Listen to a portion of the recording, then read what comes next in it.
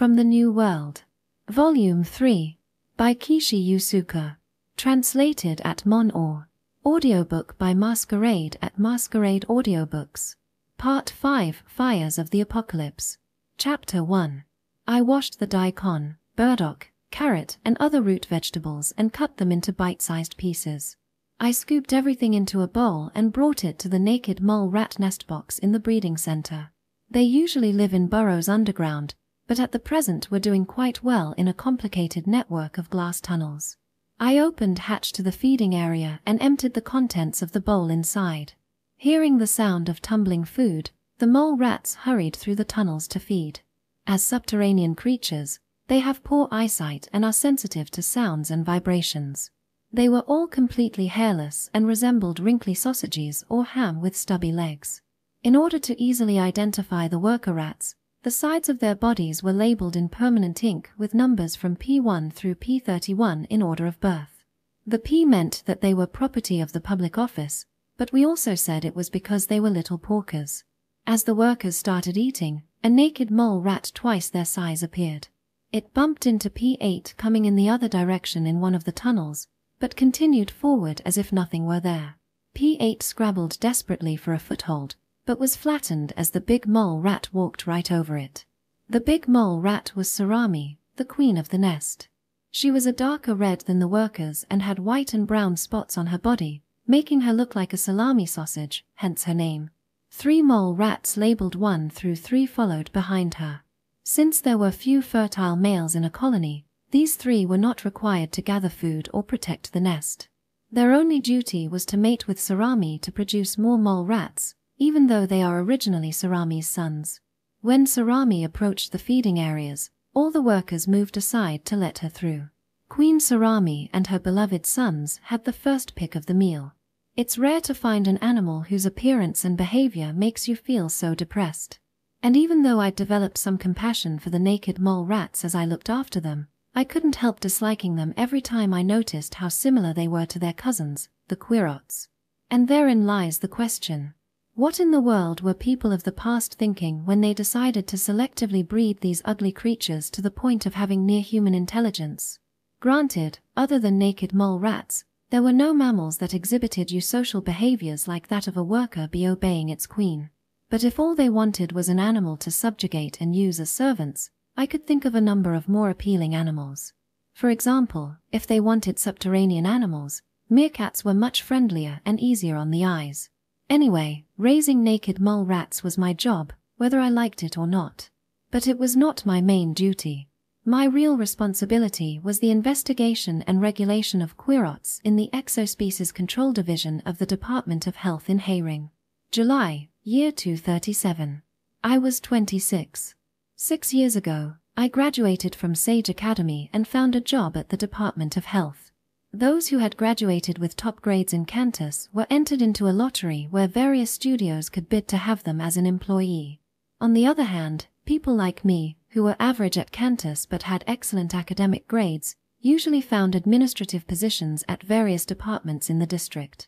To be honest, I had fantasized on more than one occasion that when I graduated, the ethics committee would call upon me to assume the position of future leader of the villages. But for some reason, Tomiko had maintained an air of complete indifference, and I had to admit that assuming I would be invited to work in the very heart of the town's governing body was a huge overestimation of my abilities.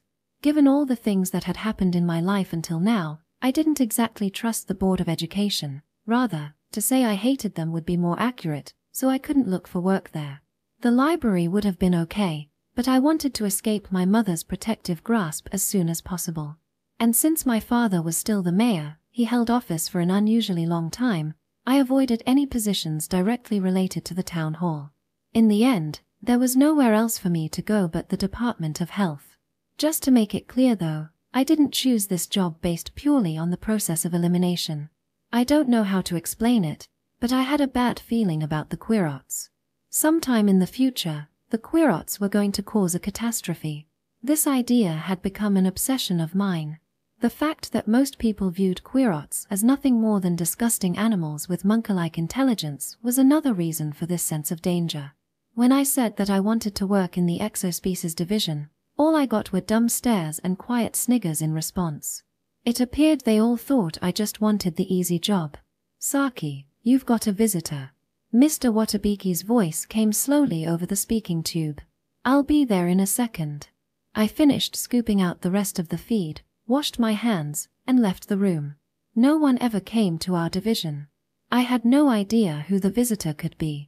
Mr. Watabiki greeted me with a smile when I opened the door to the Exospecies Division office.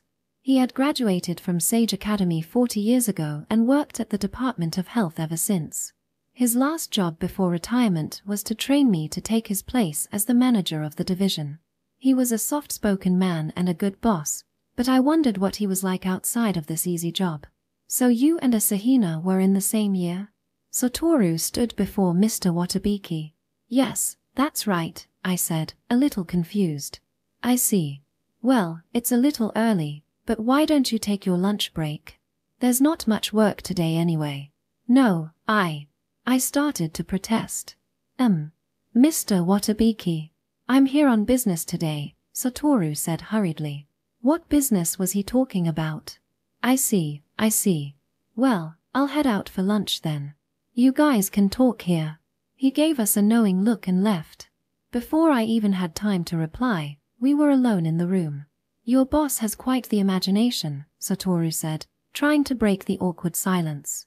We hadn't talked to each other in over a month after having an argument about something I could no longer remember. Well, how can I help you? I said coolly.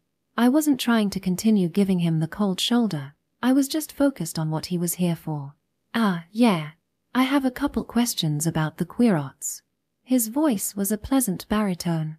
As a kid, he had always given me the impression of a playful little puppy, but once adolescence hit, he had transformed into a tall, slender young man. Even though I was taller than most girls, I still had to look up to talk to him. Are there any colonies at war right now? His question caught me so off guard I forgot I was trying to be formal with him. War? No, there shouldn't be. Are you sure? Not even skirmishes between small colonies? I pulled open a desk drawer and took out a couple of ledgers. I gestured for Satoru to sit down at the reception table. Look. They have to fill out this application before going to war. They risk annihilation of their colony as punishment if they don't, so it's unthinkable that they would fail to do so. He looked curiously at the papers I handed him. Exospecies A form. Application for intercolonial war? Do they have to fill this out even if they want to launch a surprise attack? It's not like we'd leak information to the other side. Exospecies A form. Intercolonial reorganization notice and Exospecies B form. Application for whelp transfer. I see. I guess that's why they need a literate member in each colony, he said. Yes. Every form needs to be signed by way of noseprint by the one who reports directly to the Queen as well as another Queerat in a high administrative position. Don't you think it's ridiculous? What? This job, you must think it's stupid. All this pencil pushing is just for show. What you do is different and actually helps the villages. You're putting it too harshly. Satoru was right. He had been in the top 3 in our class in both Cantus and academics, and had gotten offers from multiple studios. He could have entrusted his future to the lottery, but instead he chose to work at the Lotus Farms. There was a system in place for public institutions that let him nominate where he wanted to work. Like me, his choice came as very unexpected. But after seeing him do research at the genetic modification lab with Yu Tatabe, who is second to none in the field, I couldn't help but think that he had made the right choice. Since Satoru's main skill was manipulating light, he was working on creating a new microscope whose magnification would be supplemented with Cantus. It's just, the wording is peculiar. Your division deals mainly with Queerots, right? So why do they use the word exospecies and not Queerat? Because Department of Queerat Control is kind of strange too. As I said that, an old question I'd always had popped in my mind. It seems like we purposely avoided using Queerat and only used exospecies at work. They'd even correct you if you said it in casual conversation. Anyway, what were you saying about the Queerots fighting? I turned back to the original topic. Oh yeah. You probably know already, but our research often relies on Queerots gathering samples for us. Sometimes they have to dive to the bottom of the swamps in the forest to find samples. You're using the spider wasp and ground beetle colonies, right? Yeah. The spider wasps were sent to gather slime mold on the far side of Oak Grove. They were ambushed there yesterday morning. Attacked. They aren't sure which colony the attackers are from, just that they suddenly fired upon them. The spider wasps were unprepared for fighting and had to retreat. Still, a number of them died. Maybe some hunters made a mistake. No, the spider wasps were in an open area. The attackers hid themselves and ambushed them. It was clearly on purpose. I thought about it. The Quirots were a warmongering species, but I couldn't think of a colony that would make such a show of force in a time when there wasn't much tension between the groups. I wonder if they knew they were attacking the spider wasp colony. I don't know. Why? Satoru looked a little indignant. For one, the spider wasps aren't a weak colony. They have considerable fighting power and they're allied with the giant hornets. It would be like sending a declaration of war to the giant hornets. Going against our rules, provoking the strongest colony, it must be a foreign species. We were both remembering the ground spiders. Only a foreign species unfamiliar with the rules here would take such reckless action. But there haven't been any foreign colonies around in a while. Whenever foreign scouts are spotted, the colonies report it to us immediately. Satoru stood up and went over to the window. He crossed his arms and looked out. I thought someone here would know something. But the mysteries only deepened. So did the spider wasps come to you to tell you about the attack? I suddenly had a strange feeling about this. No, one of our men ran into the spider wasps in the forest. They asked for help, so he searched the forest with them, but the attackers were long gone. Somehow, it didn't make sense. Normally, when a colony was attacked, the first thing it would do was to report it to us and apply for permission to retaliate. And yet, we had heard nothing from the spider wasps. In any case, it's a problem if we leave the situation as it is. It's interfering with the samples I need collected, and it's disrespecting our authority. You're right. We'll investigate it as soon as possible. What will you do if you find the colony that launched the attack? There will be some form of punishment at the very least. Either the giant hornets will be ordered to carry it out, or one of our officers will do it. Within the Department of Health, the Environmental Health and Pest Control divisions worked closely with us. If the latter was sent out on assignment, it meant that an entire colony was being exterminated. Still, Satoru looked like he was trying not to smile. What? Nothing. You just seemed like the real department chief around here with the way you talk. We smiled at each other. The distance between us had disappeared. At the time, I was happy that some stupid colony had given me and Satoru the chance to make up. However, despite being the person in the town most wary of the Quirots, even I couldn't imagine the terrible future this event foreshadowed. The monthly meetings at the Department of Health were always full of the same droning reports that bored everyone to tears. That's why the attendance of the July meeting came as such a shock. 3 leaders from the district sat next to Hiroshi Koneko, the head of the department. Kufu Hino represented the Occupations Council. Shisei Kaburagi was consultant for the Security Council. And Tomiko Asahina, head of the Ethics Committee, was also present. The first 2 were known for being the most powerful and most skilled Cantus users in the district. They were the very definitions of the words used to describe them. And of course, I don't need to explain who Tomiko is. It was rare for the 3 of them to be seen anywhere, much less at our monthly meeting at the Department of Health. Maybe there was an outbreak of some new disease. We have a priority matter to discuss today, so we'll skip the reports from each division. Koneko said, sounding more nervous than usual. 1 week ago, 6 members of the spider wasp colony, who the researchers at the Lotus Farms rely on for sample collection, were attacked by an unknown party. 2 of the 6 have perished from the poison arrows. People began to mutter. Not because they thought this was some huge event. They were wondering why the deaths of a few Quirots was the most important topic in the meeting. At present, none of the Exosp Quirots have been given permission to wage war, and there are no applications pending review. So this attack was a flagrant disregard for the law and grounds for disciplinary action. 2 representatives from the exospecies are waiting in another room to give testimony so we can decide on the proper punishment. Before that, it will help if everyone is familiarized with the current power balance of the exospecies. Saki Watanabe, if you please. Yes. I stood up a little tensely. I went over to the whiteboard and turned to bow to the room. This was originally Mr. Watabeke's job, but I knew more about the Quirots than anyone else at the moment. After a number of shifts in the last 10 years, the various exospecies colonies in the Kanto area have settled into 2 factions of roughly equal power. I drew a line down the whiteboard with my cantus and created a rough chart. Even though I was writing with cantus, my handwriting unfortunately still looked like chicken scratch. The first is the Giant Hornet faction. The Giant Hornets themselves have about 100,000 soldiers.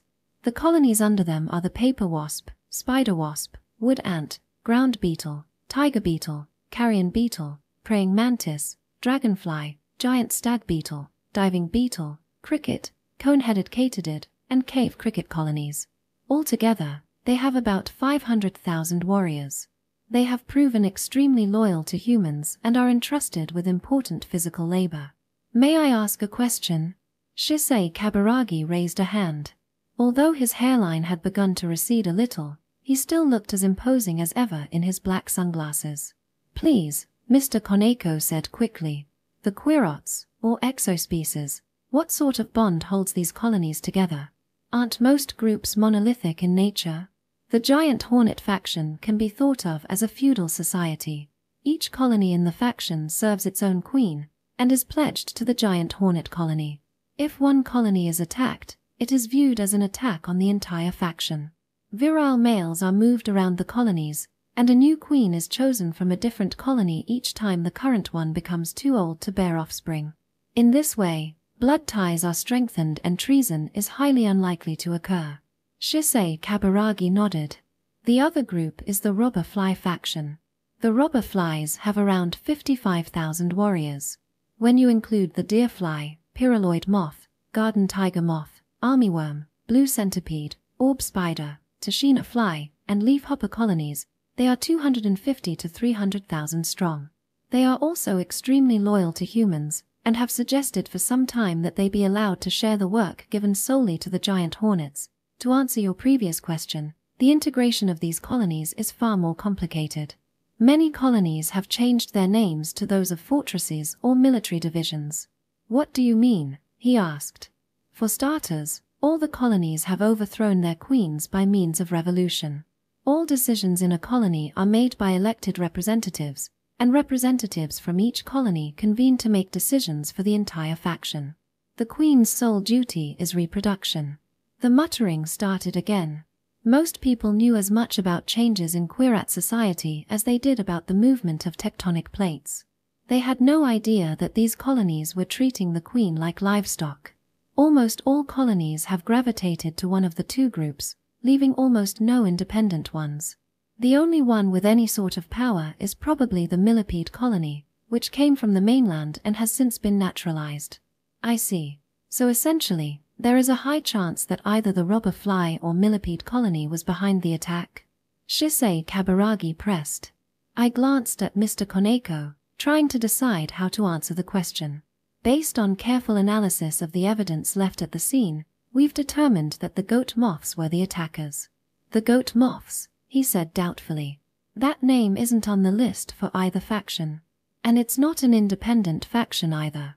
The goat moths have declared their neutrality for over a decade now, I answered. That's why they are not on the list, but given the present situation, they can be considered allied with the robber fly colony. They are a special case. I couldn't bring myself to say that it might have been Satoru and I who brought the 2 colonies together 12 years ago. I see. So that's how it is, Kufu Hino said, a smile appearing on his large face as he looked around at everyone. His bald head shone a ruddy red. In other words, the problem is this might not end with the extermination of just one colony. This could be taken as rebellion against human rule if the robber fly faction was involved in the conspiracy. We might have to stamp out half the Quirat population. Well, it's still too early to say, Mr. Koneko said quickly. But Kufu's words had changed the mood in the meeting room. Killing upwards of 300,000 Quirots was a huge deal. That was why the 3 most important people in the district were here. I would like to summon the representatives of the exospecies. We have the Supreme Commander of the Giant Hornet Colony, Kirumaru, and the representative of the Robber Fly Colony, Yakumaru. Does anyone have any objections? I would like to start with Kirumaru's testimony. The only person who spoke up was Tomiko, who had been silent so far. As an observer in the meeting, I don't intend to give commands, but I would like to suggest having both of them here at the same time. If their stories do not match up, we can have them confront each other directly to see who is telling the truth. I see. I will do as you say. Well then. Mr. Koneko nodded. Mr. Watabiki quickly left the room and brought the 2 Quirots. Dressed in a white robe and standing as tall as a normal human, Kirumaru walked slowly forward. He looked even more imposing than he did 14 years ago, but I could see a hint of old age in his posture. It seemed that Quirots aged faster than humans, though not as quickly as naked mole rats.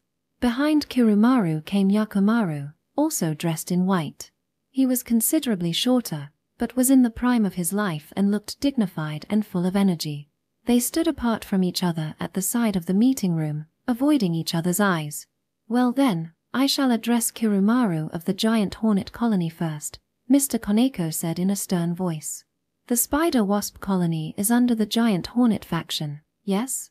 That is correct, Kirumaru answered a little hoarsely. 1 week ago, 6 soldiers of the Spider-Wasp Colony were attacked by an unknown party and 2 have since died. You are aware of this? Yes. Do you hold anyone guilty?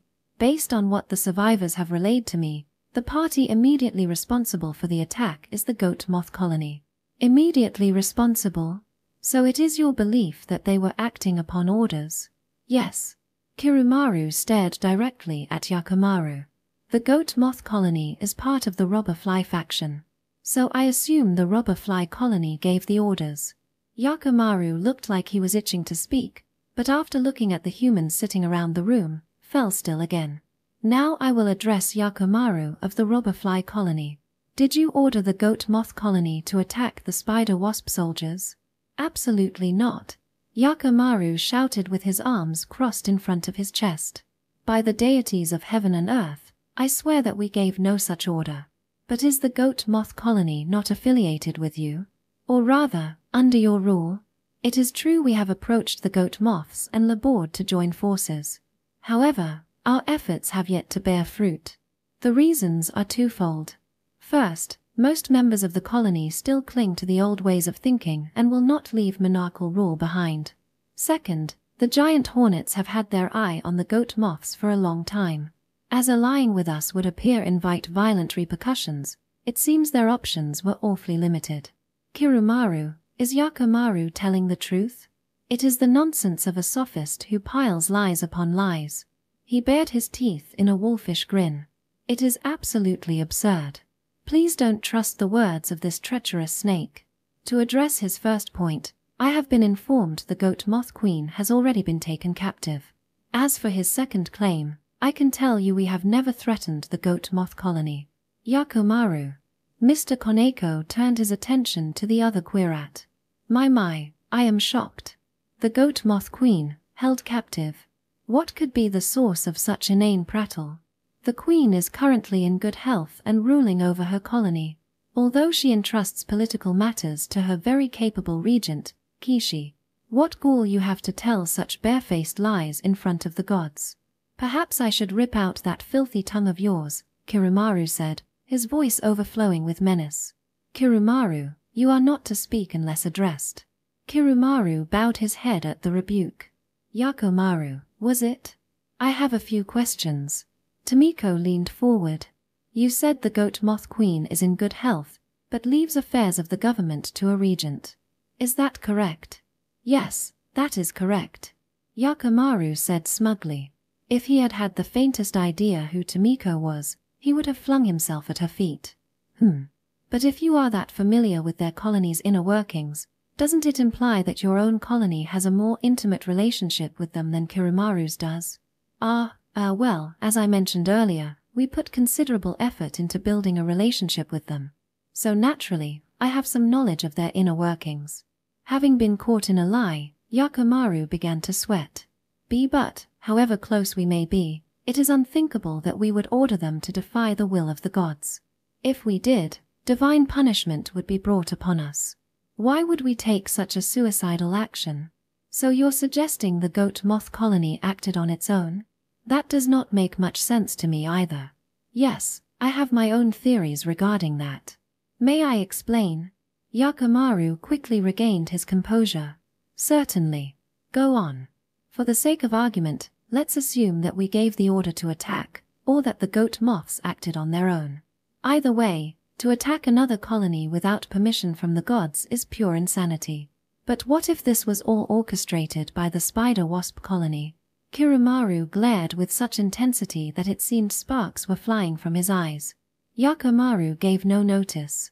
It wouldn't be impossible to obtain the weapons and armor used by the goat moths. Perhaps they split into two groups, staged an attack, and played the victim. Both Kirumaru and my faction are equally matched in power, so if we were to meet in direct combat, both sides would suffer considerable losses.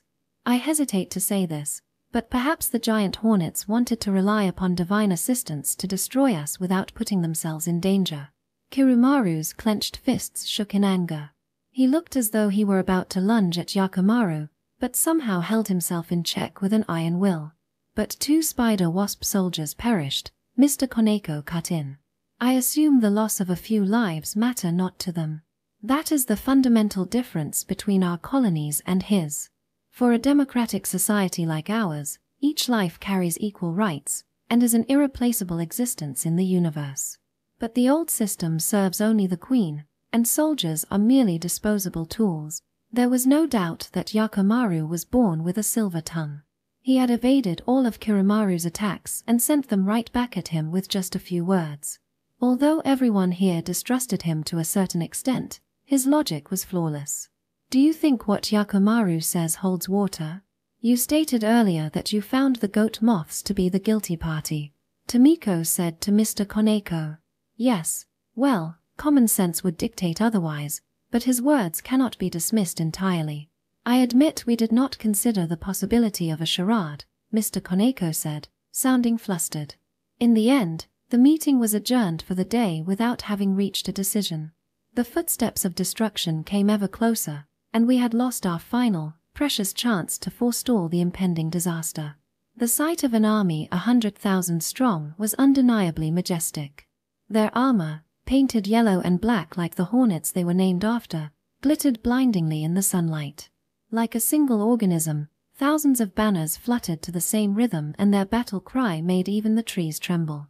Within the hour you shall witness the annihilation of our enemies, Kirumaru declared. Seeing his confidence, I was inclined to believe him. I know their battle strategy. Winning is unlikely in a head-on fight, so they will split into smaller platoons to carry out guerrilla tactics and secure better positions. But they are foolish if they think they will win with such a shallow plan. I am going to teach them a lesson they'll never forget. May the fortunes of war favor you. I felt extremely out of place, holding a stack of papers in the middle of an army. However, we take a neutral stance in this war. If the enemy advances this far, we will retreat. Needless to say, we will not assist you in any way. I understand. Kirumaru smiled his wolfish smile. But you need not worry. Not even an enemy arrow will make it this far. Okay. The giant hornets have a main force of 100,000. The other side, which is allied forces of the deerfly, pyraloid moth, cabbage armyworm, orb spider, and leaf hopper colonies, number 140,000. Why is the robber fly's main army not included? I asked as I pored over the reports. You should ask that silver-tongued coward. But even with superior numbers, I doubt they have the bravery to face us directly. Perhaps they plan to use these smaller colonies as pawns to thin our forces. Even with all their drivel about being a democratic society, they still send soldiers to their death without a second thought, Kirumaru spat. I see. Well, please fight to your heart's desire. I will. He gave the signal and his army slowly started advancing. The allied forces, clearly the larger of the two, made a show of moving in response. "You should step back a little," said Inui, "the wildlife conservation officer sent to protect me. Stray bullets might come into this area." "What do you mean by bullets?" "Quirat wars these days involve not just bows and arrows, but also arquebuses. They are too fast for the eye to see, so you can't stop them with cantus." I quickly retreated to a safe distance. As if they had been waiting for me to leave, the cries on the battlefield suddenly intensified. The two armies began to fight. Arrows flew through the air, followed by harsh bangs and puffs of smoke. I looked out over the battlefield from the hill we stood on. Against the Allied army's line of archers and gunmen, the giant hornets attacked with long spears in a wedge formation. The Allied army probably hoped to stop the giant hornets in their tracks with a unified assault, but their plan fell apart almost instantly. The giant hornets came straight at them through the hail of bullets without the slightest hesitation. Looking carefully, I saw that the soldiers at the front of the wedge were holding strangely shaped shields. "Those are deflecting the bullets," Inui explained. Although he was shorter and skinnier than I was, Inui had the energy and endurance to travel through the wilderness for days without rest. That, combined with his extensive experience as a wildlife conservation officer, made him the most reliable person in the Department of Health. The bullets can easily pierce normal armor, but if you look carefully at the shields, you'll see that they're made at an angle. That deflects the bullets to the sides. He explained that shields were first made with rows of bamboo arranged into a V, over which layers of stiff linen were glued and allowed to harden. Then the surface was covered with a thick coat of wax and, finally, metal pipes. The shields were apparently highly effective at deflecting bullets. The bamboo part of the shields are just like the ones used by the ancient civilization during the warring states. But the addition of linen, wax, metal, and shaping to deflect bullets were all thought up by the Quirots themselves. I can't believe it. I knew they were smart, but I don't know if they actually know anything about the equipment used during the warring states, but it's hard to imagine they invented these things on their own. I'm convinced they have a source of knowledge. I immediately thought of the false miner Shiro. When we visited the robber fly colony 12 years ago, Satoru had wondered whether they had captured a false miner Shiro. Of course, the giant hornet colony might have captured one too.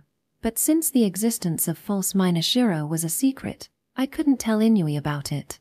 The battle began to shift in the giant hornet's favor. Their archers began firing on the enemy gunmen. Between volleys of shots, they would continue pressing forward.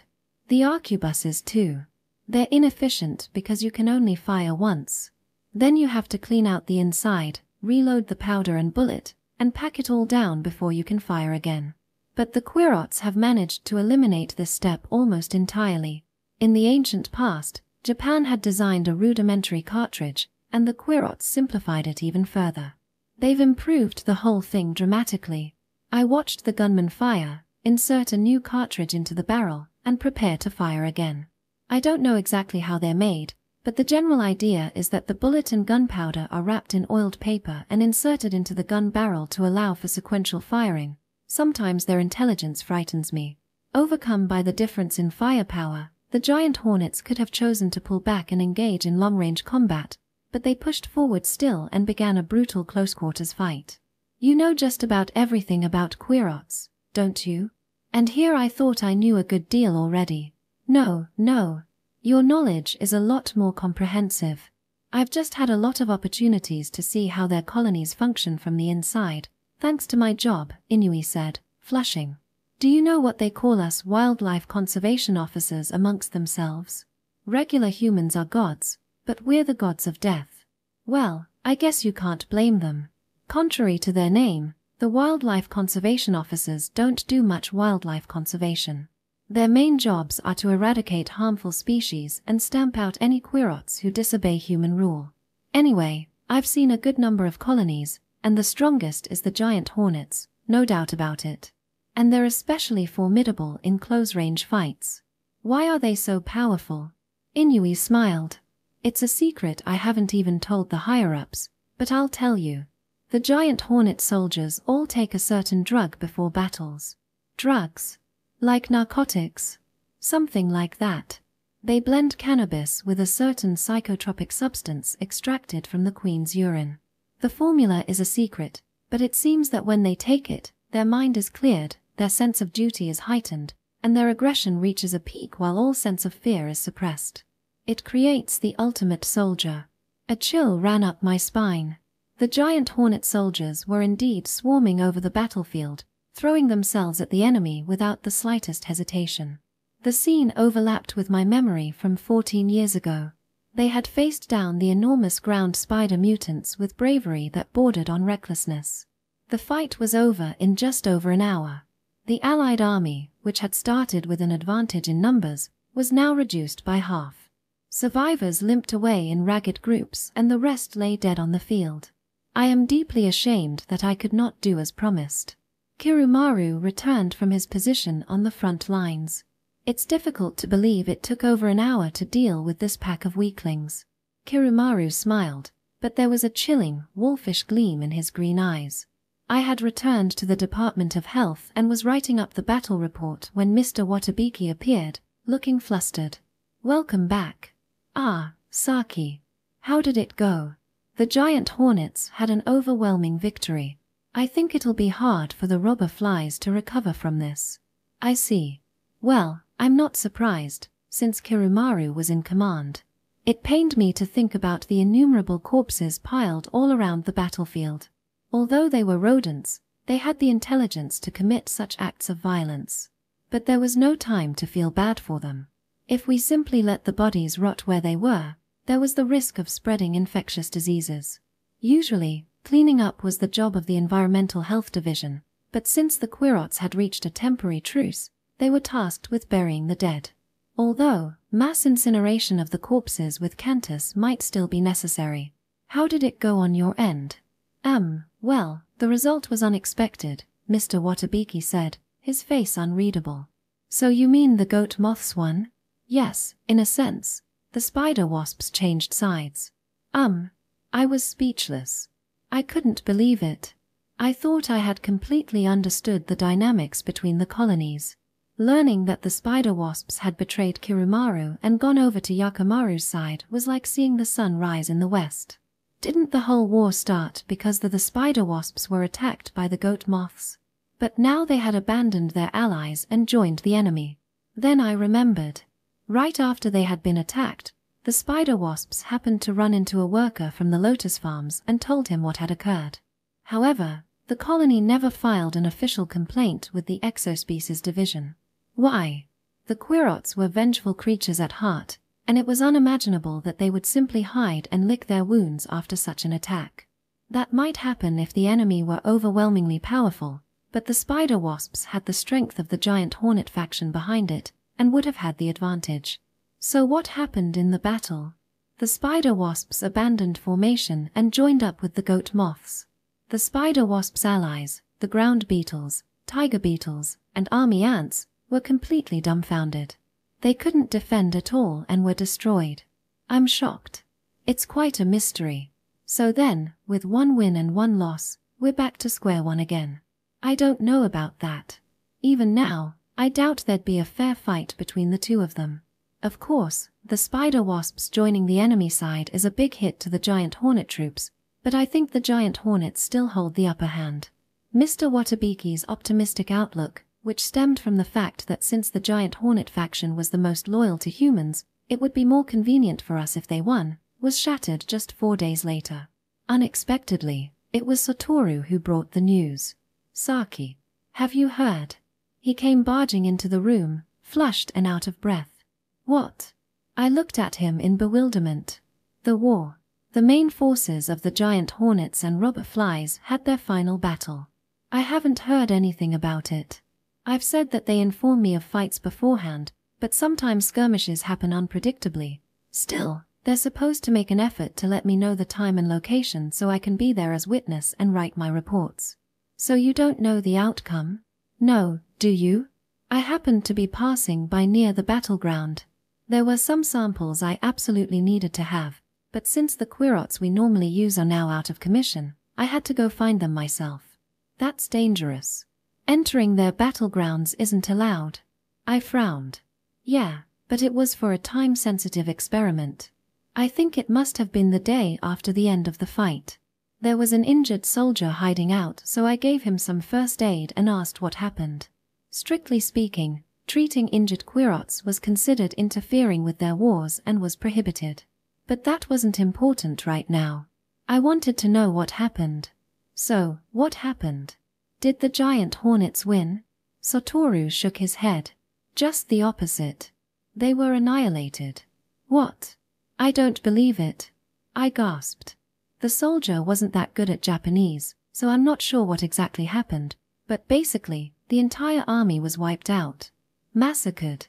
It appears that Kurumaru managed to escape, but his whereabouts are unknown. Chapter 2.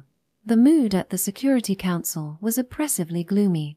Does anyone have any questions about Satoru Asahina's testimony? The head of the council, Shisei Kaburagi, asked in a low voice. A short silence followed. This time, every important official in the district was present. Tomiko from the Committee of Ethics. Head of the Board of Education, Hiromi Torigai. Kofu Hino from the Occupations Council. My mother, Head Librarian Mizuho Watanabe. My father, Mayor Takashi Sugiura. And Hiroshi Koneko from the Department of Health, as well as all of his staff. Head Priest Mushin, who was now over 100 years old, from the Temple of Purity was absent, but 2 monks were there to represent him. My father spoke first. Asahina-kun, I'd like to hear your theory about how the giant hornet colony was killed. Satoru licked his lips. I really have no idea. Based on the sheer number corpses at the scene, all giant hornet soldiers, all I got was the impression of a one-sided massacre. What was the main cause of death? I don't know that either. Many were pierced with arrows, but the majority were mutilated beyond recognition. What sort of mutilation? Many were cut to pieces, or shot full of holes as if they had been used for target practice. What did you learn from the surviving soldier? He only knew a couple of phrases, so things like, giant hornets, killed, massacre, only Kurumaru escaped. I tried to ask what happened, but he started hyperventilating and screaming in his own language. You couldn't tell him to translate? No. He died soon after that. Silence once again. Chairman, Tomiko said, looking up. What were the results from the scene analysis? Everyone's eyes turned toward Kaburagi Shisei. After hearing Satoru Asahina's story, I visited the battleground yesterday, but unfortunately, it had already been wiped clean of any possible evidence. Wiped clean? What do you mean? The area was doused in some sort of oil-based liquid and set ablaze. Everything was reduced to ashes. People began to mutter.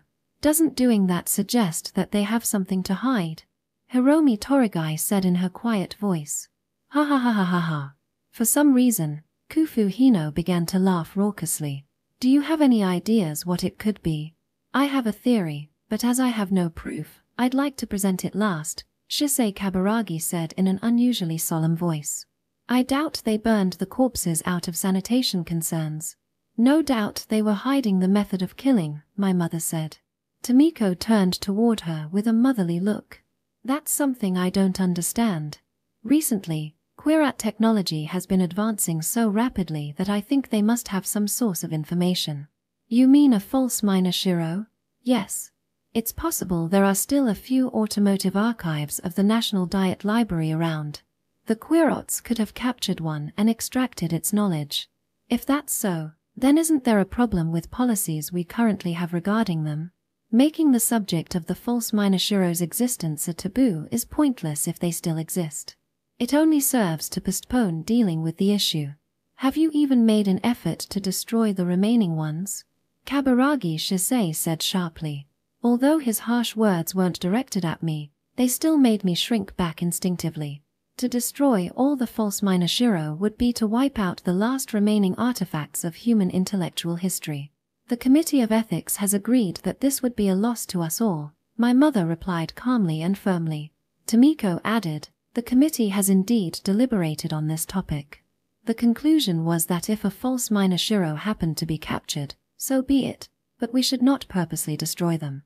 This does not contradict our current policies. Mizuho-chan, if the Quirots managed to capture a false minor Shiro, could they have found information on how to massacre the giant hornet colony? My mother thought for a moment. That knowledge would be under Class 4, Subcategory 3, which is forbidden to everyone. The Security Council meeting takes precedence over everything else. If we can't even discuss what we know, we won't be able to move forward with the agenda, Shisei Kaburagi snapped. We're not asking you to open up the archives to the public. Just tell us what you can remember. This is an emergency situation. Does there exist a way to destroy a colony so thoroughly? Even my mother couldn't continue to protest under Tomiko's persuasion. There were many weapons of mass destruction in the ancient civilization. Using one of these, it is possible to instantly annihilate a Quirat army. But I can't think of a single one that could have been the weapon they used this time. Why is that? For one, none of the weapons can be built as quickly as this was. They all require highly sophisticated scientific techniques and industrial equipment that the Quirats don't have right now. Second, all the weapons that I know of leave some sort of trace when used. For example, my mother hesitated, but continued, nuclear weapons have the most power, but they would never have been able to find the materials needed to create one. Plus, if it had been used, the level of destruction would have been on the scale of the previous Karma Demon incident. She glanced at me as if suddenly remembering I was there. Anyway, since there was no residual radiation that comes from the detonation of a nuclear weapon, it couldn't have been what they used.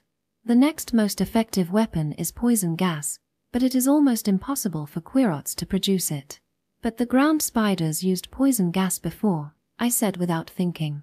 The types of gas I'm referring to aren't the kinds made from burning sulfur or plastic. Nerve gas, choking gas, and the like could easily wipe out an entire town, she said in a slightly reproachful tone.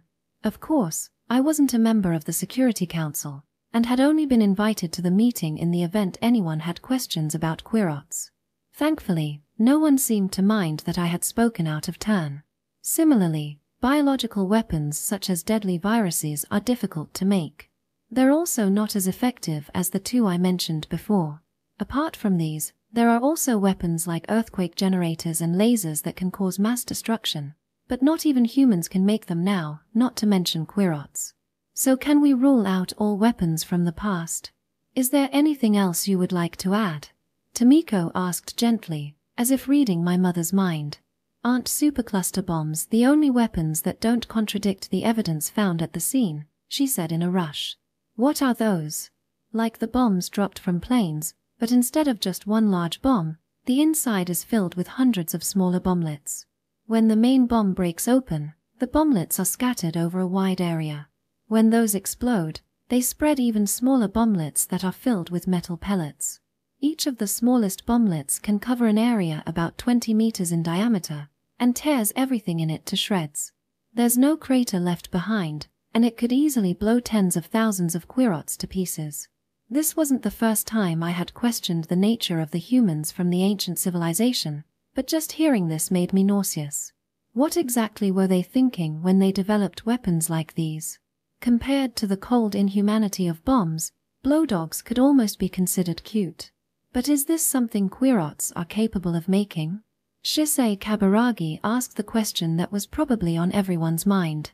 Of course they don't have the skills to manufacture new ones, but it is possible that there are supercluster bombs and other weapons of destruction currently in existence, my mother said with a pained expression. You can't be serious. The room was stunned into silence. It's been 1,000 years since they were built, so it's almost certain they're unusable. Still, it's definitely possible that, if the Quirats caught a false Minashiro and extracted information from it, they could unearth the weapons and restore them to working order. This is the first time I've heard of this, Tomiko said, brows furrowed. The information is passed down through the head librarians only. So, where are these weapons now? That is the only question I cannot answer here, my mother said. But I can say that it is not too far. Everyone started talking at once. If the Quirats did manage to acquire such a weapon, and if, against all odds, it was still working, then the district was in grave danger. Kill, kill, kill. Ehehehehe. Kill the evil rats, Kufu Hino sang gleefully, rubbing his bald head. May I please have your attention? I would like to share my impression of the incident. I don't believe it was done by a bomb. The room grew quiet once again. Shisei. Enough with the drama. What do you think it was? Tomiko said, leaning forward. I will tell you, despite that insult. For, despite their attempts to destroy the evidence, I alone can tell. The giant hornet colony was wiped out by a human using their cantus. Another silence filled the room as everyone was struck dumb with shock. Why do you think that? Everything on the battlefield had been turned to ash, but there was one thing, I noticed, that remained untouched. The arrows. What do arrows have to do with anything? The giant hornet and robber fly colonies use two different types of arrows that are easily distinguishable from each other. There were a good number of giant hornet arrows left at the scene, and they were all completely undamaged. And, if the arrows had hit something and bounced off to land on the ground, there would be obvious signs of damage to them. The only way they could be in perfect condition is if they had been stopped in midair by cantus. If anyone other than Shisei Kaburagi had put forth this idea, no one would have believed them. Ah. So then, excuse me, Satoru hurriedly suppressed his excited shout. It doesn't matter. Continue, Tomiko said, looking kindly at him. Right. There was something I found odd when I was at the scene. None of the dead giant hornet soldiers were carrying weapons. Of course, the victors in a battle usually take their opponent's weapons, but they would also usually leave the broken ones behind. But if their weapons had all been snatched away by cantus, that would explain it. But there's no one in this town that would side with the robber flies and kill the giant hornets. And obviously no one on the wildlife protection or any other division in our department would do it, Mr. Koneko said, sounding panicked. Yes. Of course, it is not anyone living here. Let me think. Yes. Could it be another district? At Kaburagi Shisei's words, excited chatter arose once again, but Tomiko shook her head firmly. That's impossible. The closest districts to us are Iroishi 71 in Tohoku, Tainai 84 in Hokuriku, and Kumi 95 in Chubu. None of them would be stupid enough to try something like this. Tomiko has been in contact with these districts for years and has kept a close eye on them, Hiromi Torigai added in her quiet voice. Yes, I have been observing them for a very long time. Every district does the same. We all fear not knowing what is happening outside our borders. So the 9 districts in the country gather to talk about the appearances of fiends and karmic demons, as well as exchange other information deemed important for public safety. So I can promise you that the only thing every district cares about right now is sustaining a peaceful living environment. I see. Obviously, they gain no advantage by provoking anxiety in others, Shisei Kaburagi said casually, as if he had known this all along. So now the possibilities are even fewer. If it isn't someone from our district, and it's not anyone from another district, then what about those that left our town in the past? My heart almost leapt out of my chest. He was talking about Maria and Mamoru.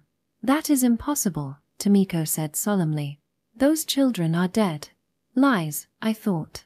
Tomiko was covering for them. If she wasn't. I have heard that we have received their remains. But that was 2 or 3 years after they went missing. Yes. So you should be clear about what happened. Remains.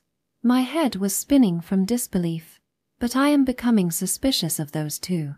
Because the one who discovered and brought us the remains is none other than the one who I suspect is behind this atrocity. Yakomaru. My mind snapped back into focus as I remembered the words Yakomaru had said 12 years ago. It might take a bit of time, but I believe we will be able to produce some bones. If those are presented to the committee, it might help the story. Some of our bones are visually similar to yours. An exceptionally tall Quirat is about the same height as a young god. So, if we carefully scrape those bones against rocks. That's right. No doubt that's what happened. Yakomaru brought them the false bones. For a schemer like him, it would have been easy as pie. He cleverly manipulated Quirat bones and the bones are definitely real. I wondered if I was mishearing. What was Tomiko saying? We examined them as thoroughly as possible. There is no doubt the bones are human. There were no inconsistencies in age or gender either. Their dental records from Harmony School put it beyond all possible doubt, but to be even more sure, we had the experts at the Lotus Farms confirm that the DNA matched as well. No way. She was lying. I couldn't believe it. Maria couldn't have died. She just couldn't. Cold sweat ran down my back and my vision began to dim. I can say with absolute confidence that Maria Akizuki and Mamoru Ito are dead. They had nothing to do with this incident. Tomiko's words resounded like the wrathful judgment from the god of death. What happened after that? I can only remember vague images and fragments of conversation. The meeting was in such disorder it took a while to reach a conclusion. There were debates on how we should find the person helping the robber flies, but the fates of the Quirots seemed to have been decided from the start. Throughout all this, I felt Satoru glancing anxiously over at me. Hiromi Torigai suggested that the next week's summer festival be postponed until everything was settled, but the only reaction she got was pitying smiles from those who thought she was simply being her usual neurotic self. In the end, the topic of how to search for the human traitor was left for next time. The committee unanimously agreed that Robber Fly Colony and all its allies were to be exterminated even though we didn't fully understand the extent of their crimes yet. Inui and 4 other members of the Wildlife Protection Division were introduced to enthusiastic applause. They were all veterans who had mastered the skills to efficiently wipe out tens of thousands of Quirots in a short amount of time. It was fitting that the Quirots called them gods of death. After the Security Council meeting, I bid a quick goodbye to my parents and Satoru and left feeling sick to my stomach. I repeated Maria's name to myself as tears streamed down my face. But even as my mind was in such disarray, a small part remained surprisingly calm and kept asking the same questions over and over. What had I expected these past 12 years? Did I actually believe that Maria and Mamoru would still be alive? And even if I said I did, was I just trying to deceive myself? Maybe I had been slowly preparing myself over the years to face their deaths. The sadness I had felt when I left the faceless boy was already more than I could bear. Now all I could do was wall off the part of my heart that contained all my pain, and let it quietly die in isolation. There are quite a few annual festivals in Kamisu 66. In the spring there is the Planting Festival, Demon Chasing Festival, and Illness Dispelling Festival. In the summer, there's the Summer Festival, Fire Festival, and Spirit Festival. In the fall, the Harvest Festival and Labor Thanksgiving Festival. And in the winter, the Snow Festival, New Year Festival, Sajashu Fire Festival. Out of all those, the one with the most ceremonial and also most exciting one was the Summer Festival, also called the Monster Festival. The name makes it sound kind of scary, like everyone dresses up like monsters to scare each other, but it's not. Most of the dressing up involves festival committee members wearing straw hats and covering their faces to offer wine to festival goers. In order to create the right atmosphere, the summer festival is always held on the night of a new moon. On that night, all the lights in the town are extinguished. The only illumination comes from the braziers and lanterns lining the canals and the occasional firework. Enveloped in darkness, the town is transformed into a stage for the next act. But from another perspective, it is also a time when the district is completely isolated. We are just one of the 9 little districts scattered throughout the entire Japanese archipelago. Although we cling desperately to our Japanese identity, the truth is we had been completely cut off from several millennia of Japanese history. Kamisu 66 was just an island lost in time. All of our festivals have been celebrated annually for over a century, but they are all just recreations based on texts and images from the ancient civilization. The Monster Festival originally came from a foreign land as well, but we revived it with carefully added components from other traditional celebrations. Sometimes, I wonder, are these borrowed and fake traditions, after being celebrated for hundreds of years, now considered real? The canoes stopped right in front of a brazier, and I was temporarily blinded after being in the dark for so long. I swayed unsteadily on my wooden clogs. With Satoru's help, I managed to disembark onto the dock. "You okay?" "Yeah." Suddenly, a memory from a summer festival over 10 years ago swam into focus. Maria and I dancing around delightedly in our new yukata. Our yukata match. Yeah, we're twins. I still remember what they looked like. Mine was blue with white dots and red goldfish, and Maria's was white with blue dots and red goldfish. She spun gracefully in her clogs. Her movements were so beautiful that I could only stare. "Let's go. But if we're not careful, we'll get caught by the monsters." It'll be okay. We can use the magic words. What magic words? The moms were talking about it the other day. It's called a mantra. I'll teach you. Since we didn't have Cantus yet, the world appeared full of wonder and danger. But we firmly believed that once we were grown up and had our powers, nothing in the world would frighten us. Maria ran off ahead. As I watched her retreating figure, I suddenly felt helplessly lost and reached out, shouting her name. Ki. Saki. Satoru's voice brought me back to the present. What's wrong? Nothing. I just spaced out for a moment. Oh, let's go that way. There's some sort of show going on there. I took his hand and started clip-clopping down the street in my clogs. Although the wide streets lining the canals were brightly lit with braziers, blackness extended into the distance on either side of us. It was as if we were walking on a bridge suspended above the land of the dead.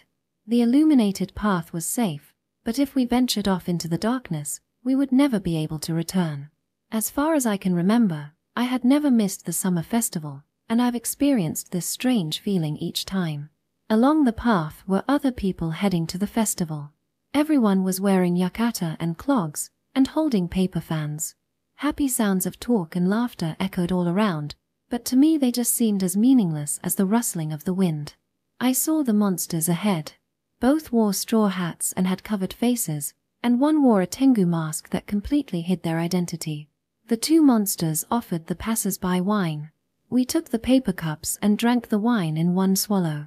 It was sweet sake. I began to feel a little tipsy just from that. Look, the lanterns are coming. He pointed at the clusters of lanterns being carried on long poles. In the ancient civilization, each pole was carried by one person, but the ones we had now weighed over a ton, making that was impossible. Every summer, each of the 7 towns design and build their own lantern, but Withertree had not participated since the disaster 12 years ago, so Hayring usually built 2 lanterns to make up for it.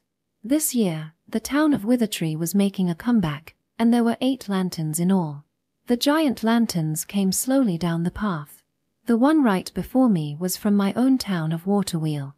The lanterns were decorated with pictures of various water wheels. Overshot, backshot, undershot, breastshot. A number of monsters ran behind the lanterns. They were all short, almost child-sized. All wore hats and animal masks instead of the usual cloth masks. Look, the child monsters. I pointed, but they had already run out of Satoru's sight. Children? Weird. Since when did they have children dressing as monsters? But they just went by. Over there. A loud bang announced the arrival of the first fireworks of the night. A brilliant flower of light bloomed in the dark sky. Then came the second, and the third. The colors and shapes reminded me of chrysanthemums and peonies. A cheer went up, twinkling golden lights fell like cherry blossoms. These were done with pure pyrotechnical skills, no Cantus involved. Beautiful, I whispered. Yeah. Satoru put his arms gently around my shoulders. Following the fireworks, a traditional band struck up a tune that echoed all around us. The unique sounds of the flute, drums, and gong brought forth the heady ambience of the summer festival. What was I doing here? I asked myself this as we continued to walk. It hadn't even been a week since I learned of Maria's death. In that time, I had kept myself busy with work and the festival had hardly crossed my mind. Still, everyone attended the summer festival. Apart from those who were sick or looking after children at the daycare centers, no one shut themselves in on this day. I couldn't bear the thought of spending this time alone. There was another reason I had accepted Satoru's invitation to the festival. The seasonal festivals in Kamisu 66 all followed a theme. For example, the demon-chasing, planting, and illness-dispelling festivals during the spring dealt with plentiful harvest and health. The summer festivals were to worship our ancestors and pray for happiness in the next world. In other words, this was the night when the worlds of the dead and the living were in close proximity.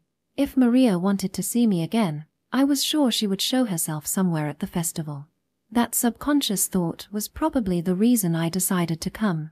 As I got closer to the open square that was the center of the festival, the performance tower and stage decked out in red and white banners came into view.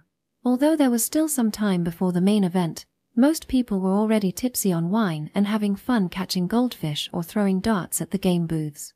These games were difficult without Cantus, but there was an unsaid agreement among everyone not to use our powers on this night. The performers and lantern bearers were the only exceptions. "Hey wait, I want to get some cotton candy," Satoru said as he headed toward a booth. I looked around aimlessly and spotted a little girl wearing a yukata. Maria. It couldn't be. I blinked. But her red hair pinned by a silver barrette looked just like Maria's when she was young.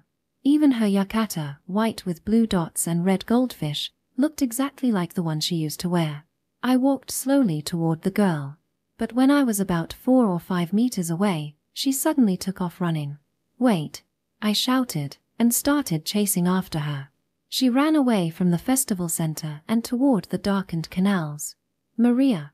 I ran as fast as I could, but in my haste and unfamiliarity with wearing clogs, nearly tripped over. I caught myself with Cantus and looked up, but the girl was already gone. "Saki, what's wrong?" Satoru's voice came breathlessly from behind. "Sorry. It was nothing." I turned to face him. "Nothing? Then why did you suddenly take off like that?" I couldn't say I was chasing after a hallucination. Now that I looked, I had run much farther than I thought, and the area around me was mostly deserted. "You just shouted Maria, didn't you?" "You heard." "Yeah. Did you see her?" I looked silently up at the pitch-black sky. In addition to being the night of a new moon, the stars were obscured by a thick layer of cloud. "I don't know. It might have only been a kid who looked a lot like her." Still, even just looking at her from behind, the similarities were too precise to be coincidence.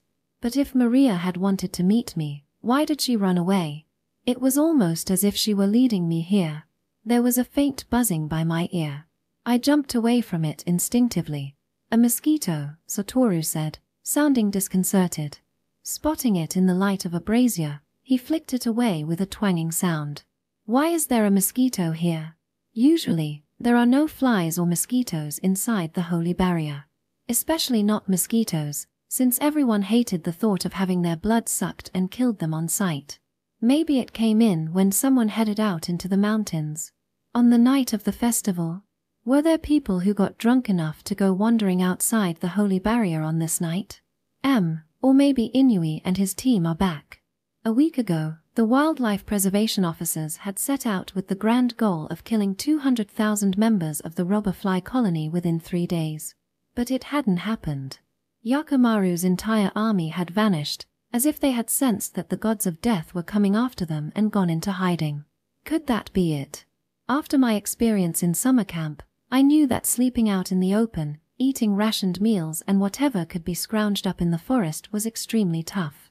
So they might have come back into town to restock and recharge. But I also got the feeling that Inui's team wasn't the type to leave a mission incomplete. Well, let's go back. The fire drawing contest is about to start. Fire drawing was using Cantus to create beautiful pictures out of fireworks shot into the sky. Every year, the most powerful Cantus users competed against each other to the wild cheers of the watching crowd. It was the highlight of the summer festival. Okay. Thinking back on it now, I still don't know why I turned to look behind me. It was as if I were being controlled by someone. What I saw made my blood run cold. "Saki, what's wrong?" he asked, sounding perplexed. "Over there." I pointed toward the canal with a trembling finger. "What?" "I don't see anything." It had only been for the merest second. But I had seen it, clear as day. They were standing there. Maria, Mamoru, and the faceless boy. The 3 of them had been standing on the surface of the water, looking intently at us from a distant world.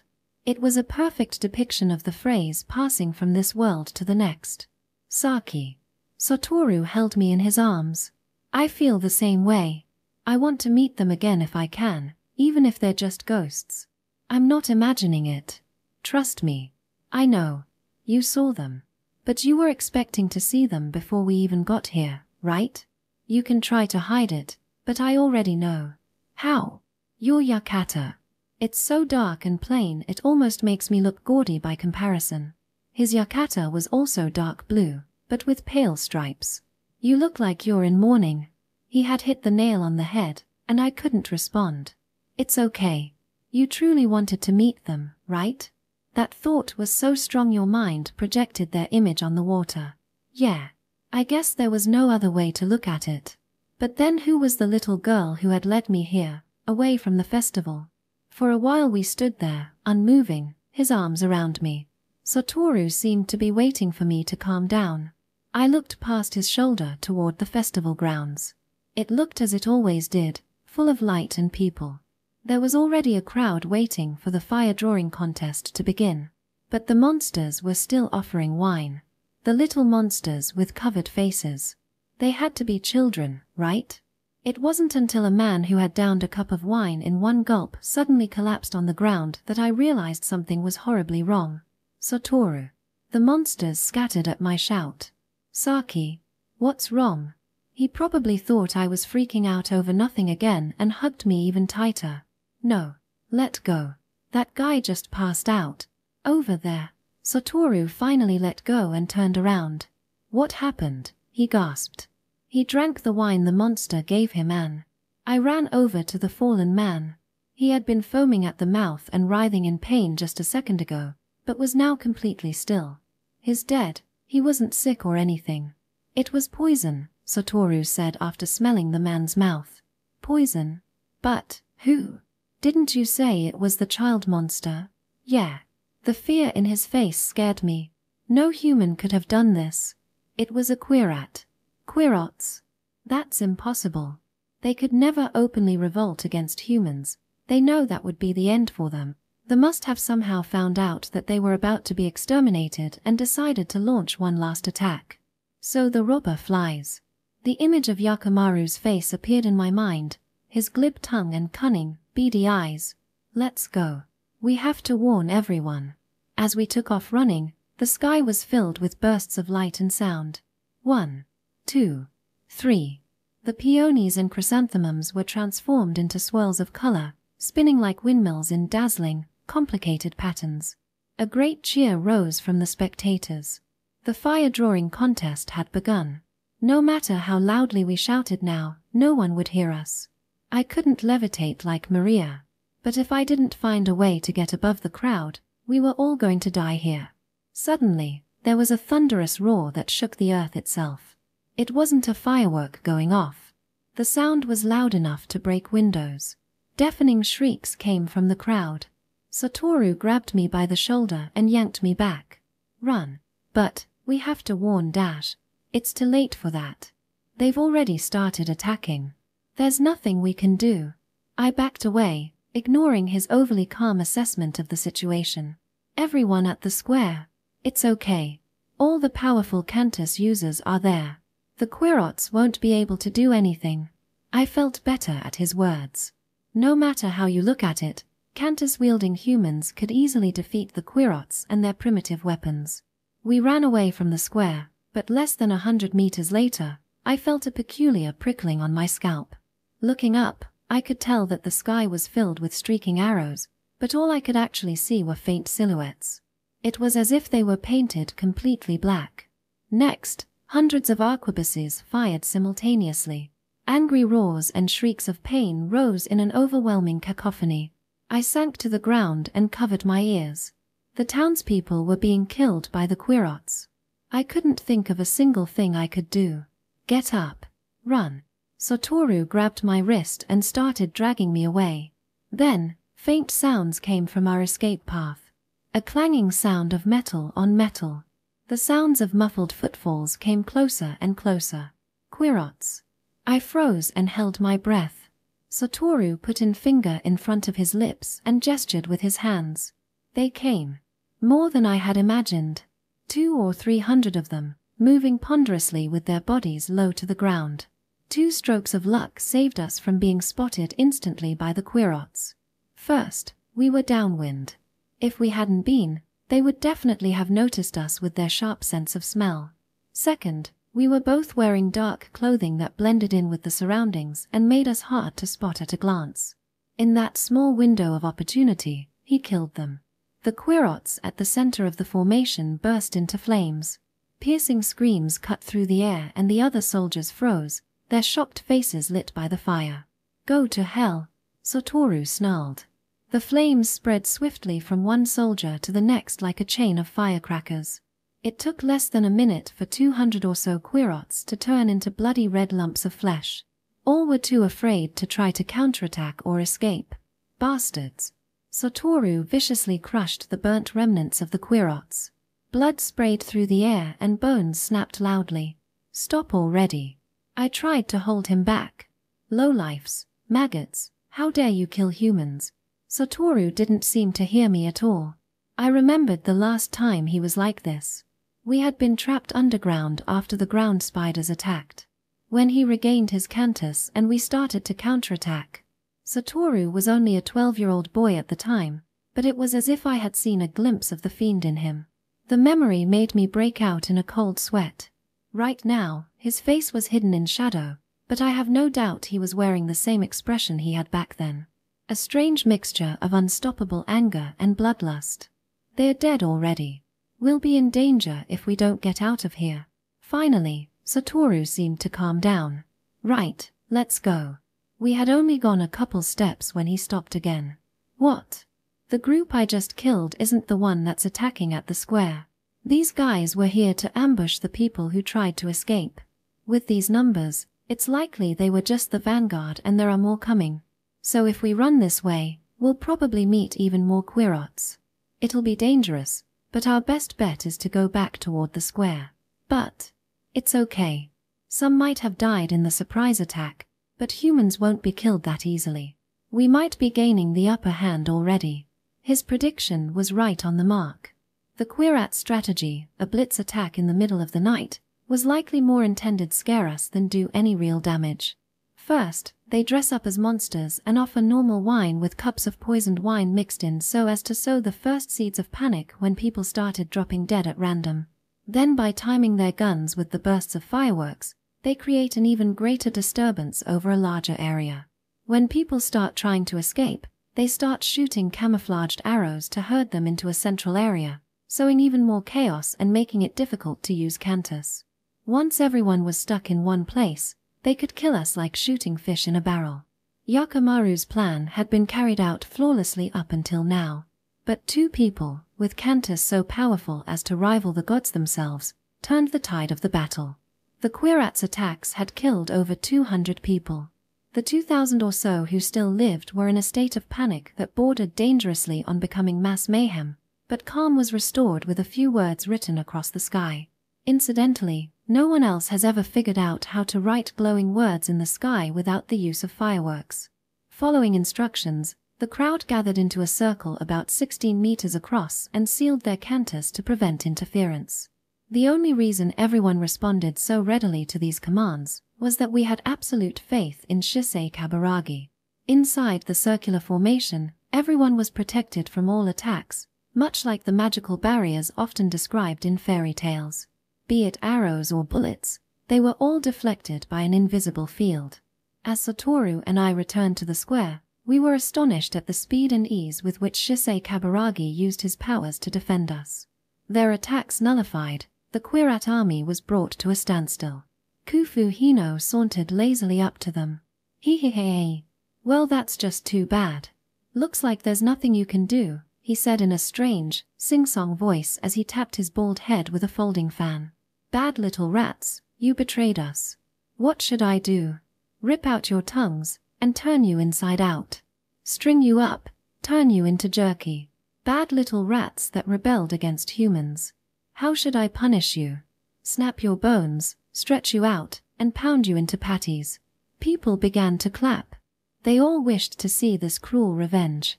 Kufu Hino raised a hand to acknowledge the crowd. When he turned back to the Quirots, his entire face had changed. His eyes bulged from his head like ping-pong balls and he howled in a frightening voice. "Now then, you evil, murderous rats, what shall I do with you?" Kufu Hino then began to shriek in Quirat language. It appeared he was translating what he had just said. In any other situation, the sight of a fat man squeaking in such a high pitch that his cheeks trembled would have been hilarious. "Upwind, it can't be," Satoru muttered suddenly. "What? I thought it was weird that they would be traveling upwind." Being downwind should be more advantageous. In that case, this is bad, he shouted at Kufu Hino. Poison gas. Watch out. They are spreading poison gas in our direction. Kufu Hino turned his bulging eyes in our direction, then nodded complacently. I see, I see. Thanks for letting me know, kid. I see, I see. It seems they're not total idiots after all. There was a sudden strange smell. It wasn't sulfurous like the gas the ground spiders used, but something sharp and acrid that made my eyes burn. This was the real trap. The depth of Yakimaru's cunning sent chills up my spine. He had a plan within a plan within a plan. The blitz attack was meant to fail from the very beginning, and no one had thought that he would sacrifice his own troops to the poison gas. Chapter 3. We watched with bated breath. What would these two Cantus masters do about the poison gas? Nothing. Kufu Hino's bulging eyes returned to normal and he fanned himself lazily while Shisei Kaburagi stood motionless with his arms crossed. The wind. Satoru was the first to notice. The breeze that had been blowing until a moment ago died down. The acrid smell was disappearing. The breeze started again. A soft, barely perceptible breath of air blowing in the opposite direction. The wind grew stronger until it felt almost like a gale. I can't believe it. They reversed the direction of the wind, I whispered incredulously. I couldn't imagine that either of them had the power to do it. Seriously. I would never be able to do this. Satoru seemed thoroughly impressed as well. He himself had created a tornado to sweep away the poison gas the ground spiders used, but the area had been windless at the time, and he had only moved the air in a limited space. At night, the wind came down from the mountains, across the plains and toward the sea. It might feel like just a gentle breeze, but it was part of a much larger pressure system. Reversing it would take an absurd amount of energy, and I couldn't even begin to imagine what sort of mental image was used to do it. We still couldn't see the Quirat troop hiding what used to be upwind, but sounds of panic and cries of pain drifted over to us. That was only to be expected. After all, they were suddenly being choked by their own poison gas. Yufufufufufu. Kufu Hino chuckled unpleasantly. Silly fools. No, even fools could do better. Did you actually think you could kill us, the gods among gods, with such a pitiful strategy? His bald head turned as red as a boiled octopus and he fanned himself rapidly. A lewd smile played about his thick lips and he licked them incessantly. Now then, let's have some fun. Foolish little rats, what shall I do with you? Won't you come and play? The first wave of Quirots had numbered 4,000 or 5,000. They stood silently in front of Kufu Hino, then in one mechanical motion, divided neatly into two groups. For a moment, I thought they were about to attack, but something didn't seem right. The Quirots stood as still as statues. One group turned, not toward us, but toward the second group of Quirots, and readied their guns. How about it, Kaburagi-chan? Pick a side. Kufu Hino's voice had a hysterical edge to it. You can even choose first. Shisei Kaburagi shook his head, arms still crossed. No thanks. That's too bad. It's boring playing by myself, but I guess I don't have a choice. Well, let's get started. Kufu Hino took a deep breath and clapped his hands together. The sound echoed loudly around the square. He clapped to a beat, and his eyes bulged out once again. Ara, SSR, he yelled thunderously. All at once, the second group of Quirots attacked the first. I don't believe this. How the hell is he doing it? Satoru said, sounding dumbstruck. Using Cantus to control a living being was extremely difficult. Simply inducing emotions like fear or anger required considerable skill. Making someone perform complex movements required a complete image of the target's brain. Only someone with an exceptional level of concentration and imagination could pull it off. Kufu Hino was controlling upwards of 2,000 Quirots. To be able to manipulate such a great number of highly intelligent creatures didn't seem to be humanly possible. It wouldn't be an exaggeration to say that his powers were almost godlike. The controlled Quirots moved like wind-up toys, attacking with horrific speed. The other group fought desperately, but they seemed unable to recover from the terror of seeing their friends being turned into brainless killing machines. I suddenly remembered that Satoru had used the same tactic once. He had controlled Quirat corpses to frighten the deeply superstitious ground spiders. Of course, the actual skill involved in doing that was nowhere near Kufu Hino's level, but the end result was probably just as effective. Smash, smash, smash your brain. When the soldiers come, slam the door. Once they're gone, take a breath. Naked mice, scurry, squeak. Squeak, squeak, squeak. He pounded the drum hanging from the tower and sang at the top of his lungs. The Quirots slashed with their knives, blood and severed heads flying through the air. I could barely look at the ghastly sight. Ah, Satoru said, staring transfixed at the bloody slaughter. What? The controlled Quirots are all moving the same way. Although he was a good distance away, Kufu Hino heard and stuck out his tongue at us. There was a nasty look in his bulbous eyes. Oh ho! I've been found out. Fail. My trick's been revealed. I finally saw it. Most of them were indeed doing the same thing. Some were even firing at empty space. There were probably only about 10 different movement patterns being used. I'd love to show you that I can control each one individually, but with so many of them, it's a pain in the ass. Plus I'm kinda drunk. The Quirots continued attacking without pause even as Kufu Hino rambled on incoherently. Ooh-hee. Even if they want to run, my Quirots won't spare them. But even with me controlling them, victory isn't guaranteed. I'll be pissed if people think this is all I, Kufu, am capable of. So let's kick it up a notch. The controlled Quirots began to attack with such speed that their wild, flailing movements ripped their own joints from their sockets. Ee-hee-hee-hee. Kufu Hino's high, hysterical laughter rose above the stinking mist of blood spreading throughout the square. We were so spellbound by the sight of the bloody massacre that we completely let our guard down. The combination of intense anger and hatred toward the Quirots, and exultation of being freed from our fear, was undoubtedly one of the reasons for our abnormal state of mind. It might sound ridiculous, but it's possible that even this was part of Yakimaru's plan. If it wasn't, then what happened next would have to be the result of unbelievably good timing.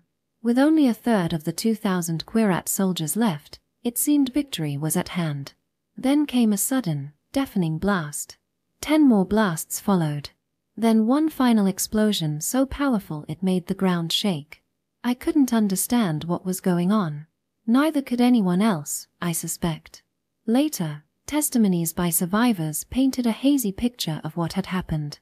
As we had been busy watching the slaughter, a couple of Quirots that had been waiting for just this moment let off a volley of shots simultaneously. They had 2 targets, Kufu Hino and Shisei Kaburagi. We had all vaguely assumed that the Quirots wanted to kill as many humans as possible. We thought their attacks were nothing more than the desperate struggles of a cornered animal hoping to wound its predator even as it died. But Yakimaru had plotted for victory from the very beginning. And the crux of his strategy was to take the lives of Kufu Hino and Shisei Kaburagi. 3 of the shots had hit Kufu Hino. 1 had gone straight through his thick chest. He slowly sank to the ground. At the same time, 4 soldiers quickly surrounded Shisei Kaburagi and blasted him with shots. The smoke from the gunpowder was so thick, he was completely obscured. 2 Quirots took the opportunity to rush in close. They were wrapped in bombs and caltrops, and once they were in point-blank range, blew themselves up. How did they manage to get so close so quickly? Everyone wondered the same thing. The answer was simple. They were nearby all along. Inside the circular area protected by Shisei Kaburagi. Everyone must have been dumbstruck at the sight of gun-wielding Quirots appearing in their midst. Because at first glance, they appeared totally human. But if you looked closely, there were visible differences. Their faces had no hair, eyebrows, or eyelashes, and their bleached skin were as wrinkled as a 100-year-old man's. You could even see a glimpse of their yellow front teeth under their lips. If the ground spider queen could control the types of offspring she had to create mutants like blowdogs and leaf fighters, then it wasn't out of the question to give birth to Quirots that could pass for humans. The false human's camouflage had 2 effects. The first was the ability to blend into a crowd. In normal situations, their appearances were strange enough that they might be noticed. But during a surprise attack, No one was going to be paying close attention. The second effect could be seen in the Quirat snipers. Any figure that resembled a Quirat would be instantly killed with Cantus. But in the dark, at a distance, the false humans triggered our attack control mechanism, making it impossible to use our powers. Even Shisei Kaburagi was no exception. They must have thought that with the combination of false human suicide bombers and snipers, even the most godlike human would not survive. And yet, the explosion was cut off. When the smoke cleared, there stood Shisei Kaburagi. On either side of him were two strange spheres, 2 or 3 meters across, and clear like a soap bubble. Smoke and fire whirled inside of them. He had managed to contain both blasts. It was like the time Satoru had suppressed the Blowdog explosion, except this was perfectly sealed. Shisei Kaburagi's gaze traveled over the fallen Kufu Hino. His expression didn't change, but an aura of burning rage radiated from him. "I will deal with this. Everyone, please suppress your Cantus," he said calmly, though the terrible force of his anger was still palpable. He removed his sunglasses. A silent stir rippled through the crowd. Very few people had ever seen Shisei Kaburagi's face. He had large, almond-shaped eyes that shone with a clear light. Now that his entire face was revealed, he looked almost handsome. Except for his strange irises. There were 2 pupils in each eye, each surrounded by a golden iris that glittered in the darkness.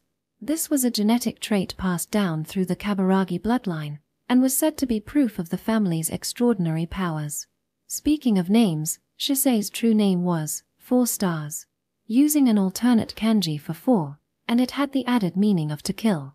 "Filth," Shisei Kaburagi said in a low voice. 2 holes appeared in the bubbles holding the pent-up explosion. The suppressed energy shot directly at the 2 remaining false human Quirots. The caltrops tore through them at such high speed that their torsos were instantly vaporized. The remnants of their bodies hit the ground with a thud. Shisei Kaburagi turned his terrible gaze upon the crowd. Everyone stood rooted to the spot, not even daring to breathe. Suddenly, about a dozen people were lifted into the air.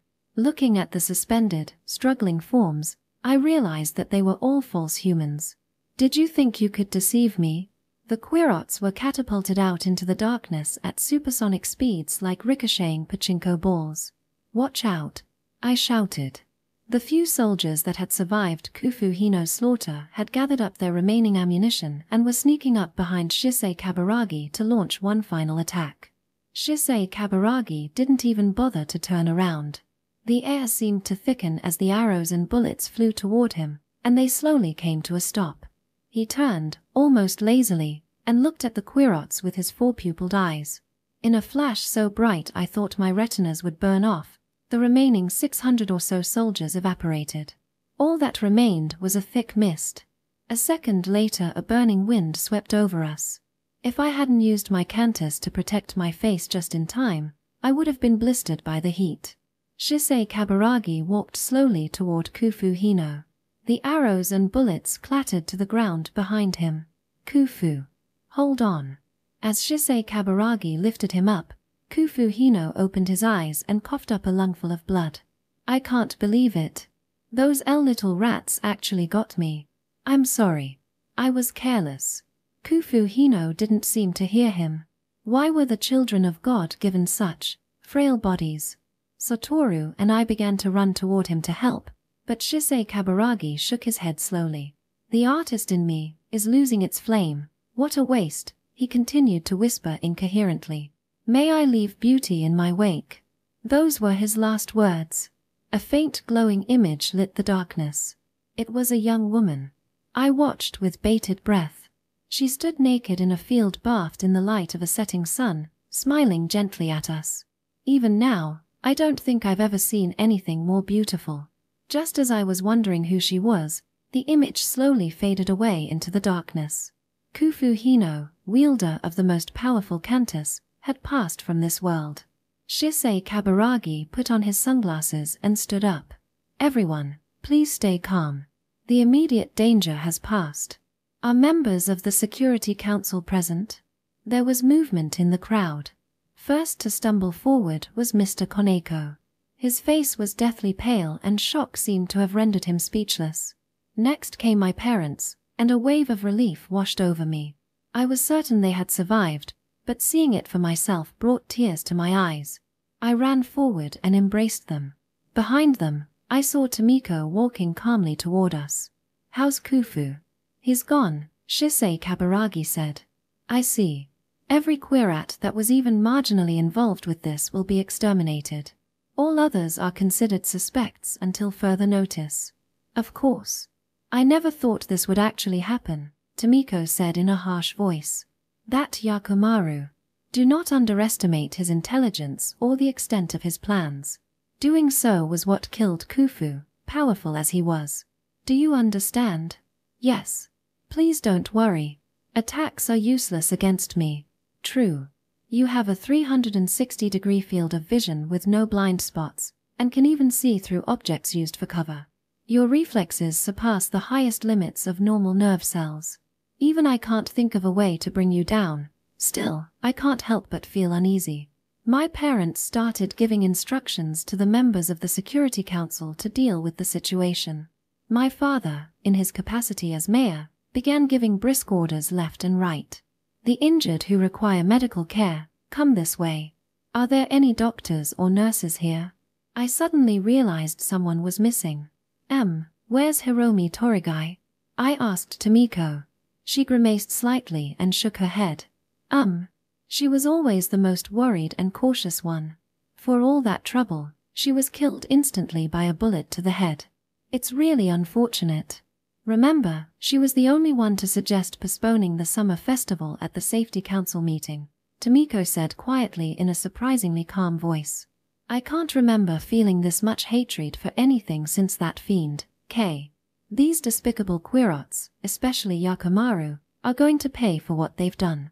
I vow to subject him to agony no living being has ever suffered as he dies a slow, protracted death." Then she gave a cheerful smile and started gathering members of the ethics committee for a conference. Shisei Kaburagi called over the crowd, "Everyone, please remember your disaster response training.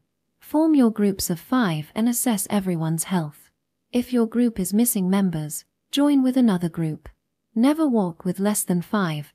Patrol the village in your groups and conduct a thorough search for any remaining Quirots. Even if they claim to be loyal to humans and beg for their lives to be spared, kill them on sight. Be thorough, destroy their hearts or snap their necks to ensure death. Each member keeps watch in one direction, and make sure there are no blind spots above or below." Satoru took my arm. "Let's go."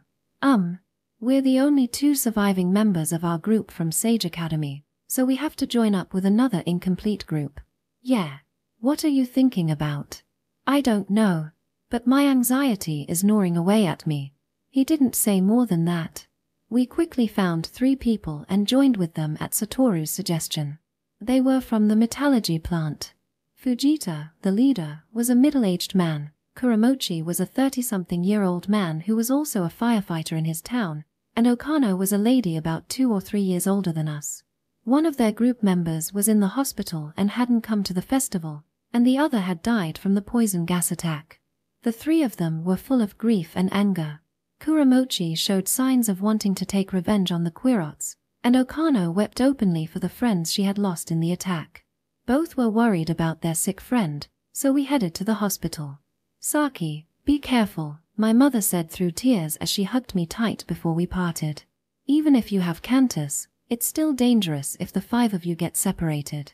Do not drift from the pack. Do you hear me?" my father warned over and over.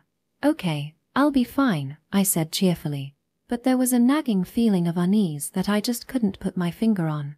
The only hospital with wards for patients to stay in was in the town of Gold, separated from the center of the district. It was surrounded by paddy fields, where year after year, bright green shoots slowly turned into golden sheaves of rice. We boarded a small boat and set off down the pitch-black waterway. Everyone was dying to reach the hospital as soon as possible, but for safety's sake, we had to move slowly. It was maddening. Since there was always the possibility of being ambushed in the dark, we sent an empty canoe ahead of us as decoy, but there was no guarantee the Quirots would fall for the trap. "Hey, what's that thing you're worried about? Can you talk about it now?" Satoru spoke quietly, aware that the others would be listening. Yeah. Something doesn't add up. What? First of all, why would Yakimaru fight a war he has no chance of winning? You know how he is. He wouldn't take a risk if he wasn't absolutely sure he'd come out on top. You guys know Yakimaru? Fujita, who was on lookout at the bow, stood and came over. Yes. We met him when he was still called Squealer. Satoru quickly summarized the summer camp incident. I see. It's true that he's exceptionally cunning, but still, I just don't believe the Quirots can win this. They probably bet everything they had on tonight's attack. That's what I thought too. I got the feeling there was something Satoru wasn't saying. Earlier, when we were heading to the square, we ran into another Quirat troop. I killed them. Did you? Good job. Yeah, but when I checked the tattoos in the corpses, they weren't the robber fly colonies. It wasn't. I gaped.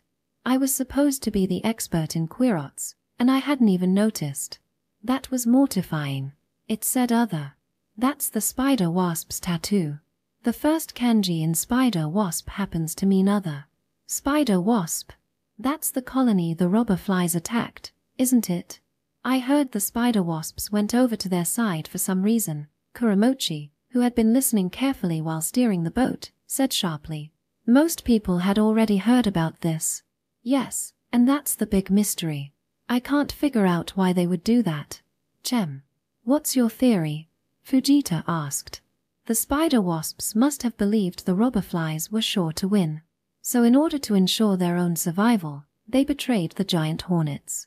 As I thought, they did believe there was a chance of winning. But it looks like they overestimated the robber flies. Still, it must have sounded like a convincing plan. Fujita smiled slightly and shook his head. There's one other thing that bothers me. The fact that the robber flies did manage to annihilate the giant hornets. Kirumaru is an experienced commander and his soldiers are the best of the best. How were they defeated so easily? I don't think a surprise attack like tonight's would have as much of an impact on a Quirat army. His smile faded. So you think they still have an ace up their sleeve? I asked Satoru. Yeah. Though I don't know what it is yet. It might be a weapon of mass destruction from the past, as your mother said. His voice trailed off. But Shisei Kaburagi said. He had said that it was a Cantus user that had destroyed the giant hornet colony. Yeah, Satoru said, his expression warning me not to speak further. If the other three found out about that, it would only cause them to panic. All right. They might have weapons stronger than guns and arrows, so everyone needs to be careful, Fujita said thoughtfully. Ridiculous. There aren't any weapons that can overpower Cantus. It'll be a walk in the park when we decide to attack, Kuramochi snapped. I'll find those bastards, even if I have to knock down every building here. I won't rest until I slaughter all the Quirots that killed Nemoto. I know how you feel, but calm down. They've had a lot of time to prepare. We'll be caught with our pants down if we're not careful, Fujita said. Yeah, I know. Kuramochi turned away. The boat swayed from side to side, as if channeling the conflicting feelings within him. Okano, who had been silent until now, looked up. I want to kill every last one of those fiends. But I'm more worried about Uchi right now. I know, but I'm sure he's fine. There are 50 or 60 people in the hospital. They might be sick, but they can still use their powers. The Quirots wouldn't stand a chance, Fujita said encouragingly. Yeah, you're right, Okano murmured to herself. It'll be okay. Don't worry. I squeezed her shoulder. She trembled slightly. I patted her comfortingly. I wondered if Uchi was her lover. I remembered when I had comforted Maria like this long ago, and my heart ached. The decoy boat arrived first at the dock, and we stopped behind it.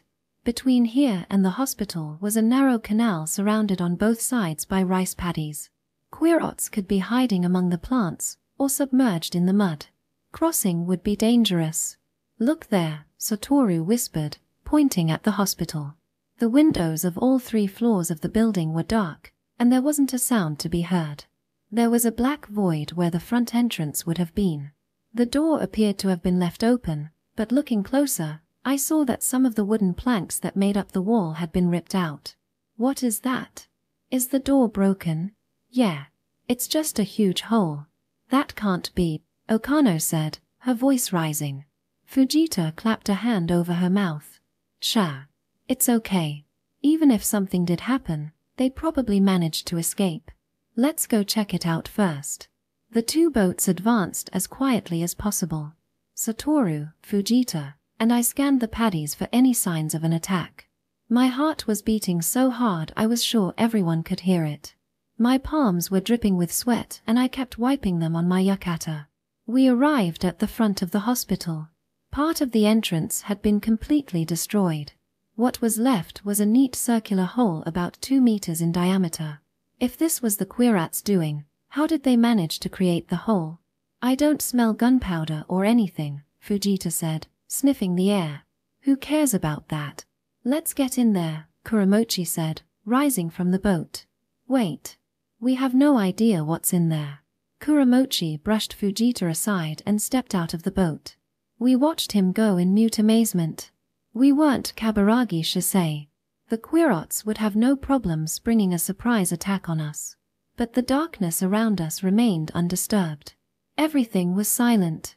Kuramochi strode toward the entrance and peeked into the hole. No one. Just splintered wood everywhere. Like some giant ball smashed the door in. His voice echoed out into the night. Saki, isn't this kind of strange? Satoru whispered nervously into my ear. Why? It's too quiet. I guess so. I paused. It was weird that there wasn't even the hum of insects. And not just that, at this time of year, the rice paddies should have been filled with croaking frogs. Could the Quirats be hiding nearby? Yeah. A lot of them, I think. What do we do? Satoru beckoned for Fujita and Okano to come closer, and explained the situation. They're waiting for all of us to disembark. They probably want to strike when we're least prepared. So should we attack first then? Yes. But if we do it now, they would target Kuramochi. We have to call him back, Okano whispered, her voice trembling. No, that would give away that we know what they're planning.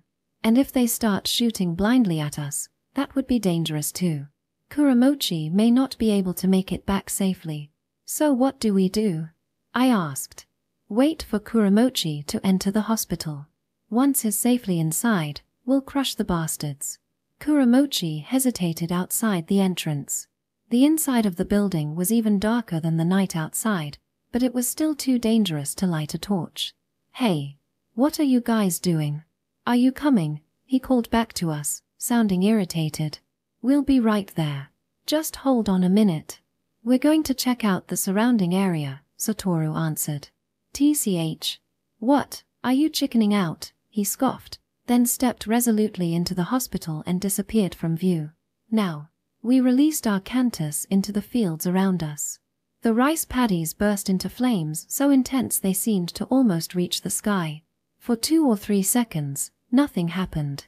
Just as I was beginning to think that we had been overly paranoid about the whole thing, an entire army of soldiers leapt out of the mud. There were hundreds of them. They drew the weapons they had hidden among the stalks of rice and fired relentlessly at us. But the moment the Quirats revealed their positions, it was over. The flames exposed their positions to us, and they were temporarily blinded by the flames after hiding in the dark for so long. Only a few arrows and bullets struck the boat. Most missed by a wide margin and flew over our heads. The 4 of us began a merciless attack. Fueled by fear, anger, and a need for vengeance, the images we created wrung the Quirats' necks, smashed their skulls in, snapped their spines, and crushed their hearts. We didn't even notice the rainbow sparks made by cantus interfering with each other. The only thought we had was that not a single Quirat could be allowed to live. They needed to be thoroughly exterminated. The air was filled with the crackle of burning crops and shrieks of dying Quirats. It had turned into hell. Enough. Stop. That's enough. Satoru shouted 10 minutes later. The fields of rice were almost entirely burnt away, and the Quirats had stopped attacking completely. Did we get them? Fujita stepped forward, unable to contain his excitement. Yes. They're probably all dead, he answered. The water in the paddies extinguished the fires and darkness closed in on us again. The stink of charred flesh hung in the air. Okano lurched forward and began puking off the side of the boat. Calm down, Okano. Just relax. It's okay. No one enjoys doing this. Even if the targets are Queerots. I rubbed her back. Come on, it's okay. It's okay, it's okay. Fujita repeated robotically. He seemed to suddenly remember Kuramochi and turned to shout, "Hey, Kuramochi, you okay?" But there was no answer. What happened to him? He asked Satoru, bewildered. I don't know. But as long as he wasn't struck by a stray bullet or something, he'll be fine. There aren't any more Queerots, right? Should we go and check? I guess so. There might still be enemies hiding inside though. I see. So what should we do? In the time that we had traveled to the hospital, Fujita had gradually pushed the position of leader onto Satoru. Even now, he was probably just acting like he valued the input of a younger teammate. I'll go. Really? That'd be great. Satoru. Are you crazy? I shouted. It's okay. We've already killed all the bastards that were waiting to ambush us, so now there's no chance of being attacked from behind. But still. Cover me. Satoru stepped quietly off the boat and walked toward the hospital entrance. He checked the area carefully, then came back. Kuramochi's not there. He probably went farther inside. I see. Could you go take a quick look? Fujita wheedled. My temper flared. I wasn't going to watch him walk into a death trap. No. Let's call for help. It's too dangerous to go alone. But everyone's in trouble right now. They can't spare more people for this, Fujita said reproachfully. Stop giving these flippant suggestions when all you're doing is sitting safely on the sidelines. Since you have such great ideas, why don't you go instead? He fell silent, looking ashamed. Satoru, you can't. Don't go inside. Satoru looked conflicted, but came back to us. But we're not getting anywhere at this rate. And your death will get us somewhere. This finally seemed to get through to him, and he faltered. No, I didn't mean. Obviously, he had never outgrown the bad habit of not thinking about the consequences when he got too involved in something. Okay. Fine. I see your point, Watanabe, Fujita said soothingly. Let's raise the entire building. There's no other solution. That way, if there are any Queerots hiding inside. How could you say that? You're supposed to be our leader. Surprisingly, it was Okano who had interrupted. There could be survivors in there. Uchi and Kuramochi too. Raising the building. Are they all just collateral damage to you? No, that's not what I meant at all. I was thinking we could take the building apart bit by bit, he stuttered. Ah, over there, I shouted, looking up. There was a faint light in the third-floor windows. What's that? Satoru noticed it too. A flickering light. It hadn't been there earlier when we first arrived. And it probably wasn't visible when we had set the paddies on fire. Someone's there. Satoru started toward the hospital again. It's not a firefly. This is someone's cantus. He could have told me that it was will-o'-the-wisp and I would have believed him. It's probably someone signaling for help. We've got to go. What if it's a trap? I mean, if they have the time to make a ball of light, why not just open the window and shout for help? Satoru shook his head. They might not be able to. Maybe they're badly hurt and can't move. Anyway, I'm going. I don't know who it is, but I can't just leave them there. He had made up his mind this time and there was no point stopping him. Fine. I'll go too. No, Saki. If you go alone, who's going to cover your back? I stepped off the boat, a little unsteadily since I still wasn't used to my clogs. I'll come too, Okano said quietly but firmly. It's safer with 3 people. Okay. Well, it might actually be dangerous if too many of us go, Fujita said, making a show of sounding thoroughly disappointed. No one responded to him. I'm going. I have to make sure Uchi and Kuramochi are unhurt. Okano stepped off the boat and followed behind us. All right. I'll stay and keep a lookout. It's too risky if we all go. If anything happens, give me a shout. It was totally obvious to everyone that he was just scared to come with us, but his reasoning wasn't entirely wrong. In the end, Fujita stayed in the boat alone and the 3 of us went to search the hospital. One by one, Satoru, me and Okano went through the destroyed entrance.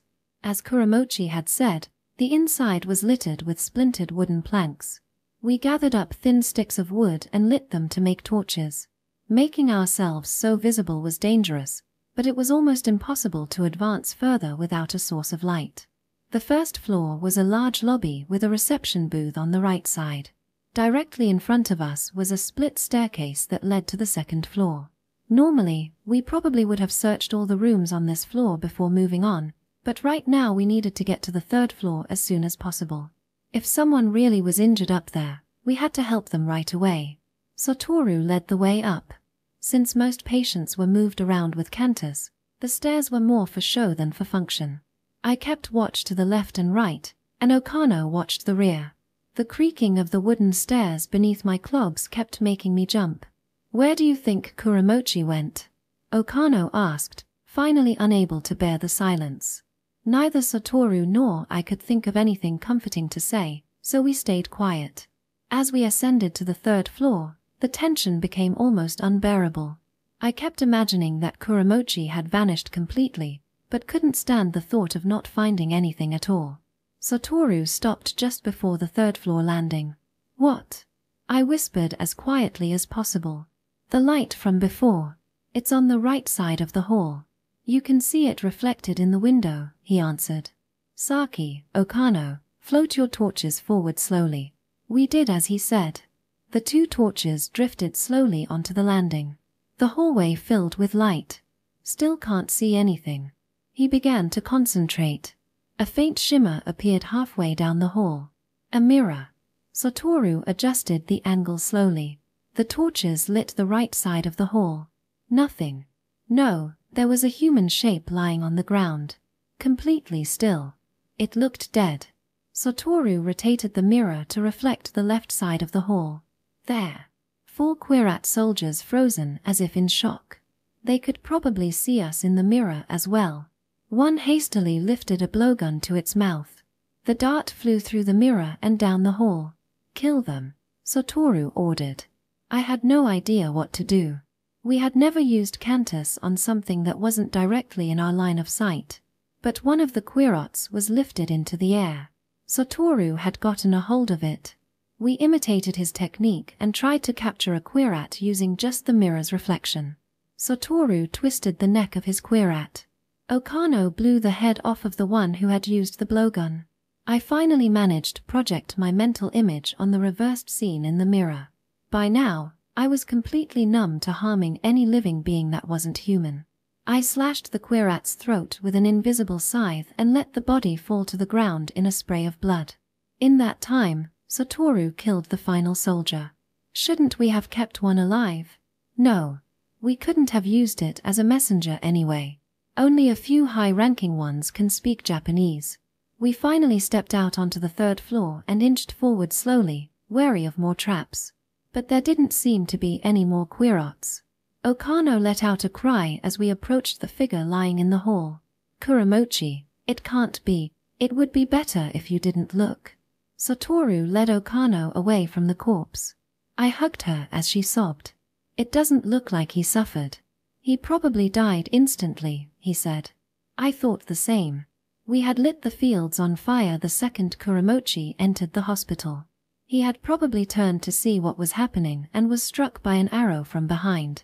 The Quirats then dragged his body to the third floor and used it as bait to try to kill us. "Look over there," Satoru said, walking farther down the hall. "Careful. It's fine. There aren't any more soldiers lying in wait. Now we have to figure out where that light we saw was coming from." He stopped speaking abruptly. "What?" "Saki, come here." He rushed into one of the rooms on the right side of the hall. We chased after him. My eyes fell upon an utterly unbelievable sight. Chapter 4. 3 large, cocoon-like objects hung from the ceiling. The strangeness of it shocked me at first, but I soon realized that they were sheets wrapped in bandages like an Egyptian mummy. From the black hair sticking out of them, I could tell they were human. The chest area of the cocoons rose and fell slightly. They were still alive. "Get them down." Working together, we held the cocoons up, cut the bandages tying them to the ceiling, and slowly lowered them to the floor. We unwrapped the sheets to find 3 people. One, Dr. Nogu, was a doctor I had been to. The other 2 were a nurse and a cleaning lady, Seiki and Kashimura. All 3 were blindfolded and had their hands tied behind them. When we untied and removed their blindfolds, they sat staring into space and shivering like frightened animals. "Are you okay?" Satoru asked. They didn't respond. "Maybe they're hurt. A concussion or something." Okano looked them over carefully but found no injuries. "Or maybe they were drugged." Satoru tilted their heads up and looked into their eyes. Something about this situation was making my hair stand on end. I wouldn't have been half as scared if we had come in and found 3 brutally murdered corpses. I couldn't help feeling that something was incredibly wrong, but I just couldn't put my finger on it. So the light we saw was made by one of them?" Okano asked skeptically. "I guess so. I can't think of any other explanation. If that were the case, shouldn't they have been able to free themselves?" "No, they were too well restrained. Being blindfolded meant they couldn't see what they were doing, and it's extremely difficult to use Cantus in that kind of situation. And I imagine they must have been afraid of falling from the ceiling as well. Plus, they were still under surveillance by the Quirots." "Then what about that light?" "They must have tried as hard as they could to recreate the hospital layout from memory and layered the image of a firefly over it. Their only hope was that someone would see the light and come help them." As Satoru and Okano talked, I finally figured what was wrong with this whole situation. "Satoru, why do you think these people were being held captive?" Because they were ambushed. It's not that surprising. Yakimaru's plan has already killed dozens of people. But these people are alive. They could have been killed easily if they were attacked from behind. But they were captured alive without a struggle, and the Quirots even went as far as to blindfold them. This can't be normal. Satoru said nothing. "This should never have happened," Okano said, sounding unnerved. "Anyone with Cantus would have been able to fight against being taken hostage, or against any other type of situation. And there were 3 of them. But we can't be sure that they were able to fight. They could have been knocked unconscious, or tranquilized, or something. There's just no way to know what really happened." Satoru folded his arms in contemplation. Dr. Nogu seemed to finally be coming around. "Are you okay? We're here to rescue you. Everything's okay now. We've killed all the Quirots," Satoru said, kneeling in front of him. Run. Hurry," Dr. Nogu said hoarsely. "Why? What happened?" "Teach they'll be back soon. Run, now." "Who's going to be back?" "Uchi. He's a patient here. Is he okay?" As Satoru and Okano peppered Dr. Nogu with questions, the nurse Seiki started screaming. I don't think she was actually trying to say anything. It was just pure, unadulterated fear. In a night that had been full of nothing but terror, her scream was the only thing that chilled me to the core. I had never in my life heard a human being make such a noise. "Seiki, please calm down. Everything's all right." Okano, despite her own rising fear, tried desperately to calm Seiki down. Not only did it have no effect, Seiki seemed to become even more frantic. Her shrieks echoed throughout the half-demolished hospital. Then, triggered by the noise, Kashimura got up abruptly. We didn't even have time to open our mouths. She took one glance at us, turned on her heel, and ran. She was surprisingly steady on her feet, and we heard her running down the stairs 2 at a time. What were we supposed to do? I looked questioningly at Satoru. "Let's get out of here first. We'll take them with us on the boat." "What about the people who ran?" "We can worry about that later." We grasped Dr. Nogu and Seiki under the arms and pulled them to their feet. "Hurry, hurry, run." Just when I thought he had finally come back to reality, he started muttering incoherently again as he stumbled unsteadily forward. Seiki had finally stopped screaming, but now she trembled so violently she didn't seem to be capable of making any sounds at all. As we descended the stairs, we heard someone outside shouting, "What is that?" Satoru went back up to the 3rd floor and looked out the window. I came up beside him. We saw a figure running full speed away from the hospital. It was difficult to see by the light of the stars, but it was probably Kashimura. "Hey, What happened? You don't have to run anymore, Fujita shouted, standing at the prow of the boat. Kashimura completely ignored him. Satoru opened the window halfway and shouted, Fujita, that's... No. Dr. Nogu warned, mustering as much strength as he could to talk. They'll hear you if you shout. His voice was quiet, but was filled with so much desperation that we jerked away from the windows reflexively. What are you talking about? The Quirots. Not the Quirots. He'll come back.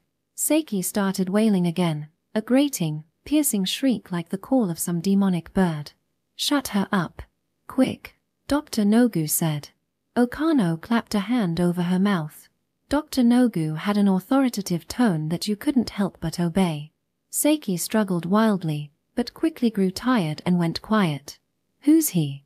What the hell happened here? Satoru asked, grabbing Dr. Nogu by the shoulders. I don't know who he is, but he killed them. The staff, the patients, all of them. Okano went stiff with shock. Only the 3 of us survived. He probably wanted to use us as hostages. Why didn't you fight back? Fight? That's impossible. He killed everyone who tried to run. There was a quiet clicking sound.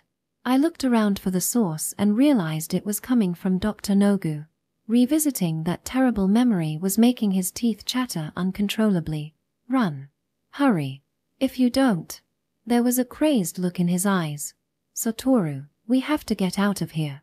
I shouted, the feeling of impending danger bearing down on me more heavily by the second. All right. Without another word, all of us fled down the stairs and into the lobby. Right at that moment, we heard a terrified scream. Help! Kashimura was running back toward the ruined entrance. She was about 70 or 80 meters away. Hey, this way, Fujita shouted. Too late, we can't leave from the front. Run for the back exit. Dr. Nogu spun around and stumbled back into the hospital. The rest of us stood there, unsure of what to do. The next second, Kashimura's entire body was enveloped in flames. That's impossible, Satoru whispered. I couldn't believe my eyes. I felt as if I were in a living nightmare. It just couldn't be real. To be able to do something like that. Kashimura flailed her arms frantically, her body writhing in pain. A gust of wind tore through the flames, making them flicker wildly. It was Fujita. He was trying to put out the fire with Cantus. We have to help. I got ready to put out the rest. Stop. Satoru grabbed my arms. We have to help, now. Run. He hauled me forcefully back into the hospital. As we went, I looked out once more. The fire was burning more fiercely than before. Kashimura lay motionless on the ground as the flames consumed her. I saw Fujita. He had left the boat and was heading toward Kashimura, but suddenly turned and started running in our direction. Then his body was jerked back. I gasped. So it was, but it couldn't be. Fujita hung in the air. He wasn't levitating himself. Someone was holding him up with Cantus. I fought back a rising scream. When confronted with something utterly unbelievable, people lose all sense of rational thought and turn into gaping idiots. At that moment, I was the gaping idiot. In front of me, not 50 meters away, a living human was being torn apart limb by limb. Don't look.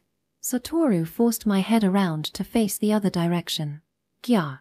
A horrible scream came from behind us. The air was filled with the wet stink of blood. Satoru had me by the arm and was running silently deeper into the hospital. Quick, this way, Dr. Nogu called, waving us over. I hadn't seen it earlier, but there was a narrow hallway behind the stairs. Later, I learned that it was a passage for transporting corpses. What in the world was that? Satoru asked shakily. You know, don't you? Anyone would. It's a... He suddenly went silent and gestured for us to do the same. I strained my ears, trying to hear. Footsteps.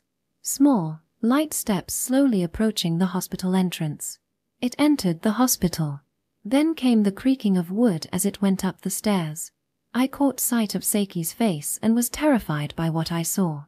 Her face was contorted with fear and she looked as if she was about to start screaming again.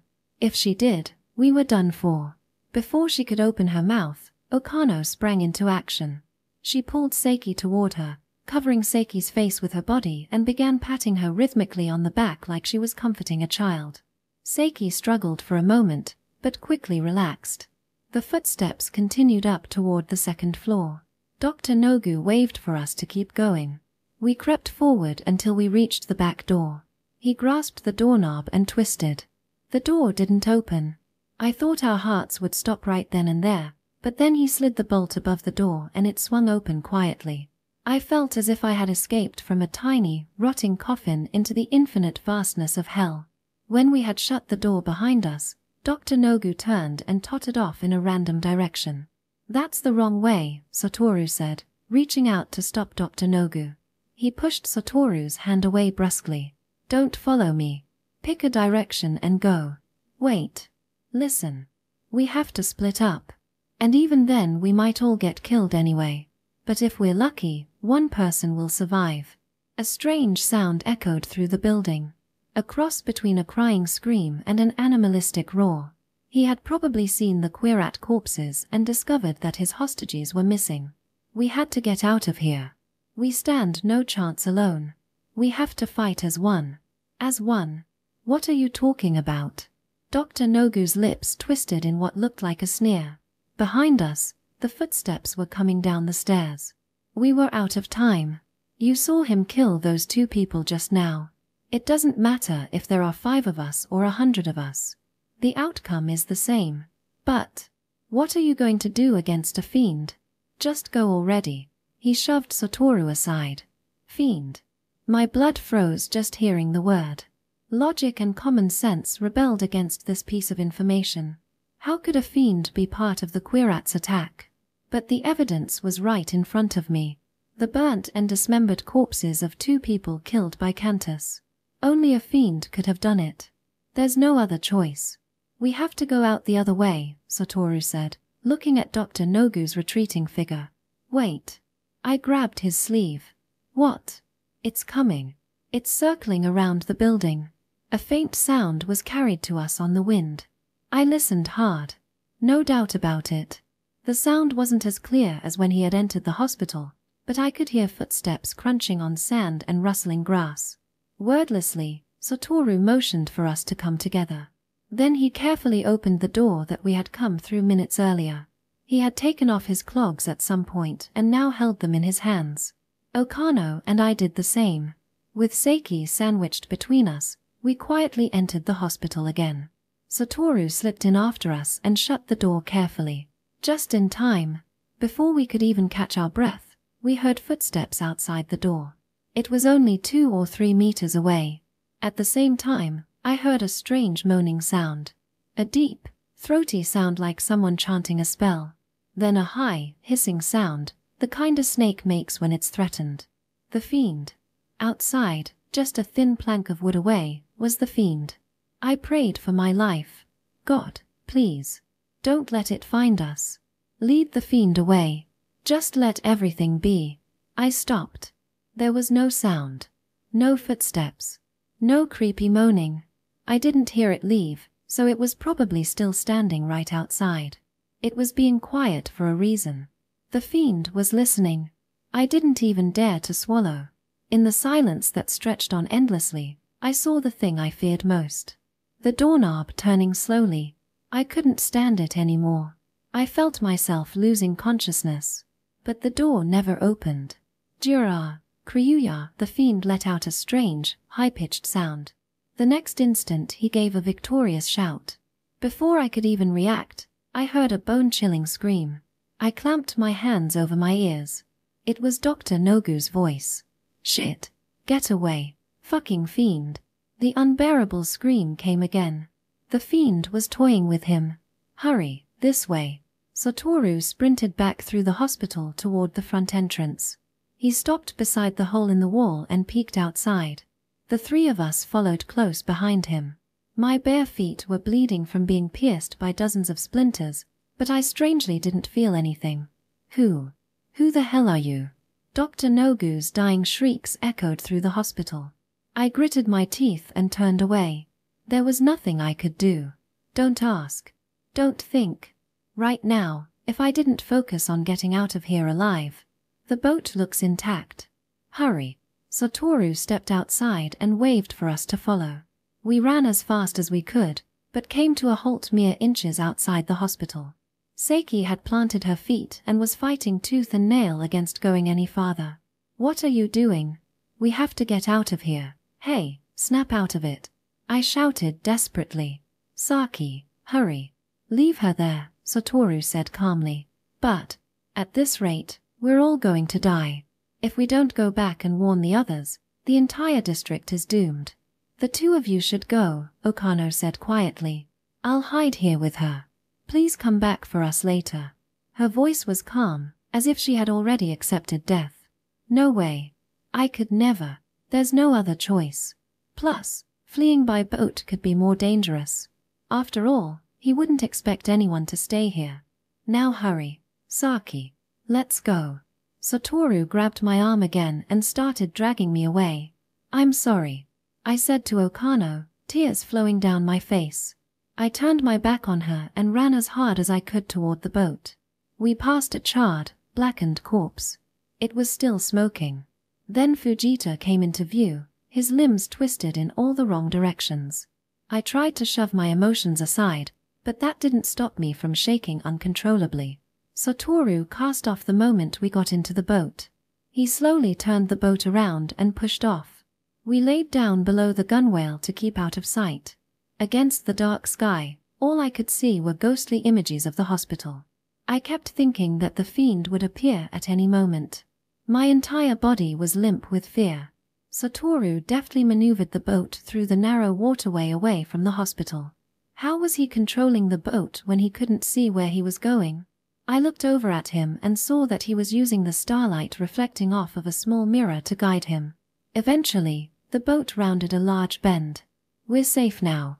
He can't see us from the hospital anymore, Satoru whispered. Then hurry, go as fast as you can, I said. Satoru shook his head. We should stay quiet for a little longer.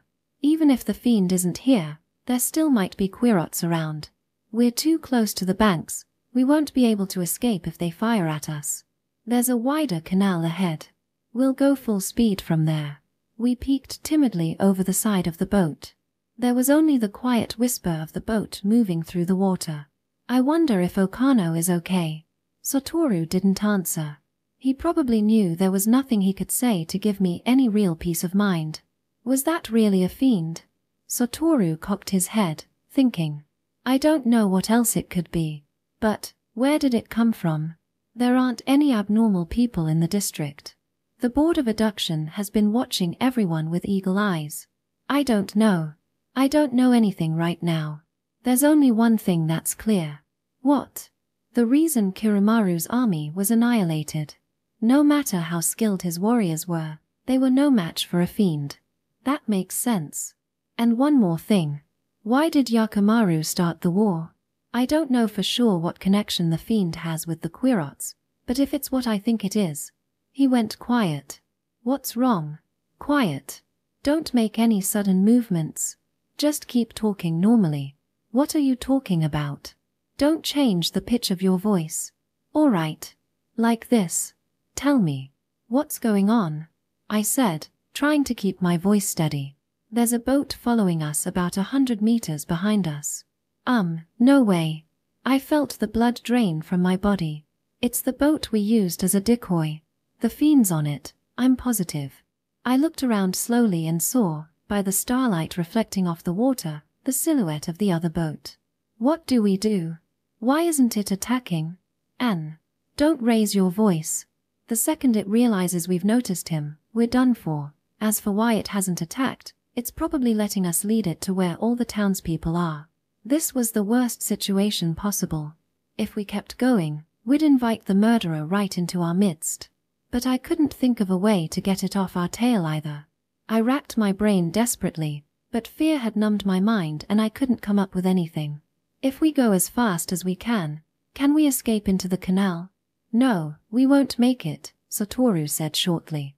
The canal is a straight line, there's nowhere to hide. Even if we went as fast as we could, it would capture us with Cantus in a second. We couldn't stop its boat. or hinder it in any way either. The fiend would attack the second it saw any sort of opposition from us. As long as we were in its line of sight, it held all the power. Then, wait. Are you saying we have no chance? Hold on. I'm thinking. Just keep talking. All I could rely on now was Satoru's steady calmness. I kept talking about whatever came to mind. I never thought we'd be in a situation like this. I still can't believe everything that's happened tonight. It's the summer festival too.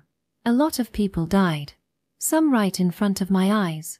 No one saved them, and not just that. We abandoned Okano and the others. No, we left them to die. Why did it come to that? What in the world went wrong? Tears spilled down my cheeks. I don't want to die here. I don't want to die not knowing anything. It'd be like a bug that got stepped on out of the blue. At the very least, I want to know why I have to die. I can't just die and leave things the way they are. Satoru was still thinking with single-minded concentration. I don't believe that Maria is dead. I don't want to believe it. I love her, but she saved us tonight. Remember, when we were about to go to the square, I saw a younger version of her. And in chasing after her, we avoided the Quirat's surprise attack. If we had gone to the square, we might have been shot and killed, like Hiromi Torigai. I hated her. After all, she wanted to kill us like we were just disposable lab rats. Wanted to kill us with those terrible impure cats. But now I understand. She was just afraid. She felt she had a duty to prevent the horrible events that happened tonight. But that doesn't mean I'm about to forgive her for what she did to Maria. And not just that. Even the things she did to our friend, the faceless boy. My chest hurt so much I could barely get the words out. I loved him. Loved him from the bottom of my heart. It kills me that I can't remember his name. I love you too, Satoru. But I still can't deal with my feelings about him. And as long as I can't figure that out, I can't move forward. So, Satoru looked at me. I feel the same way, Saki. It's embarrassing to admit this as an adult, but I can't get over my feelings for him because my memories were taken from me. Satoru. That's why we can't die here. We might not be able to defeat the fiend, but I think we can trick it and get away. How? This was the ray of hope I had so desperately hoped for. Satoru explained his plan. The problem is how to get ashore. It'll be hard once we enter the wider canal. We have to find a spot before that. A place where the waterway narrows. I perked up. No, the wider canal works better. The fiend wouldn't be suspicious if we went ashore there. Satoru smiled as he listened to my reasoning. All right. Let's do that. I've never levitated a person before, but I think I can manage it. We'll do it right when we enter the canal. Got it. I went over the plan in my head. Although much of it depended on Satoru executing two techniques at the same time, it was up to me to make sure everything went well. If I failed, it would all be for nothing. We only had one chance. The boat continued at the same slow pace, wearing down my patience bit by bit. If we sped up, it would attract suspicion, so all I could do was wait. Finally, the way ahead of us was open. The narrow waterway would soon join the canal. I realized that my vision was becoming clearer, not because my eyes were adjusting to the dark, but because dawn was approaching. Our trick would work much better in the dark, but apparently we didn't have that luxury anymore. Satoru kept checking over his shoulder, measuring the distance between our boats. The fiend was about 100 meters back, still following intently. Our boat entered the intersection of the waterway and the canal and went left. The canal was dozens of meters wide, almost the same as the Tone River. The fiend was still in the waterway and had an unobstructed view of our boat. Timing the moment carefully, Satoru waited for the moment the fiend's boat entered the canal and conjured a mirror behind our boat. It was probably larger than any mirror that had ever been created, spanning the entire width of the canal. Just like that, we had doubled the distance between us to 200 meters. The fiend was still traveling toward us, but it was now following its own reflection instead of our boat. Ready? I'm sending you over. Okay. My body lifted off the boat and flew over the side. I skimmed over the water with the speed of a falcon. We couldn't float freely through the air like Maria, but we could manage to move each other a fair distance. In a few moments, I was far away from the boat. A pillow of air slowed me down and I fell onto the bank of the canal. As soon as I dropped down on the grass, I flipped over and lay low to the ground, scanning for the positions of the boats. Satoru's boat was already well ahead. Next came the mirror, then the Fiend's boat. The Fiend was still concentrating on chasing its own reflection and didn't seem to have noticed me flying through the air. Now it was my turn. I lifted Satoru out of the boat, and being careful to stay in the shadow of the mirror, brought him ashore. Satoru had his arms around his knees as he sped toward the bank. I realized he was going too fast, but it was too late to slow him down. He bounced when he hit the ground and went rolling across the grass. The mirror shattered in a puff of mist and disappeared. It was still dark enough that the Fiend probably didn't notice the sudden change in the boat's appearance. There was still more to the plan. I pushed the now empty boat as fast as I could. The bottom of the boat lifted out of the water and began skimming the surface of the canal. It was a lot easier controlling the boat once I wasn't in it. The Fiend didn't speed up and gradually fell behind. Then, Satoru's speculation came true. The boat we had been riding in suddenly burst into flames. I drew back my cantus to prevent it from coming in contact with the Fiends. The burning boat continued traveling forward by momentum until it bumped against the bank of the canal. The flames ate away at it until it slowly sank beneath the water. With the fire extinguished, the surrounding area was once again enveloped by darkness. Satoru approached, still crouched low. He crawled the last few meters and came up beside me. He seemed to have landed hard on his side and kept rubbing at it. We grasped each other's hands tightly. The Fiend approached the place where the boat had sunk and circled it almost longingly. What was it doing? We watched impatiently. As long as the Fiend kept hanging around, we couldn't move. If it spotted us now, there would be no escape. Finally, it slowly turned the boat around. We held our breath as it passed in front of us. Every hair on my neck was raised in anticipation, but nothing happened. The Fiend returned the way it had come. My body went weak with relief, but there was no time to celebrate. As the Fiend headed back in the direction of the hospital, my spirits fell again. I hoped Okano had managed to escape.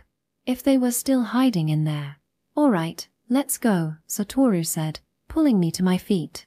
"Since our boat's gone, we'll have to continue on foot. We have to hurry. Do we have to throw each other all the way over the hill this time?" I said as casually as possible to hide the fact that I was near tears. "Give me a break. I've suffered enough thanks to you." He smiled wryly. It was now light enough that I could see him clearly. Faint rays of light were coming from the east. The hills near the horizon were dyed a deep crimson. It was an unsettling sight, a blood-red dawn.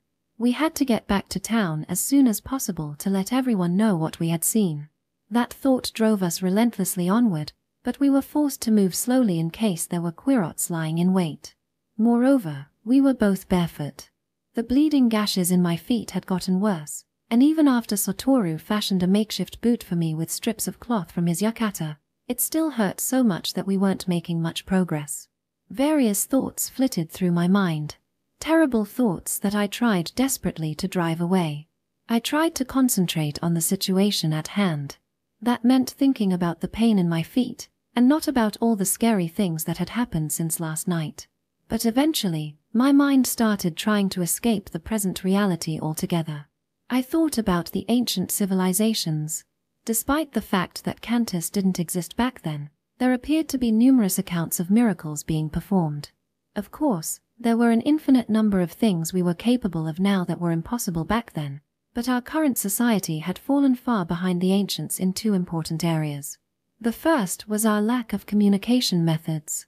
The old civilization used radio waves and machines to send large amounts of data almost instantaneously.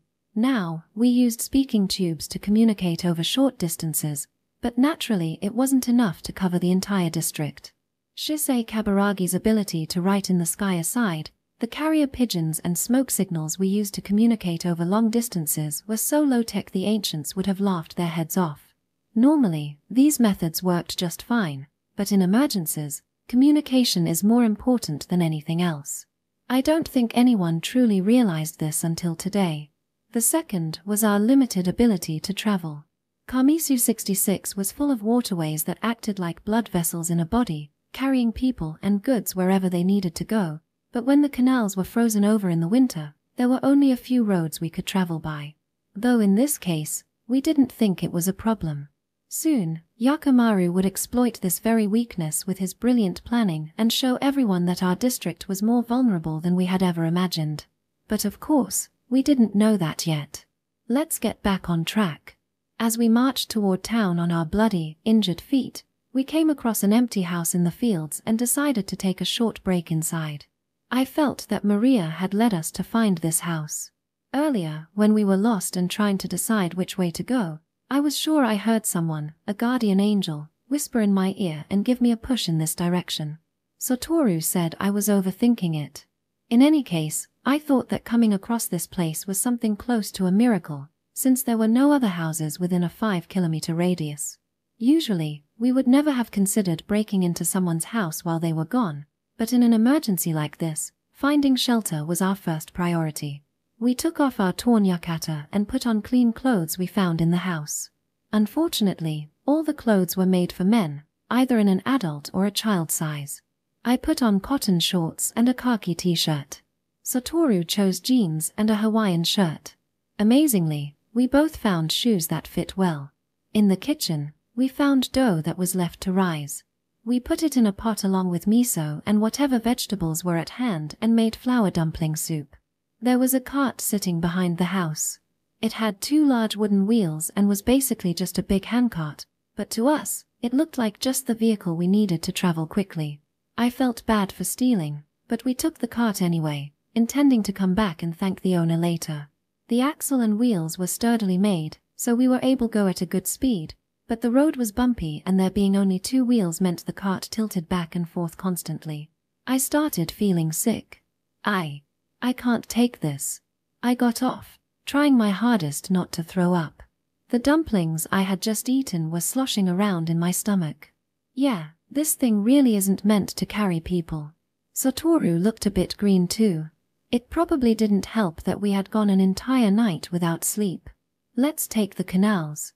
I don't know how long it'll take us to get there at this rate. But we don't have a boat. Let's make one out of the cart. It might not be buoyant enough, but we can make up for that with cantus. I looked at the cart. If we could get it to float, it could work as a kind of raft. But what if we get ambushed by Quirots while we're on the water? We were completely visible in the canals, so there was no telling where or when an attack would come. We'll have to take that risk. It's probably too late to worry about that anyway. Well, there's 2 of us, so as long as the fiend doesn't appear, we'll manage somehow. I wasn't sure if Satoru's optimism was founded on logical reasoning, or if he was just too tired to think things through. As we made our way through the tall grass toward the canal, sounds of explosions came from far away. What now? Satoru asked, looking grim. The fight's still going. There came a second explosion, and a third. They were getting louder. Without knowing what's going on, all we have are useless guesses. We just have to hurry back as soon as possible. After that, I think I heard another 7 or 8 blasts. Each explosion was like a whip spurring us onward. I still had no idea what was happening, except that if the humans were attacking, they wouldn't be using explosives.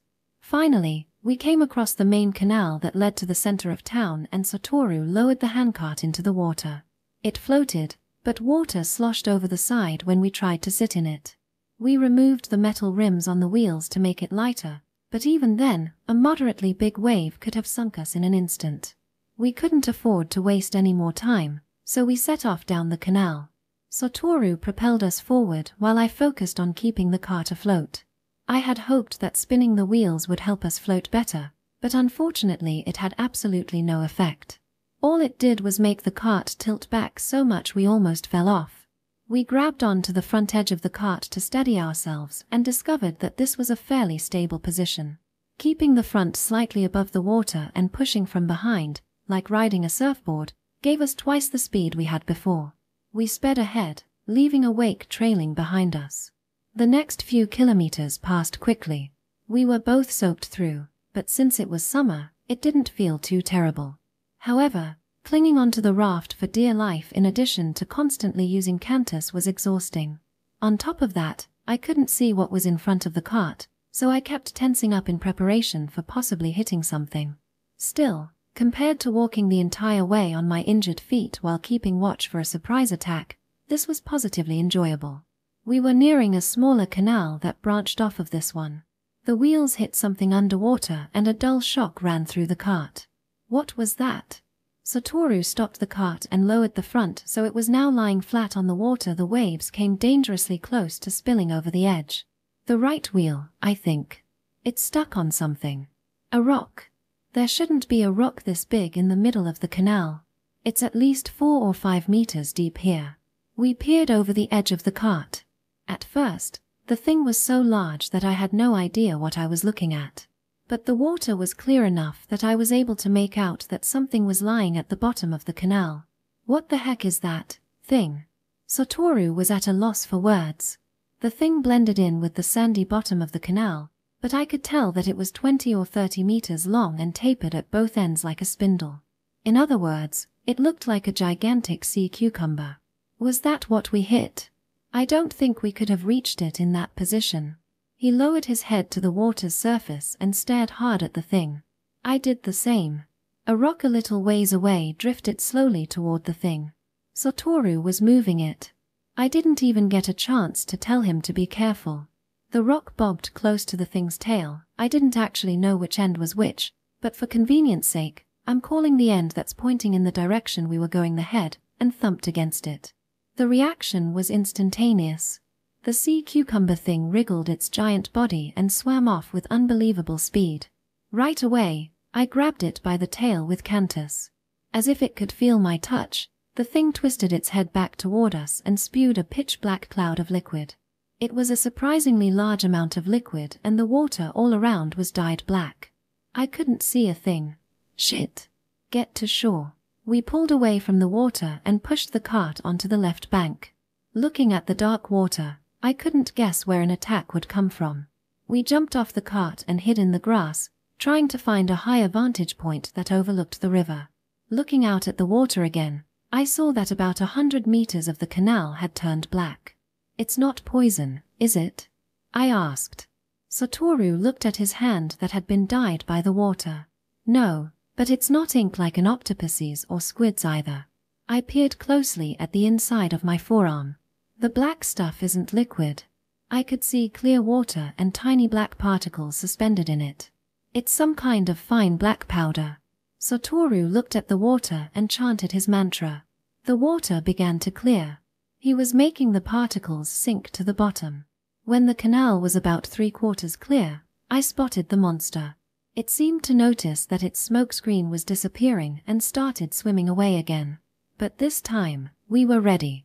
I clamped down on its slug-like body and pulled it up out of the canal. Water streamed from its body, sending up giant sprays of mist. The monster seemed to have a pretty good idea of what was happening and twisted around violently, trying to see where its captors were. I gasped when I saw its face. As large as its body was, its head was no bigger than a human's. It had big, black eyes like a seal's. Even stranger was its mouth, 2 or 3 meters long and pointed like a crocodile or a bird's. If it wasn't for its size, I would have said it had a mosquito's mouth. It's one of the mutant Quirots, Satoru said. I would not have believed it if I hadn't seen the ground spider's leaf fighters, or blowdogs before. There were some mutants that were able to move underwater and on land, like the frog soldiers, but this monster seemed to live exclusively in the water. I see. This thing was trying to fog up the whole canal. In order to gain control of the river leading to the center of town, Yakimaru had it dyed black. Once again his ingenuity scared me. But is this really that creature's only purpose? Satoru asked, staring at his hand again. If it was, they could have just used squid or octopus ink. Why the black powder? He gasped. No. It has another purpose. I got it. The explosion from before. What are you talking about? At that moment, the monster's eyes fell upon us. It looked at us unblinkingly. A long spike I hadn't noticed earlier stood up on its head, swaying in the wind. It looked like a flag or a fin. "Watch out," Satoru shouted.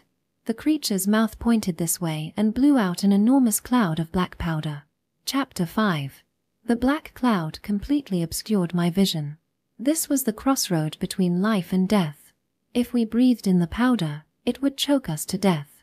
If we built a wall around us, we'd still be stuck inside the cloud, unable to move.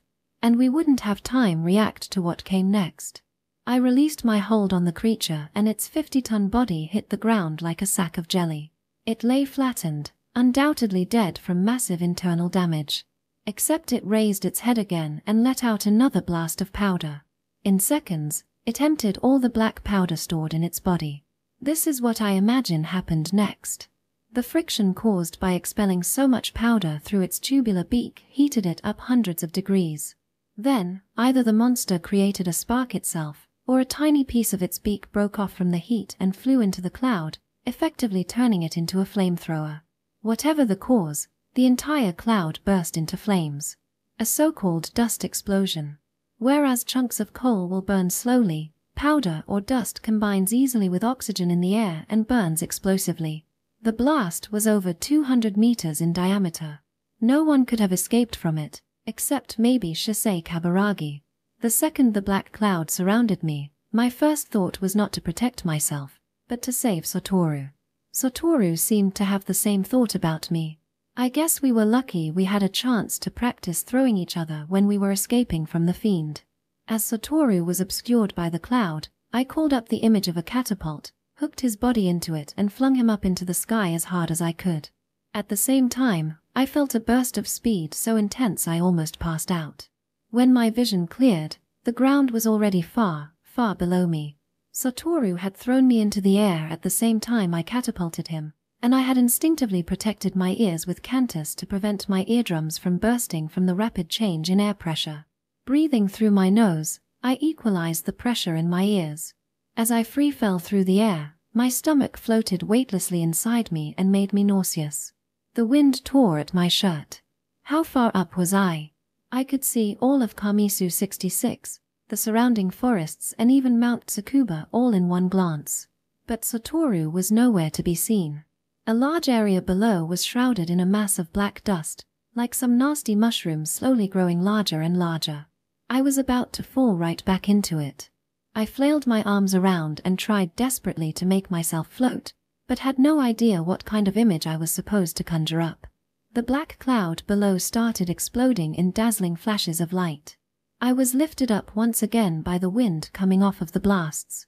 In a few moments, I would be carried far away. Flying felt neither wonderful nor frightening. Even though I had never been this far off the ground in my life, I knew I could soften my landing to an extent. The sun shone blindingly down on me and white, cottony clouds drifted lazily across the sky. That's when the hallucination started. The bright sky suddenly turned dark as if light and darkness had been inverted. The moon illuminated the earth below, and I could see each individual crater on its surface. Ah, this. I knew I was seeing something I had physically experienced before. A memory that had been erased. It felt like it had been reassembled from bits and pieces of other memories. The moon illuminated excess bungalow below. Everything I could see was full of pits and craters. The area around the bungalow was half buried in dirt, like there had been a landslide. There was a deep rumbling coming from the ground along with the creaks and snaps of trees being pulled up by the roots. This frightening apocalyptic scene grew smaller and smaller. I realized that I was flying backwards in a big arc. The wind buffeted my sweater this way and that. It blew away my barrette and my hair trailed out in front of me in the night air. If I just crashed into something and died, that wouldn't be too bad. With that thought, I closed my eyes. And opened them again. X had saved me with the last of his strength. I had to live. I turned to face forward and opened my eyes against the stinging wind. My tears were whipped away behind me. The vision had lasted just a second. The sky had returned to normal and sun was shining just as brightly as before. I remembered clearly now. The faceless boy had saved my life once. Just like Satoru had just saved me. Riding the wind from the explosions, I flew far away from the blast site, falling toward Earth at breakneck speed all the while. It seemed like I was headed toward the center of the district. I finally got a good look of the scenery below. It was the main street of Hayring, usually the most crowded place in town. What I saw now shocked me. Almost everything had been destroyed, leaving behind mountains of debris and ruined buildings. There wasn't a single person to be seen. I was descending too quickly. Gravity was pulling me down faster and faster. I pushed on the ground with Cantus and slowed a little. My next thought was to try a water landing. If I land in a canal, I should be able to avoid major injuries even if I couldn't slow down completely. Then I saw that the canals were dry.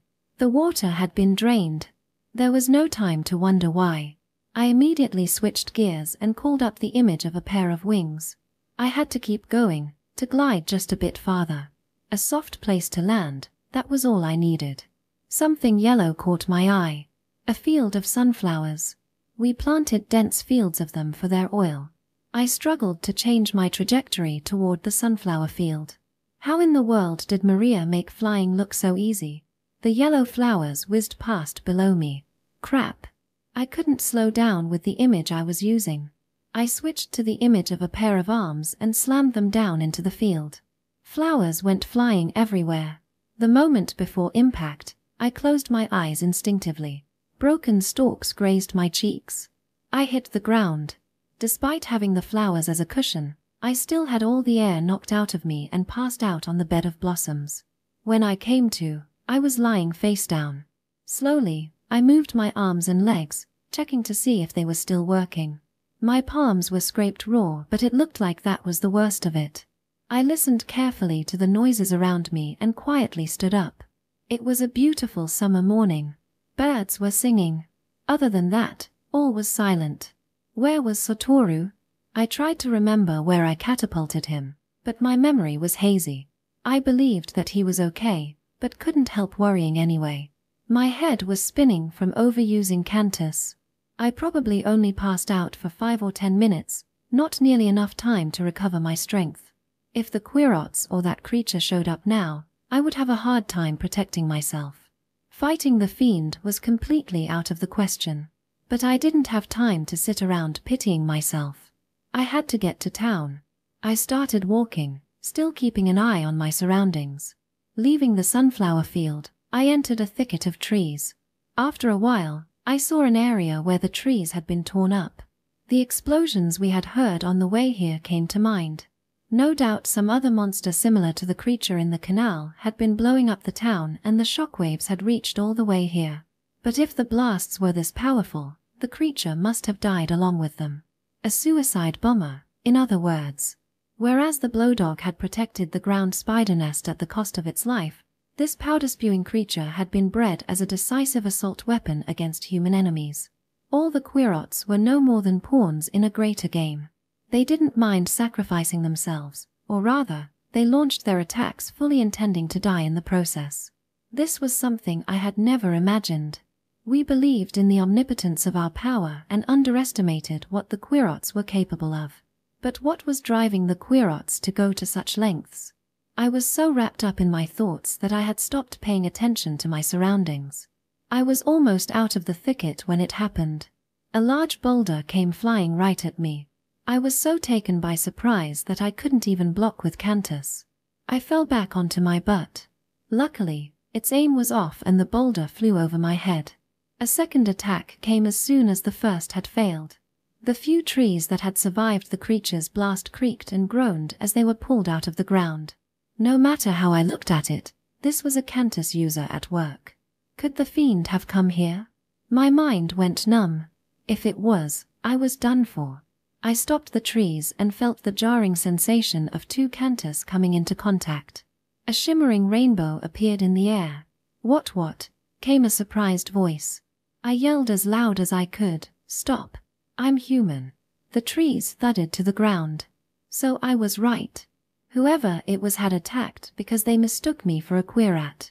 Wait, I'm coming out now. I emerged from the forest, waving my hands above my head.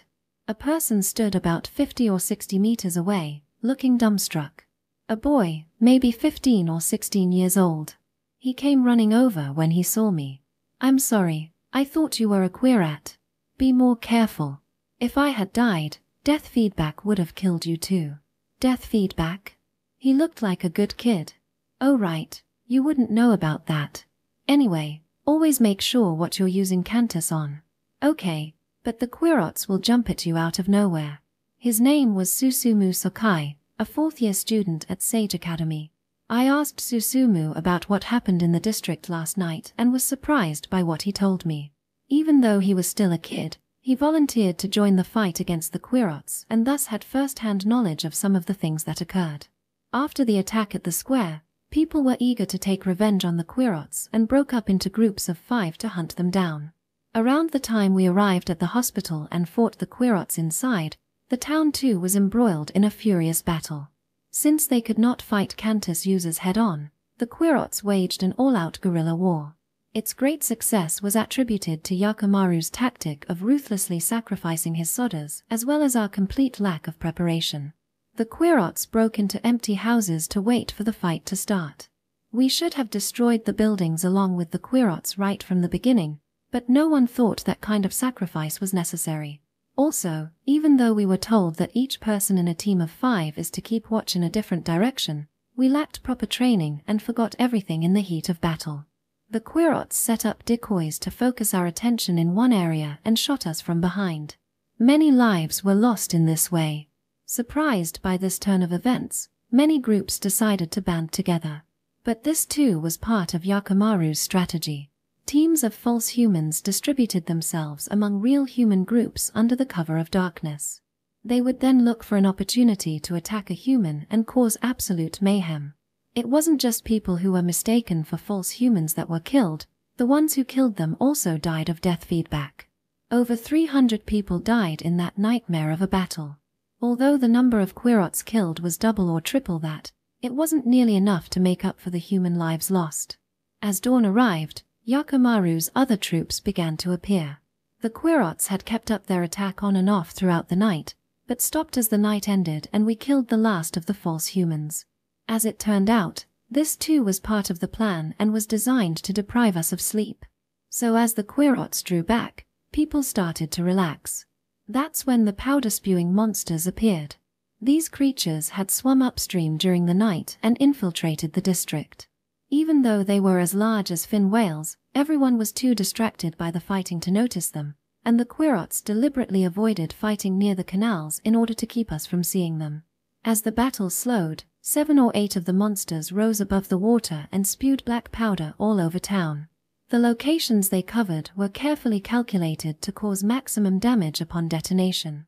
Then the explosions were set off before anyone even realized what was going on.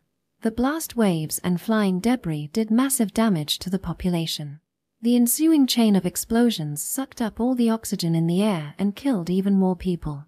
We would have died if Shisei Kaburagi hadn't protected us, but my teacher died in the explosion.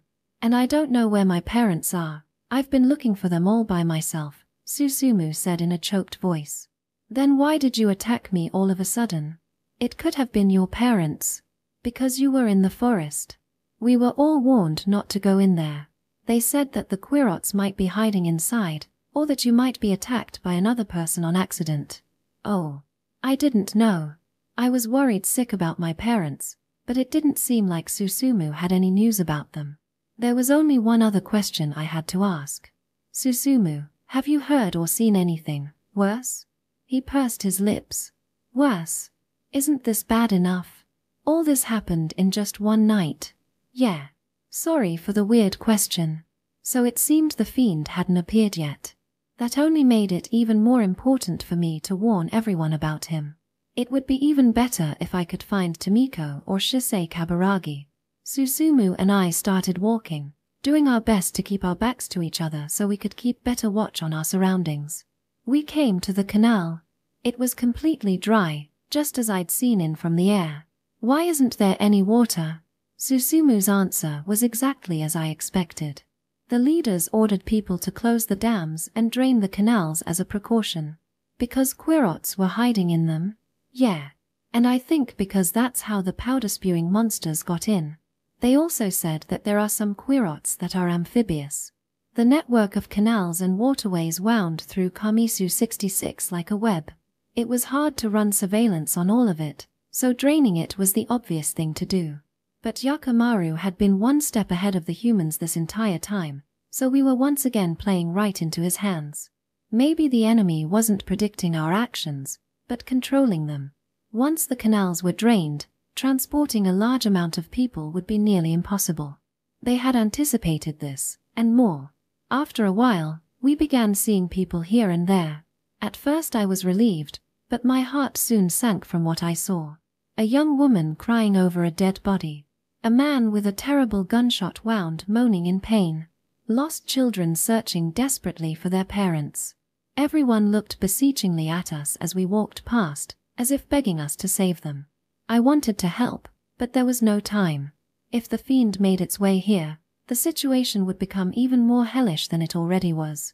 I had to find the town leaders before then so they could come up with a solid plan. Please, help. A middle-aged woman lying in the middle of the road stretched her hand out toward us. Her clothes were charred black, and the exposed parts of her face and arms were horribly burned. She probably wouldn't survive for long. Water. I need water. I bit my lip. I couldn't stand leaving her here to die. But if I didn't make it back in time, there would be no saving anyone. I'll help her, Susumu said, starting toward her. Hurry and go. You said you had to get to the leaders, right? Yeah, thank you. I shook Susumu's hand and turned to go. Wait, the woman called to me. Who are you looking for so urgently? I have to go find Tomiko-sama or Shisei Kaburagi and give them some information. If I don't, something even more terrible is going to happen. I stopped. It was beyond insensitive for me to say something even more terrible to someone who was on the brink of death. Tomiko is at school, taking shelter at Sage Academy. The buildings there are still standing, she said, coughing painfully. A wave of relief washed over me. This woman was probably a member of the ethics committee. I might have been able to recognize her if not for the burns on her face. Thank you. I bowed to her and left at a quick jog. It was a huge help knowing where to go. Now I just had to get there as fast as possible. I increased my pace and broke into a run. The exhaustion I had felt just a second ago was completely gone. It was my first time visiting Sage Academy since graduation. Our town was so small that I could have visited at any time, but I didn't have great memories of my time there, so naturally I avoided it. As I got closer, the surrounding streets started bringing up memories of the past. Although the destruction here was considerably less than the town center, a good number of the buildings were partially ruined. The sight of it made my chest ache. It started raining, even though the sky was as blue as before. Just as I thought that we were going to have a sun shower, the clouds started drifting in. Just as I got to Sage Academy, the rain started pouring down. I was stopped at the door by someone who looked to be a member of the committee. Due to the emergency situation, the ethics committee has appropriated this building for its uses. You may not enter, said the short, middle-aged man. I remembered meeting him before. He worked for Tomiko, and I think his name was Nimi. I'm Saki Watanabe from the Exospecies Division of the Department of Health. I have urgent news that I must tell Tomiko-sama. Please wait here, he said, and went inside. I stepped under the eaves to shelter myself from the rain and waited for him to come back. This way, please. I followed Nimi through the familiar halls. The school building was sturdily built and in no danger of collapsing, but the blasts had knocked things off the wall and broken the glass windows. The floor was such a mess there was almost no place for me to put my feet. I thought Tomiko would be in the principal's office, but instead Nimi led me to the infirmary. Excuse me, he said. Come in. The voice that answered was undoubtedly Tomiko's. I felt instantly relieved knowing she was all right. Saki? Yes. I was shocked to see Tomiko lying on one of the infirmary beds.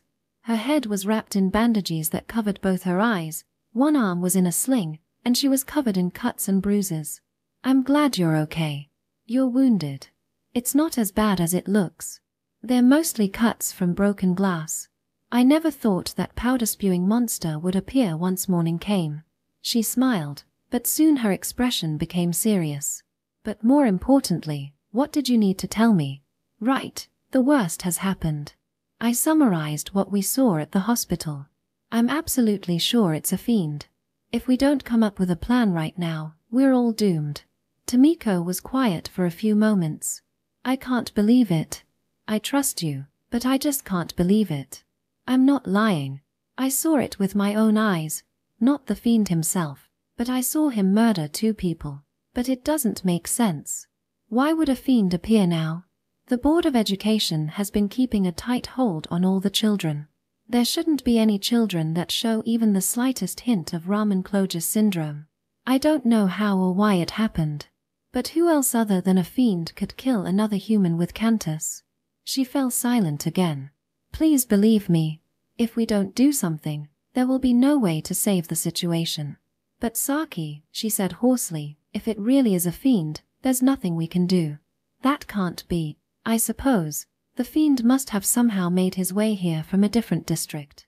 In that case, there really isn't any way for us to kill him.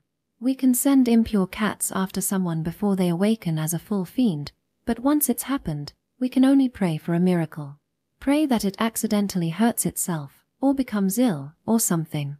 But 2 centuries ago the towns managed to recover from the fiend's attack. Didn't you live to see it? Yes, I did. That's why I vowed never to let another fiend appear again. The district will not survive a second attack, Tomiko said in a low voice. We were beyond lucky last time. We won't be this time. Not when the Quirots have already caused so much trouble. She stopped, as if realizing something. It can't be a coincidence. The Quirats' attack and the fiend's appearance must be related. But how? There was shouting outside. My heart almost flew out of my chest. The voice was coming closer. It wasn't just one person. A whole crowd of people were shouting. Nimi, why the commotion? Tomiko asked. Nimi and I peered out the window.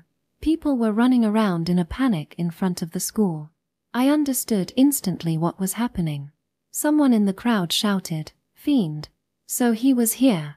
Fear and despair almost brought me to my knees. Saki, you have to leave right now, Tomiko commanded. We'll go together. I'm staying. I'll only slow you down.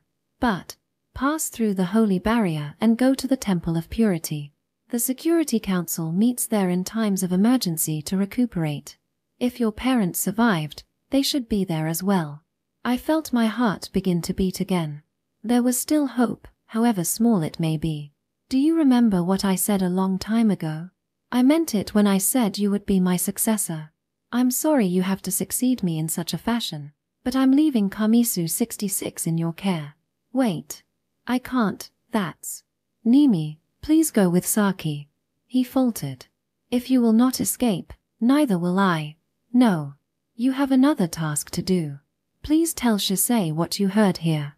If the fiend is really heading this way, broadcast the news from the town hall. Warn as many people as possible that they are to run as far as they can. Understood. He stood at attention, head bowed. What are you waiting for? Go. I stood there, unsure of what to do.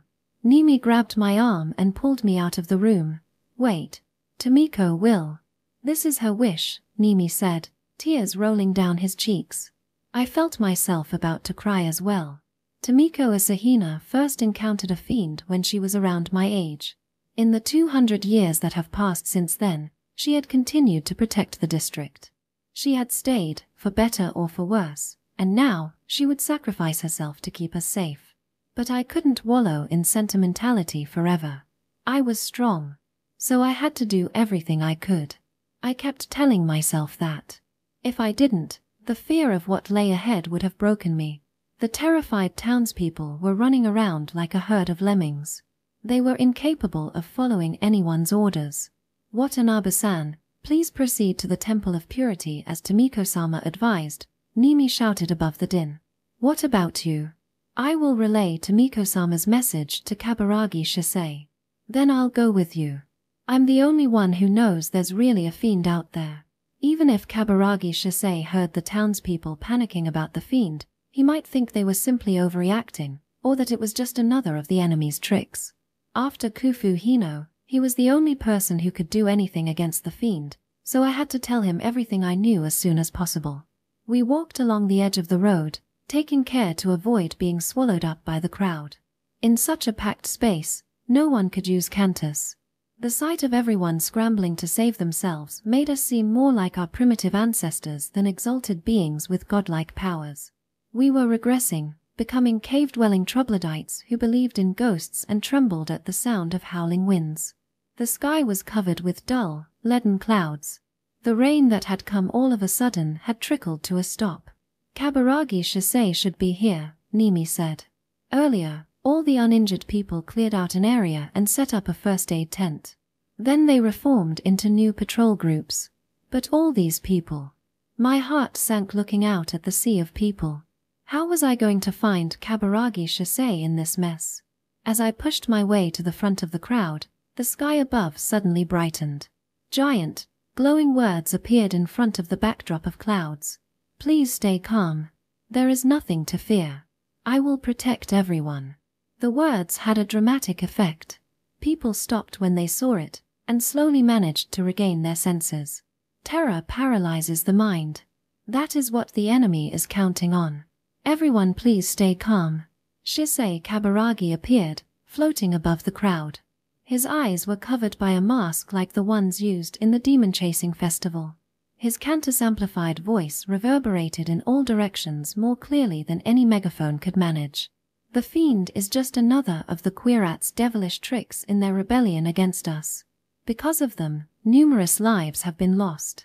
Though we grieve for the fallen, now is the time for us to stand united. There was the sound of applause. It spread through the crowd until everyone was clapping. Yes, united. Shouts came from every direction. Death to the Quirats, Shisei Kaburagi declared. The crowd took up the chant. Death to the Quirats, death to the Quirats, death to the Quirats. They yelled in unison, fists punching the air. Without Kaburagi Shisei's charisma, I doubted anyone could have calmed their panic so quickly. He had an impressive ability to manipulate human emotions. Only a strong emotion like anger could have chased away their fear. Then he fanned their anger to incite them to action. It was a risky move, but necessary all the same. But now that I think about it, all of this had probably been anticipated by Yakumaru's meticulous calculations. The timing of the fiend's appearance, the movements of the crowd, and even Kaburagi Shisei's speech at the square. Without warning, the ground shuddered and collapsed. Before they even had time to scream, dozens of people were swallowed by the gaping hole that opened up under them. The sinkhole was about 100 meters in diameter, large enough to take out the entire square. The pit stopped right in front of me, and its center was right where Kaburagi Shisei had stood in the crowd. I have to wonder if at that point, the Quirats had surpassed us in civil engineering technology. Even now, we can only speculate about how they managed to collapse such a large area in the blink of an eye. Perhaps they used their innate tunneling skills to create a network of tunnels below the square to weaken it, then dug a larger cavern below that. To trigger the collapse, they probably brought in a small powder-spewing monster. All they needed was a small explosion to bring down the already weakened structure and send hundreds of people plunging to their deaths. The cloud of debris from the collapse blocked out everything in my field of vision. I covered my face to keep the grit from getting in my eyes. Run, Nimi shouted, grabbing my hand.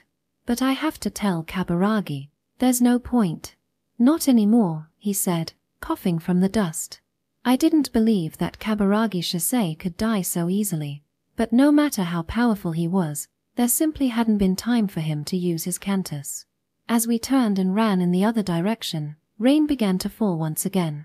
At first it was just a drizzle, but soon it started coming down almost as hard as before. I looked up and was surprised to see that the rain was confined to a tiny area. Namely, only the places that had been obscured by dust. The rain stopped abruptly and a strong wind kicked up, blowing away what was left of the dust. Kaburagi Shisei was standing in the same spot as before. Well, it's probably more accurate to say he was floating, since the ground was no longer there. There were numerous people hovering around him, held up by his power. They looked on dazedly as Kaburagi Shisei moved them slowly to the edge of the hole and set them down. I am deeply ashamed I couldn't save everyone, he said, his voice full of anger and bitterness. But we will avenge them. Let us vow to eradicate these cursed and ugly creatures from the land of the gods, from the archipelago of Japan. A loud blast interrupted his speech. Queerots had appeared from a tunnel leading to the sinkhole and were firing in formation. Another troop appeared from a different tunnel and shot hundreds of arrows into the air. They had only one target, Kaburagi Shisei. But before they could reach their target, the bullets and arrows vanished, as if transported to a different dimension. Your tenaciousness is quite admirable. But unfortunately, you are powerless before me. The Queerots were pulled out of the hole by an invisible hand. There were hundreds of them. Is there one that speaks our language? He asked. No one spoke. The Queerots seemed to know that they couldn't escape and were quietly waiting for the end. Don't think I'll have pity and let you die peacefully if you stay silent. Not after your egregious betrayal. The Queerots began to writhe in agony. Unbearable, isn't it? I'm sending pain signals through your nerves. There's no real injury being done, so you won't die from it. I can keep this up until someone talks. One suddenly cried out. St, stop. Aho. You're quite fluent. Where's your supreme commander? Ki. I don't know, the tortured Queerat squirmed, foaming at the mouth. Death, death, death. The crowd seemed to have regathered its wits and began chanting again. Tell me, or else.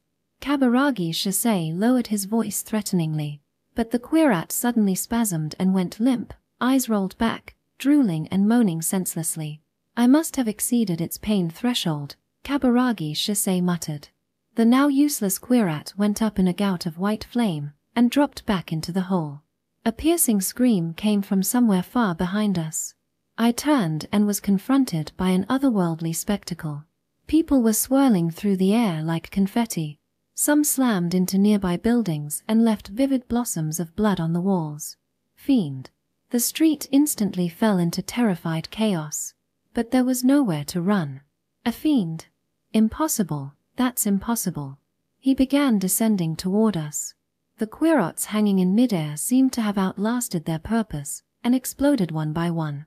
Their bones were torn out, and the limp corpses disappeared into the sinkhole, trailing long, bloody intestines. I heard a high-pitched shriek like that of a raging beast. In the blink of an eye, a dozen people were engulfed in flames. They writhed and screamed, then toppled to the ground. Nimi wrapped his arms around me protectively and pushed me into the gap between two buildings. An eerie silence followed the screams. All the survivors had, like us, found places to hide and were trembling in fear. The fiend came down the center of the street. There was no way to get a good look. I concentrated my entire being listening to his quiet footsteps. My heart was racing, as if it were trying to pack a lifetime's worth of work into the next few seconds before everything ended. But I caught a glimpse of the fiend from beneath Nimi's arm and found myself unable to look away. It was the scariest thing in the world, but I just couldn't tear my eyes from it. It was so small. The size of a Queerat, or maybe a child. No. I was right, it was a human child. A boy, about 9 years old. He was dressed in a military outfit and his arms and face were decorated with intricate blue tattoos. He stared straight ahead at Shisei Kaburagi. Are you really a fiend? But why? Who are you? Shisei Kaburagi shouted. My eyes went wide. This was my first time ever seeing the boy. But I knew exactly who he was.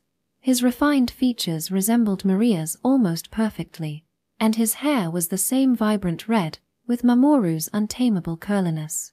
The fiend was a memento of two people from the distant past. Grr! Turned a, he shrieked in a high, wild voice. A couple roof tiles lifted into the air and shot toward Shisei Kaburagi like bullets. They hit an invisible wall and disintegrated. Tree roots began creeping out of the pit. The next second the supporting beams of the houses on both sides came bursting through the walls. But the attacks were useless. Before the beams could crush Shisei Kaburagi, they were broken into a million splinters. The tree roots went up in flames before they could wrap around his legs. Not equal to medium white square E. The fiend suddenly stopped short. It stared at Shisei Kaburagi, as if puzzled that his prey was putting up such a fight. "It's useless. I can easily see through your primitive attacks," he declared. "In any case, let's see how I can deal with you." The houses on either side of the fiend collapsed as the ground slid away under them.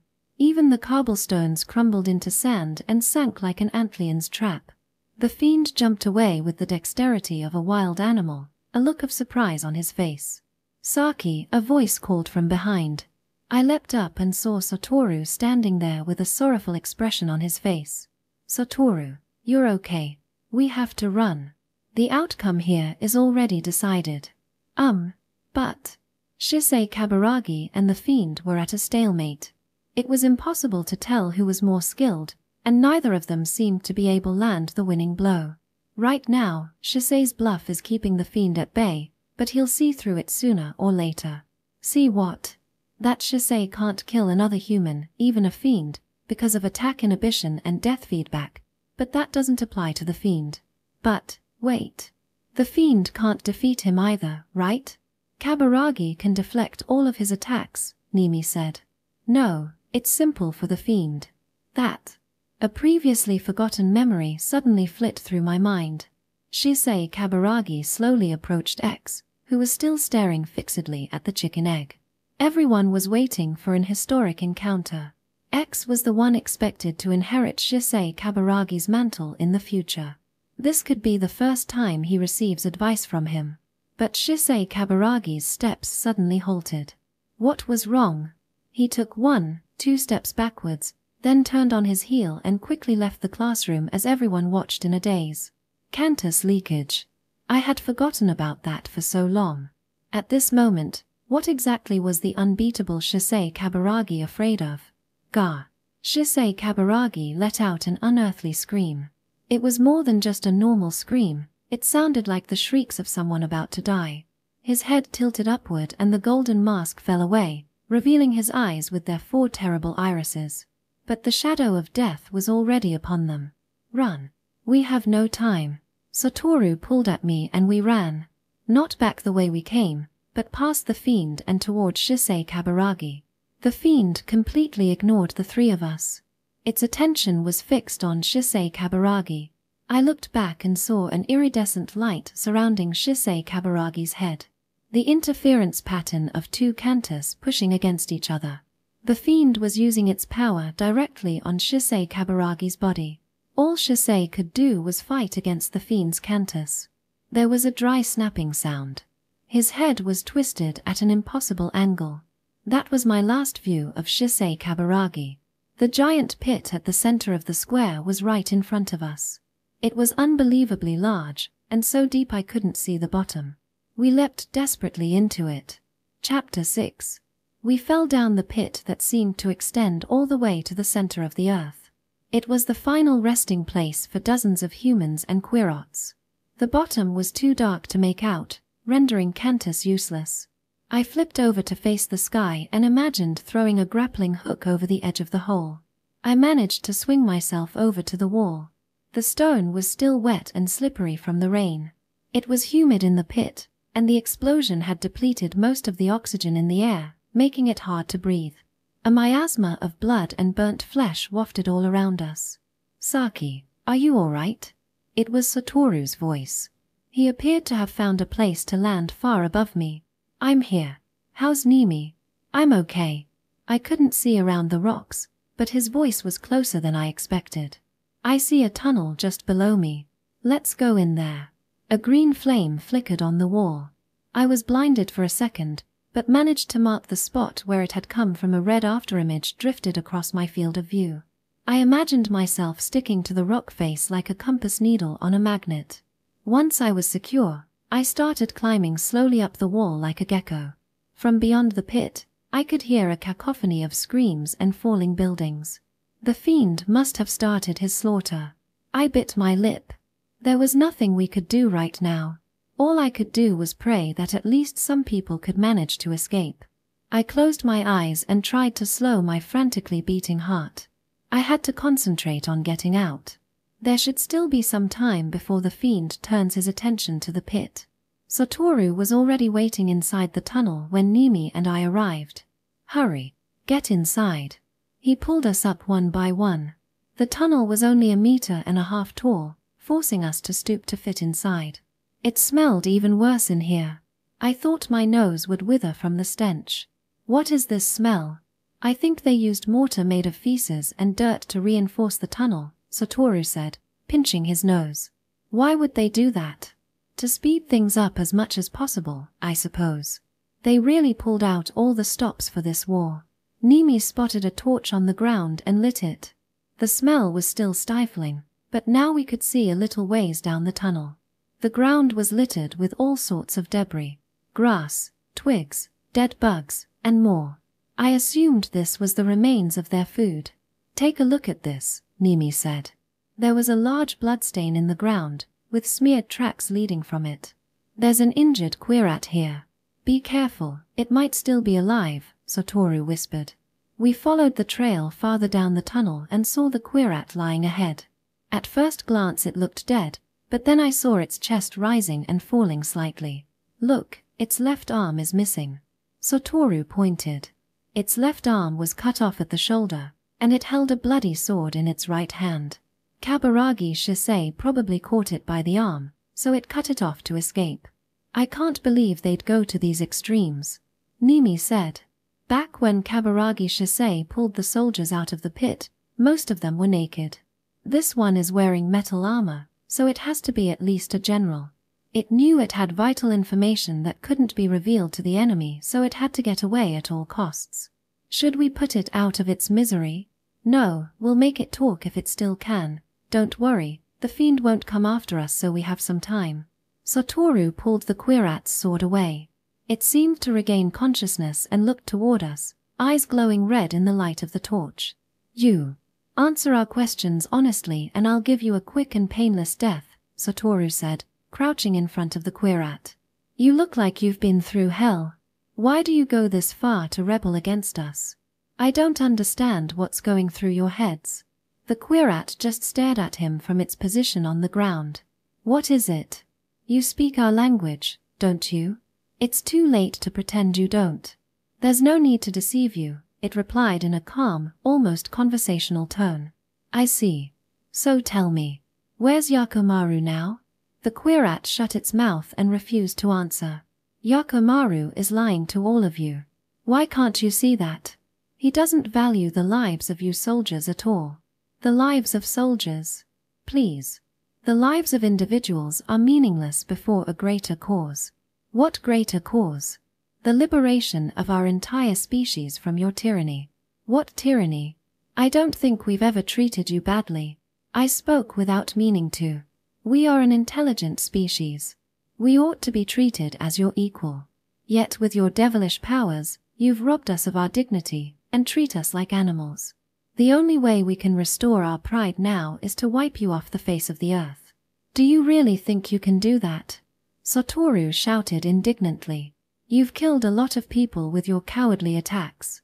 But a single survivor is enough to slaughter you all. That will not happen. Not as long as the hero of our liberation, Squealer, who you call Yakomaru, is with us. As well as the Messiah heaven has sent us.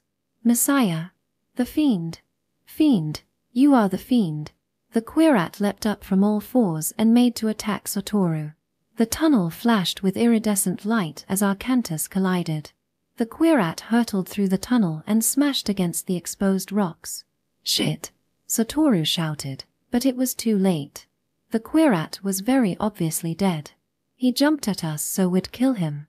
Let's go, Nimi said. We can't linger here. I must fulfill the final task Tomiko-sama left me. The two of you should get to the Temple of Purity. We hurried through the narrow tunnels, sweating and gasping in the stinking air, searching for the exit to the surface that we were sure was somewhere along here. Satoru believed we had a good chance of escaping, as the fiend most likely wouldn't be able to dig out a deep enough shaft to cut off our path ahead of us.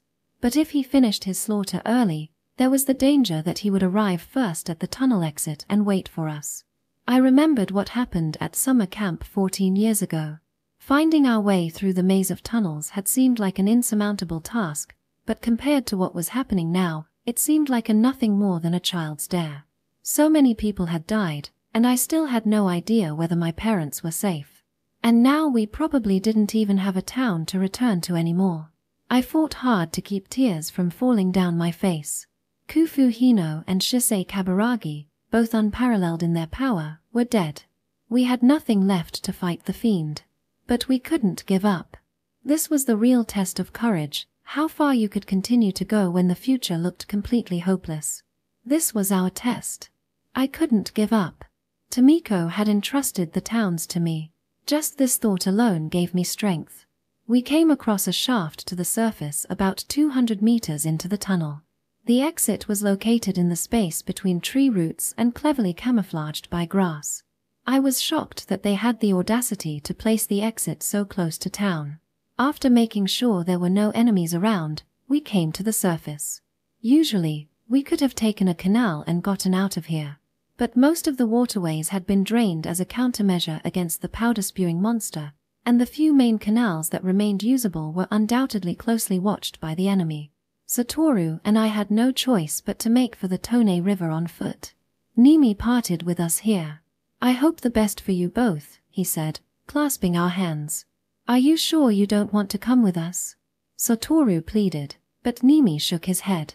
No, I must go to the town hall. Those were Tomiko-sama's orders. But isn't it too late to make the announcement? Most of Heiring is already. I don't know whether it's too late or not. But if my warning can save one extra life, it will not be in vain. Nimi had made up his mind. We each went our separate ways, and that was the last we ever saw of Nimi. We climbed a hill, forcing a path through the long summer grass. I was drenched in cold sweat from the fear that the fiend might pop up behind us at any moment. Turning back, I saw ominous black smoke rising from the center of town. Like before, our progress was slow as we had to watch out for Quirots waiting to ambush us. As we finally left Heiring, the announcement from the town hall came drifting through the air. Emergency announcement. Emergency announcement. A fiend has appeared.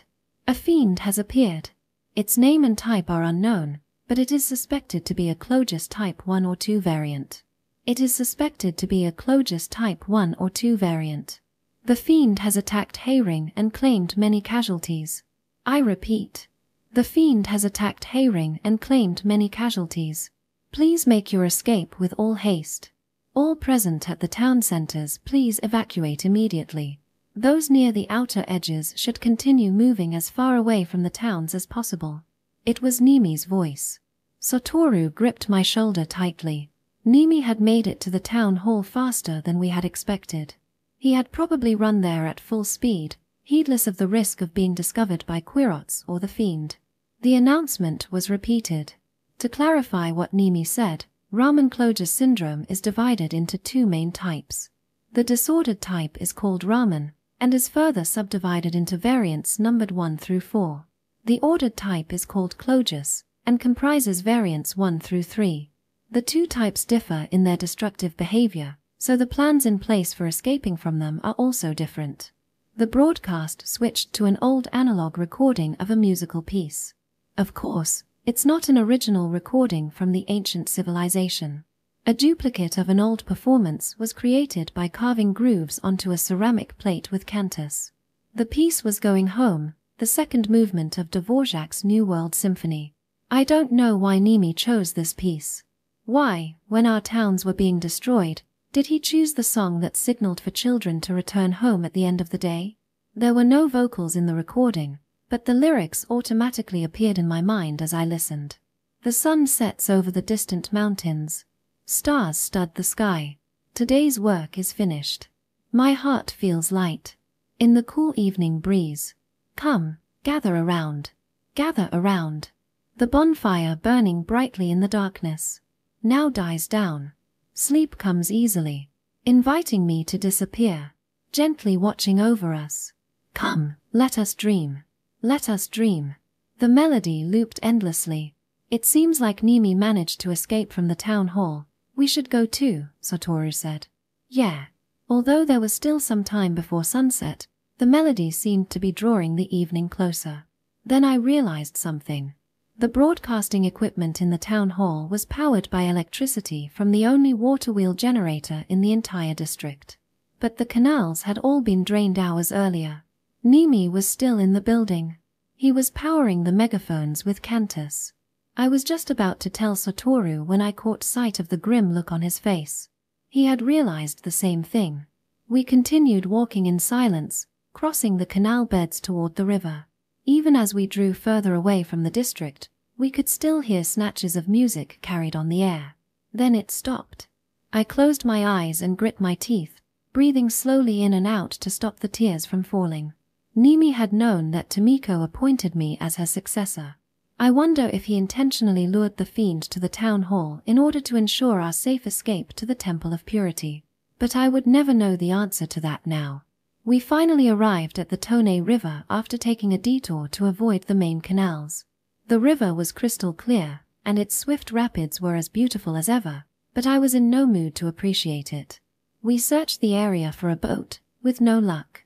In the end, we had to lash 3 fallen trees together to create a crude raft. As we traveled up the river, the gentle rocking of the raft made the past 24 hours seem like a distant dream. It was just a dream. It had to be. But the dozens of cuts and bruises on my body and the exhaustion that went all the way to my bones all screamed otherwise. I was starting to feel lightheaded from the lack of sleep. So many stressful things had happened in the past few hours that my mind was having trouble processing it all. At some point, I had begun to feel strangely apathetic toward it all. 1,000 years from now, all of us would be gone. And no one would know what had happened here. So what was the point of fighting so hard to stay alive? Saki, I think it's somewhere around here. I didn't immediately understand what he was talking about. Do you remember where the entrance is? I finally realized that Satoru was asking about the way to the Temple of Purity. No. But I think I remember that tree over there. The location of the temple wasn't kept a secret, but it wasn't common knowledge either. During my initiation, I had been transported in a windowless houseboat, so I had no idea where we left the waterways and entered the river, or where we rejoined the canals again. I had dropped by the temple a number of times while doing fieldwork with wildlife preservation officers, but I couldn't seem to find the route we used. That's strange. I'm pretty sure this is the place. What now? Should we go ashore to search? If this wasn't the right spot, not only would we not find anything, but we'd also run the risk of being attacked by Quirots. Excuse me, is anyone there? Satoru shouted. Stop it. What are you going to do if the fiend hears you? Satoru shook his head. The bigger danger is the fiend catching up with us while we're still out here. We have to find the temple as soon as possible. Excuse me, is there anyone from the Temple of Purity? Surprisingly, a voice answered. Who is it? I'm Satoru Asahina, a biologist at the Lotus Farms. This is Saki Watanabe from the Department of Health. Tomiko-sama advised us to escape to the temple. Please wait a moment. There was a creaking sound and the thicket right in front of our raft parted. The waterway continued onward into its depths. Please come this way. I still couldn't see who had spoken. We pushed our primitive raft forward and the door disguised as a thicket closed behind us. The door's mechanism didn't look too complex, but it would be difficult to open without Cantus. Despite its location, the entrance was fairly secure. From the river, it was almost unnoticeable, and approaching it from the bank was nearly impossible due to all the trees and boulders in the way. The raft navigated through the tight turns of the waterway and arrived at a covered dock. It was the same place I had been taken to during my initiation. I remembered the canal being much wider, but perhaps that was in a different area. I'm glad you've made it here safely. A monk appeared, his hands steepled in front of him. We bowed in return. I am the head monk of the administrative section of the Temple of Purity. My name is Jakuju. You must be tired. Please rest first. Later we would like to ask you some questions. One of the duties of the head monk was to look after visitors. We followed him up a covered flight of stairs. Once inside the temple grounds, we were shown into a tatami room, and food was brought to us. It was only rice with pickled turnips and plain water, but to us it was as good as any feast. We devoured everything in the blink of an eye. We rested for a short while afterward. There were a million things I wanted to discuss with Satoru, but I just couldn't muster up the energy. The apathy I had felt earlier washed over me again. Jakuju's voice came from outside the door. Satoru Asahina, Saki Watanabe, it pains me to ask this of you in your exhaustion, but would you please come with me to the main hall? All right, we answered in unison. There were already a number of monks waiting in the main temple when we arrived. They seemed to be preparing to light the fire in the altar. Satoru Asahina and Saki Watanabe have arrived, Jakuju announced. The room went silent. Oh, good. It was head priest Mushin. He was already over 100 years old, and seemed even more ancient than when I last met him. I hope Tomiko is well. I didn't know what to say, so I kept quiet, but my expression was probably all too easy to read. Head priest Mushin closed his eyes. Another monk, as skinny as a crane and not much younger than Mushin, spoke. He introduced himself as Gyusha, the chief priest of the temple. The chief priest is the second in command after head priest Mushin, and responsible for all the practical affairs of the temple. He looked familiar, and I seemed to recall seeing him at the Security Council meeting from a week ago. We hope to ask for your cooperation in this matter. I believe one of you was able to see the fiend in close proximity. Yes, we both did, Satoru answered. Could you please describe it to us? How old it looked, its physical appearance, and such. The fiend looked about 10 years old, I said. The monks stirred and muttered amongst themselves. 10. That's the youngest I've ever heard.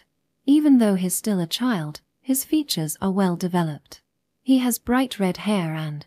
I was absolutely sure that he was Maria and Mamoru's son, but I was hesitant to say this out loud. As Satoru and I described his appearance, the fire in the altar was lit.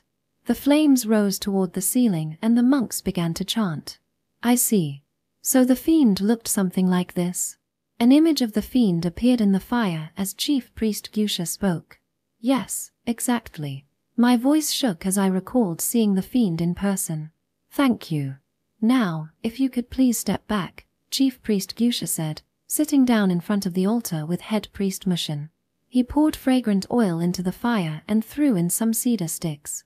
Sparks flew into the air and the 30 or so monks began chanting in unison. Wait, I have a question.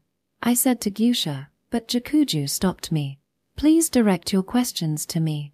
Let's step outside. What is that prayer for? Jakuju looked slightly embarrassed as he paused to think. Actually, this information is not given to outsiders, but I will make an exception for the two of you. Right now, the entire Temple of Purity is channeling its energy into the fire in order to exorcise the fiend. Exorcise it? Is that possible? I said, surprised. Of course, it is not an easy task. However, the light radiating from the North Star is the power of the Tejaprabha Buddha which halts the movements of all impure ghosts and demons. Vaisravana's power calms the spirits. One of the 4 major rituals of the Shika Daihu protects the land from disaster. The Usnasa Vijayadharani Sutra, which brought the divine wind when the Mongols attacked the ancient civilization, along with the most powerful rite, the prayer of the 1-syllable golden wheel, and several other rituals will be enough to exorcise the fiend, Jakuju whispered confidently. Has there been a successful exorcism in the past? Satoru asked. The temple's archives documents the sudden appearance of a fiend 400 years ago. After 3 days and 3 nights of prayer, the fiend was exorcised. What's more, not a single life was lost. So, this kills the fiend? Jakuju's expression darkened. No. Killing was sanctioned in the past, but now we fully follow the Buddha's path and it is strictly forbidden. But the fiend has already killed a lot of people. If we could save many more lives by ending one, wouldn't that be the right thing to do? That is why we are using prayer to exorcise the fiend. Like everyone else, we are unable to use Cantus to kill another human being. It seemed like there was no way to trick the attack inhibition and death feedback mechanisms that were baked into our DNA. But if it couldn't attack the fiend directly, what exactly was the use of the altar fire and prayer? Satoru seemed to be wondering the same thing.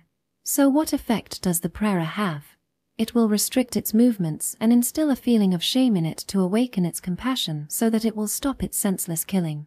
If mere Cantus leakage could alter the evolution of living things, I had no doubt the power the monks gained through years of training was even more potent. As Jakuju said, they wouldn't change the fiend physically, but mentally. That was probably the most peaceful method possible. But wasn't this based on a huge misconception? All the fiends until this one had been part of our society at some point. In order to control the human side of the fiend, it needs to have human memories and emotions buried deep inside it. Then we could attempt to awaken those memories and hopefully make it stop killing. But this fiend had never lived in our society. It didn't even speak our language. Physically, it was human, but mentally it was a Quirat. I doubted that we could control any aspect of its behavior. I wondered whether I should tell them about this. But there was something else I needed to ask first. Tomiko told me that in times of emergency, all members of the Security Council are to gather at the temple. Did my parents, Mizuho Watanabe, the head librarian, and Mayor Takashi Sugiura, make it here? Jakuju's answer surprised me. They have. Really? Where are they now? I asked excitedly. Seeing Jakuju's solemn expression made me feel like I had just been doused with a bucket of ice water. After meeting with head priest Mushin and chief priest Gyusha, they returned to the district. They left about 2 or 3 hours before you arrived. That means we should have crossed paths on the Tone River. But, why? Your parents were very worried about you. But they believed that you would eventually make it here and were determined to wait for you. News of the fiend's appearance came while they waited. I stared unblinkingly at Jakuju, hanging on to his every word. Your parents decided that the fiend must be stopped regardless of the sacrifices necessary. So they returned to the district. First to release all the tainted cats in the villages and set them on the fiend. Second to destroy all the books in the library lest they fall into the Quirat's possession. So, I felt my legs give out. If Satoru hadn't caught me by the shoulder, I would have collapsed on the floor. Had my parents willingly gone to their deaths? I have something they asked me to give to you upon your arrival. I will bring it to you later. Let me see it now, please, I murmured, half in shock. Very well. Please wait a moment. However, there is another guest who wishes to see you right away. I had already tuned out everything Jakuju was saying. It was too late to go after them now. My parents had probably entered the fiend or the Quirat's territory already. If that was the case, they wouldn't be coming back alive. Would I lose both my parents at the same time? Just imagining it made me feel faint. Satoru said something to Jakuju, then started guiding me down a long hallway, his arm still wrapped around me.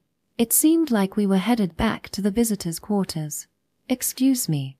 I've brought Saki Watanabe and Satoru Asahina, Jakuju said, kneeling in front of a door. Please come in. The voice sounded familiar. The room behind the door had a wooden floor upon which stood a plain wooden bed. Although this room was also in the visitors' quarters, ours was considerably more comfortable. Watanabe-san, I'm glad you're unhurt. You too, Asahina-san. A man sat on top of the bed. Even though his face was badly sunburned and covered with stubble, I recognized him instantly. Inui. There had been no news from the wildlife preservation officers after they had gone out to exterminate the robber fly colony, so we assumed the worst had happened. I'm ashamed to admit that not only did I fail my mission, but that all I could do was run away with my tail between my legs, he said, his head bowed. Don't be. Your opponent was a fiend. There was nothing you could have done. Inui shook his head. If only I had been able to return sooner and given the people more notice, we could have avoided the number of casualties. You left to annihilate the colony a week ago, right? What happened after that? Slowly, Inui began telling his story. The Security Council had sent a team of 5 wildlife protection officers to exterminate 200,000 members of the robber fly colony within 3 days. But they didn't kill a single one. Somehow, the Quirots had gotten wind that the officers were coming and the entire army had simply vanished underground. They scoured the mountains for an entire day and sent a message to the Department of Health by bird the next morning. The next 2 days were all the same, and their search ended unfruitfully. The event happened on the 4th day. The 5 wildlife protection officers on the mission were all veterans and familiar with the Quirats' fighting strategies and weaknesses, so they knew that when the Quirats went into hiding, the worst thing to do would be to split up and search for them separately. It was a common tactic they used when dealing with multiple Cantus users. So that morning the officers set out together to hunt down the Quirats. After a few hours, they finally came across the traces of a camp. They found the troop about an hour later.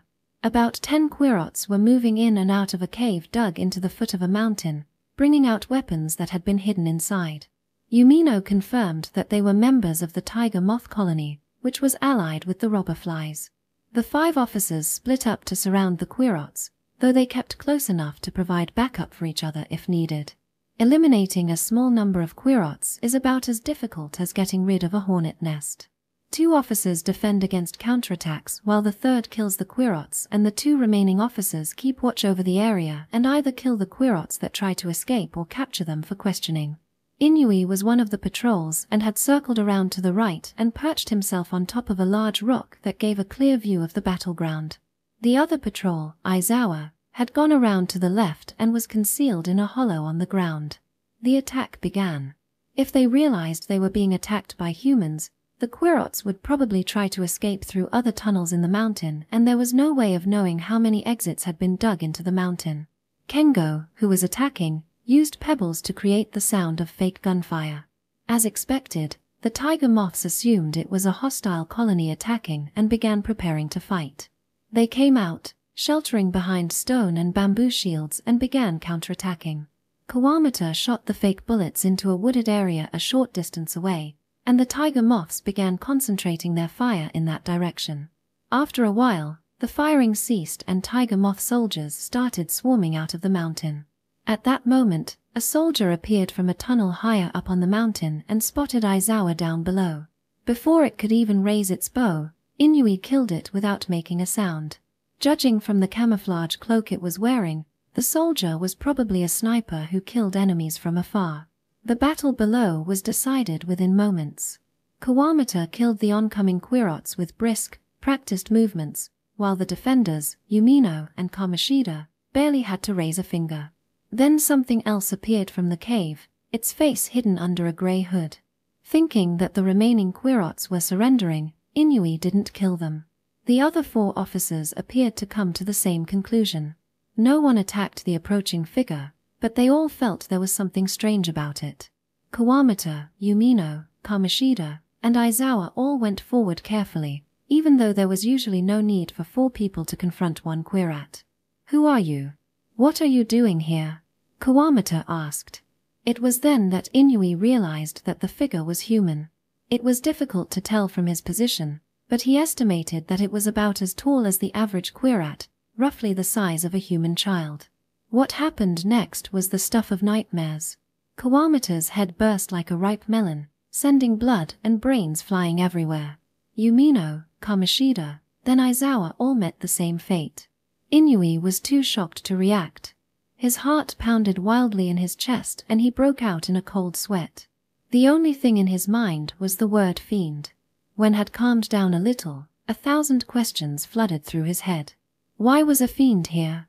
Why did it come out of the Quirat tunnels? Who in the world was it?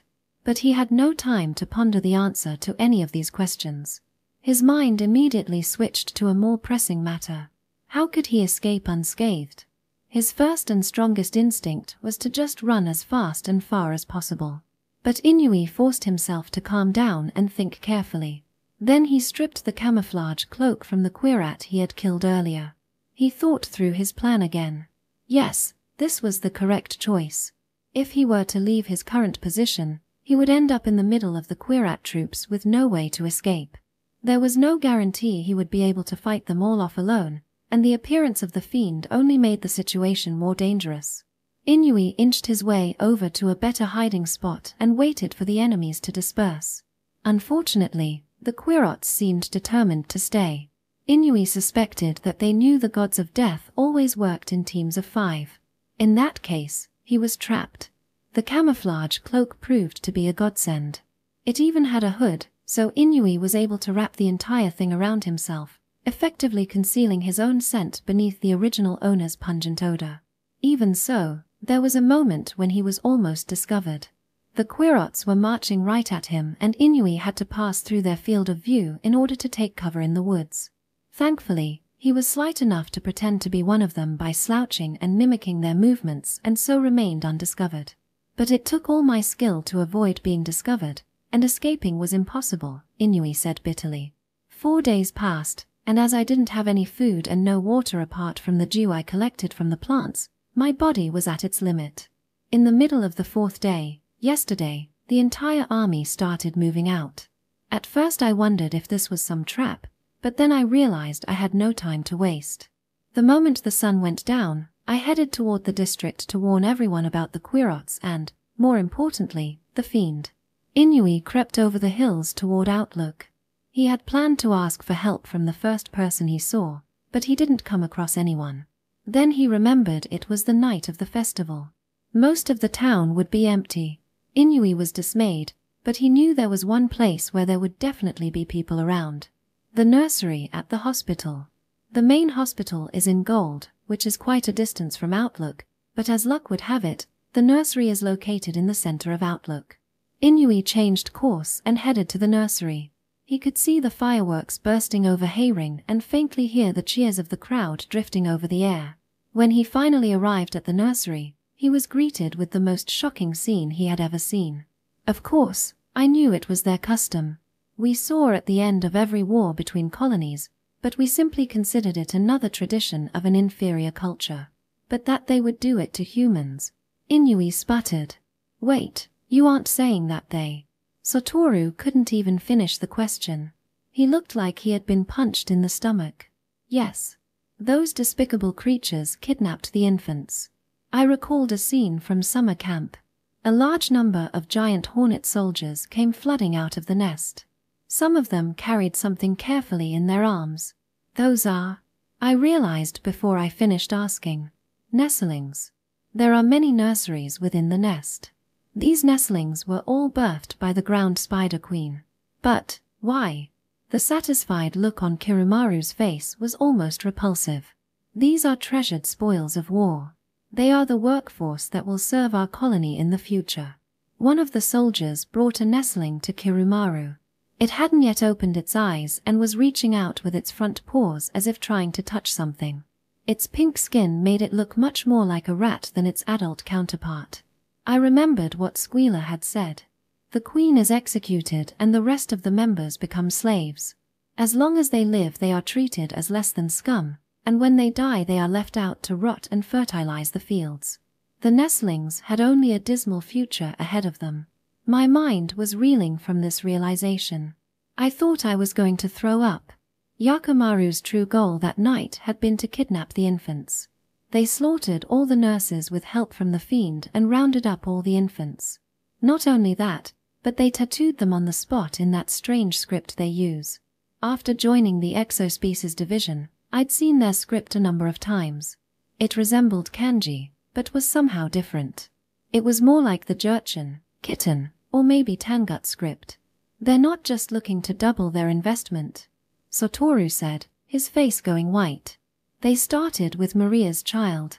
He grew into a fiend that even Shisei Kaburagi couldn't defeat.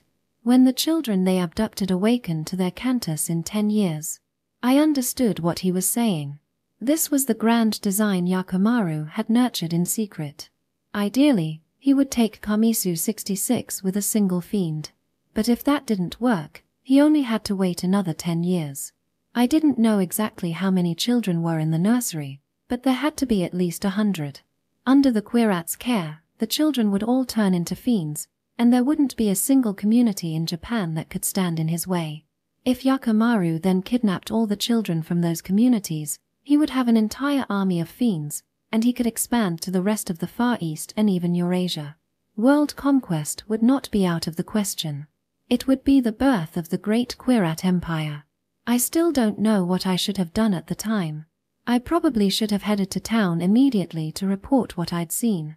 But I couldn't. I was so disgusted by what I saw that I couldn't just leave without doing anything. So when a Quirat appeared in front of me gleefully clutching a crying baby in its arms, I blew its head off without a second thought. Inui's face was flushed with emotion. Of course, there was this big commotion. They were panicking because what had happened was obviously a Cantus attack, but they couldn't pinpoint where it had come from. I managed to slip away in all the confusion. Of course, I hadn't planned any of it. I killed simply in the heat of the moment. But you still escaped unscathed, Satoru said. Not entirely. Even with the camouflage cloak, one of the soldiers got suspicious and shot me in the left arm. I tried to flee, but ran straight into the fiend. I didn't actually get a look at its face, but I'm positive it was the fiend. What did you do? I asked, hardly daring to breathe. I was saved by the skills I learned. I ran away crying it hurts. It hurts, in their language. My face was covered well enough that no one could see what I looked like, and I managed to get away. Inui seemed happier now that he had gotten this off his chest, and he began to speak more easily. Since Outlook was already under their control, I had no choice but to escape back into the wilderness. But then I started to lose consciousness. I was sure I would be captured this time, and to be honest, I was ready to accept that. But someone helped me when I had almost passed out. I opened my eyes, relieved that I'd finally found another human, but the one staring down at me was clearly a Quirat. I thought this was the end. But he brought me all the way here. What do you mean a Quirat helped you? Satoru looked doubtful. It was Yakimaru's chief opponent, the leader of the giant hornet colony, Kirumaru.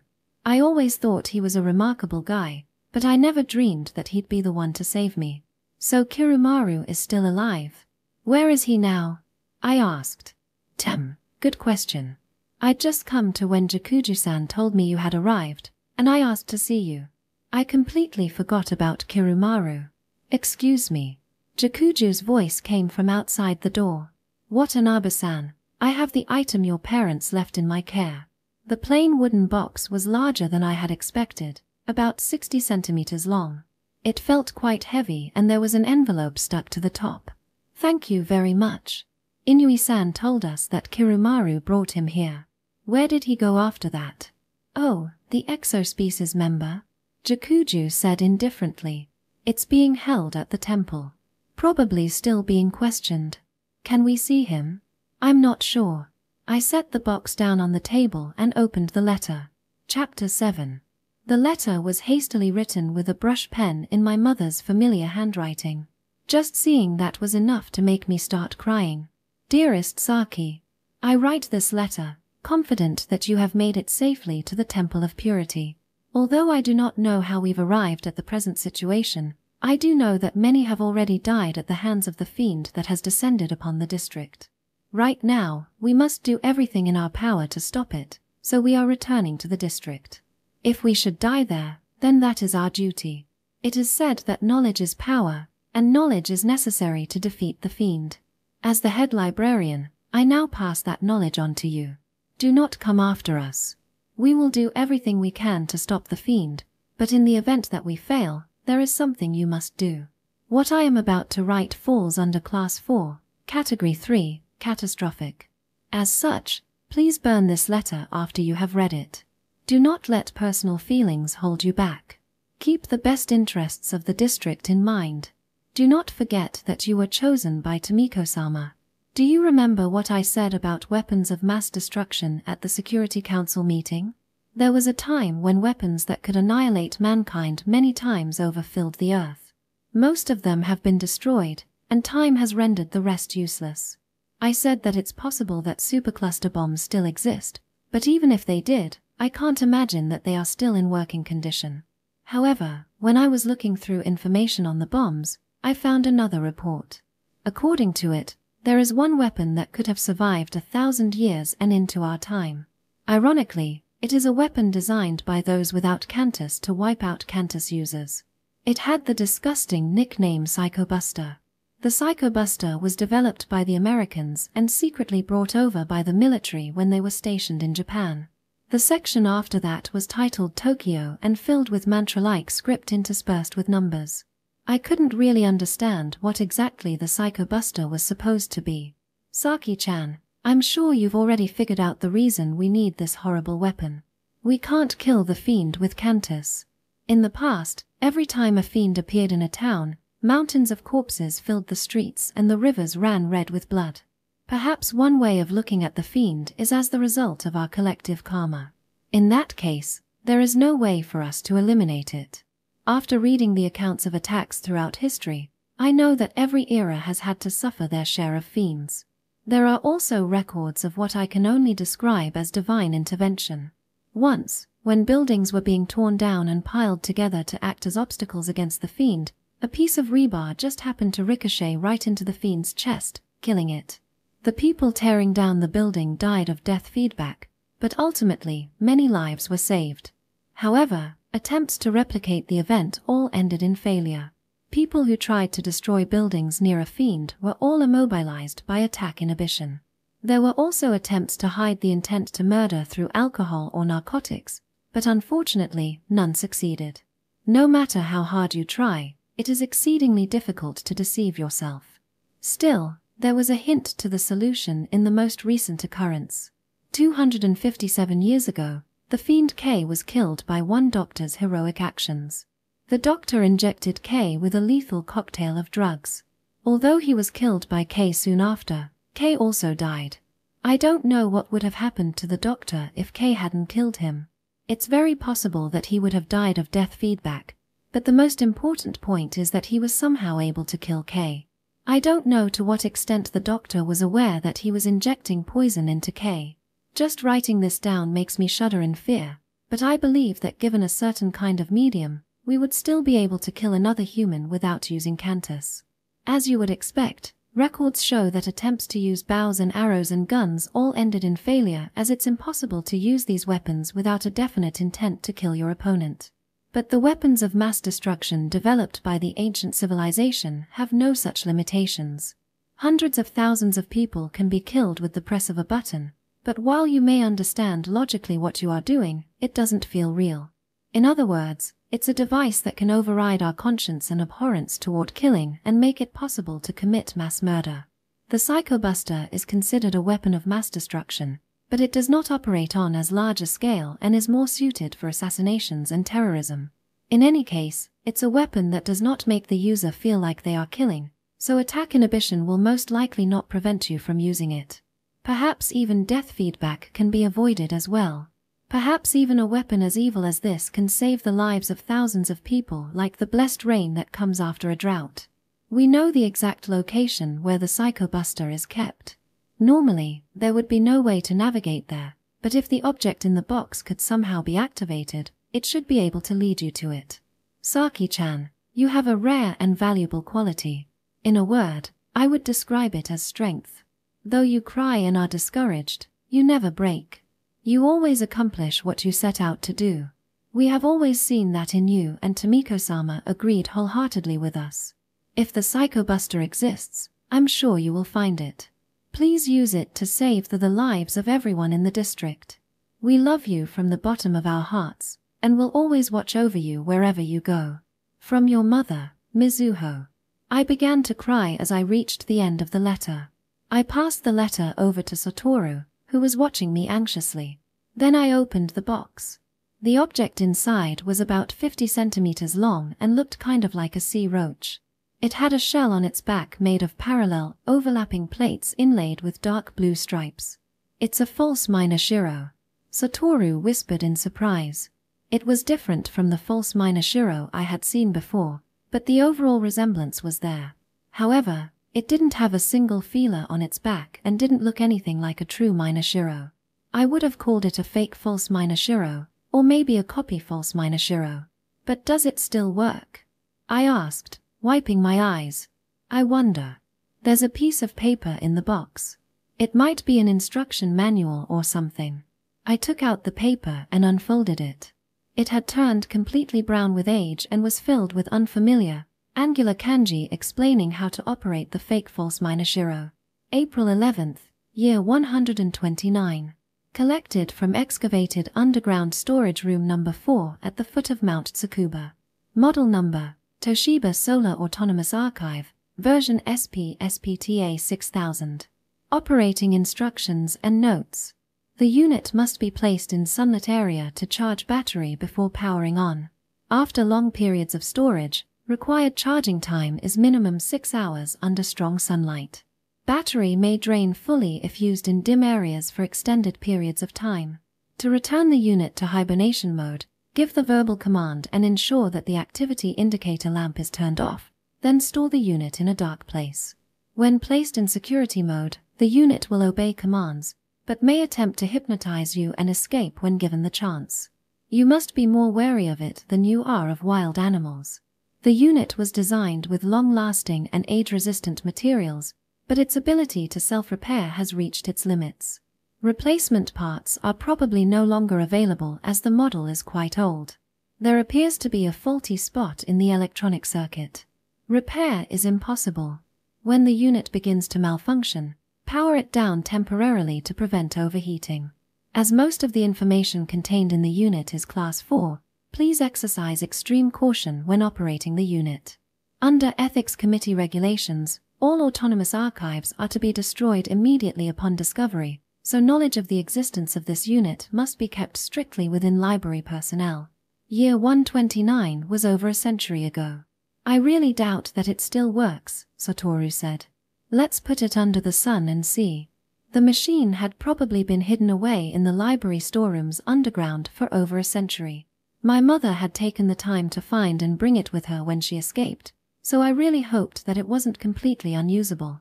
We borrowed a metal cage from Jakuju and placed the fake false Minashiro in a sunny spot on the temple grounds. There was probably just enough time before sunset to give it a full charge. Only the gods knew if we would actually be able to use it. This way. We looked skeptically at the place Jakuju indicated. It was a large cave in the bedrock of the hill behind the temple, the opening barred with a grid sturdy wooden poles. No matter how I looked at it, it was obviously a dungeon. Why here? Satoru asked, his brows furrowed. We cannot let an exospecies stay in the guest quarters. Least of all now, when the Quirat rebellion has claimed so many lives. But Kirumaru is the general of the giant hornet colony and loyal to humans. Not to mention he saved Inui's life. To keep him here, I was at a loss for words. We received orders from the Ethics Committee to exterminate any and all Quirats, regardless of their colony. These beasts are more than happy to turn traitor when they see the tides of battle turning, Jakuju said as he unlocked the gate. His tone of voice suggested that not executing Kirumaru was some kind of special favor. The dark dungeon was hot and smelly. Look, Kirumaru. You have guests who've come all this way to see you, Jakuju said. From the far end, a large, dark shape came crawling forward on all fours. The ceiling looked too low for it to stand upright. I recognized Kirumaru immediately. His glittering green eyes and complex tattoos that ran all the way down his muzzle. He was big for a Quirat, and his face had a uniquely wolfish resemblance. One eye was scarred shut, his entire body was covered in unhealed wounds, and he had lost a lot of weight. There was the rattle of chains as he approached. He braced himself on unsteady legs. Thank you for coming. It shames me that you had to come to such a foul place. Even here, his tone of voice was unchanged, proud, with traces of cynicism. I'm Saki Watanabe. Do you remember me? This is Satoru Asahina. I turned to Jakuju, unable to bear it any longer. This treatment is uncalled for. Unchain him at least. But we don't have permission from the chief priest. Aren't they in the middle of the ritual right now? We'll get permission later, Satoru said decisively, breaking the chains on Kirumaru's hind legs with Cantus. This is a problem. You shouldn't have done that. Jakuju sounded distraught. We ignored him. I remember you too well. I know Saki Watanabe-sama from the Exospecies Division, but Satoru Asahina-sama was still an innocent boy when we last met. You've grown into a fine man. He walked right up to us, eyes narrowed against the light coming in from outside. I apologize for how you were treated. And thank you for saving Inui. Kirumaru grinned broadly. Please, what I did was only natural. So what do you intend to do about the fiend? He asked, getting straight to the point. An exospecies member has no business with our affairs. Know your place, Jakuju shouted, but Kirumaru pretended not to hear. The fiend wiped out my most elite troops, he said to us. Our arrows were stopped mid-flight and our weapons were torn from us with Cantus. We were helpless. Even if it is just a child, I must admit it is something to be feared. What happened after? Although it could have killed us all in the blink of an eye, the fiend seemed to enjoy playing with us. My brave soldiers were shot, stabbed and tortured to death, Kirumaru said, his expression unchanged. But you made it out okay. Looking at his missing eye, I realized how utterly insensitive that sounded. I must say it's almost a miracle that I was able to escape. To allow me to escape, my elite troops advanced in close formation, but their weapons were ripped from them as if attracted by a giant magnet. They fought with their claws and fangs. I saw them being butchered out of the corner of my eyes as I ran by, passing no more than 20 or 30 meters away from the fiend, and dived into a ditch. I must have had heaven's protection. I see. The fiend has attacked our district. Don't worry, we will avenge your soldiers. But gods, humans cannot use Cantus against each other, is that not so? In that case, how will you deal with the fiend? How do you know that? Jakuju yelped in surprise. The gods underestimate our intelligence. It is common knowledge among our kind. Naturally, that slimy bastard Yakumaru knows as well. I'm sure his strategy hinges on it, Kirumaru replied, still not looking at Jakuju. Kirumaru, how do you propose we defeat the fiend? Satoru asked, perhaps expecting that a renowned general like him would have some ideas. If the use of Cantus is out of the question, we can only rely on the traditional tactics of my kind. Guns, poison arrows, traps. But the fiend is constantly surrounded by robber fly soldiers to protect it, so it won't be easy in any case. As I expected, there was no magic solution. Right, I have another question. We're going to Tokyo after this. Do you know anything that might help us? Kirumaru's remaining eye widened in surprise. Neither gods nor my kind venture near that cursed land. I believe there are no colonies whatsoever in that area. We heard that the land and water were contaminated in the ancient wars. Is that true? I asked. Large areas do indeed appear barren, and it's possible that harmful substances still remain. Is it true that there are still toxic fumes and radioactivity that will kill you as soon as you step foot into the area? Kirumaru grinned. No, that's just a rumor. Any poison gas would have dissipated long ago, I expect. As for radioactive material, plutonium-239 has a half-life of 24,000 years, but I don't believe the area is polluted enough to endanger life. How do you know? Because I have been there once before. Of course, I did not ingest any food or water from the area, but I walked around Tokyo for a day and breathed in its air and noticed no detrimental effects to my health. Satoru and I looked at each other. Was this a sign from the heavens? Kirumaru seemed to guess what we were thinking. I never forget the geography of an area once I have visited it. I beg you to allow me to lead the way. You can't trust anything this creature says. An exospecies is an exospecies. You don't know what it's planning behind its facade of loyalty, Jakuju warned hastily. You can doubt my loyalty. But believe this, my hatred for Yakumaru is very real. That brute imprisoned my queen, and I have no doubt she has been as ill-treated as I have. No matter what it takes, I'll rip Yakumaru limb from limb and rescue the queen. Right now, that is my only reason for living, Kirumaru said, cold fire blazing in his green eyes. Although I said earlier that I experienced no problems with my health, I must tell you that a third of the soldiers that accompanied me died or were injured. There are still dangers lurking in that dark land. Going there without a guide would be suicide, even for a god. Although Jakuju continued to protest vehemently, we had stopped long since stopped listening. We had to go, and our minds were filled with nothing but that dangerous land called Tokyo. The fake false Minashiro showed no signs of turning on even after over 6 hours in the sun. This is bad. We have no idea where to go if this thing doesn't work, Satoru sighed. Even if we have the address, we still don't have a map from the right time period. Let's charge it again tomorrow. It's been in hibernation for over 100 years after all. More importantly, we have to get going soon. I touched the fake false Minashiro. It was warm from the sun, but showed no indication that it was going to work. Good. It's almost sunset, so the light reflecting off the river will conceal us better than darkness will. Kirumaru seemed in much better spirits after he had eaten and washed. Since he couldn't go around naked, he was given a monk's robe to wear. It made him look like a priest from some demonic temple. How are we supposed to control this? Inui asked when he saw the strange contraption floating in the temple's dock. Once I saw the name Mu no Rigio, which means, a carp from my dreams, painted on the side. I realized it was a boat of some sort. It was about 5 meters long and roughly resembled 2 boats stacked bottom to bottom. There was a roof you could shut to prevent water from coming in. The 4 of us, 3 humans and 1 Quirat, sat packed like sardines in a can.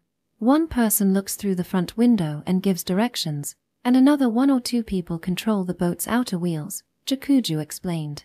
The outer wheels were shaped like small water wheels, and the axles penetrated the hull so that we could control the wheels by turning the rudders on the inside. But to prevent water from seeping in, the rudders were covered by a half-sphere of glass, so the only way to control it was with cantus. To go forward you rotate the wheels forward, to go backward you rotate them backward, and to turn you rotate 1 wheel forward and 1 backward. This boat is owned by the temple and is the only submersible boat in the district. It was originally used to survey riverbeds, but it is also used as a last means of escape for the chief priest and other high priests in times of emergency. But given the nature of the situation, we're giving you special permission. Jakuju, I deeply appreciate everything you've done for us, Satoru said politely. I regret not being able to thank Head Priest Mushin and Chief Priest Gusha in person. If you could pass along my thanks, I would appreciate it. Must you leave already? At the risk of sounding tedious, I beg you to reconsider. Going off with that exospecies is madness. We don't have a choice now. We must use every tool we can. We lifted the pack with the fake false Minashiro, a change of clothes, and some other items into the boat, and set out, full of uneasy feelings. I sat in front navigating. Satoru was at the right wheel and Inui at the left. We stayed above the water as we rode through the canal leading from the temple. Jakuju opened the door disguised as a thicket of reeds. The door closed slowly behind us as we entered the Tone River. That was the last time I saw the Temple of Purity. It was pitch black inside the boat as we closed the roof and started to dive. The water was muddy and it was already getting dark outside, so at first I wasn't able to navigate properly. On top of that, the left and right wheels weren't turning in sync, so the boat zigzagged across the bottom of the river. Still, we managed to travel a good distance, hitting a couple boulders along with way, before the 3 of us finally got the hang of it.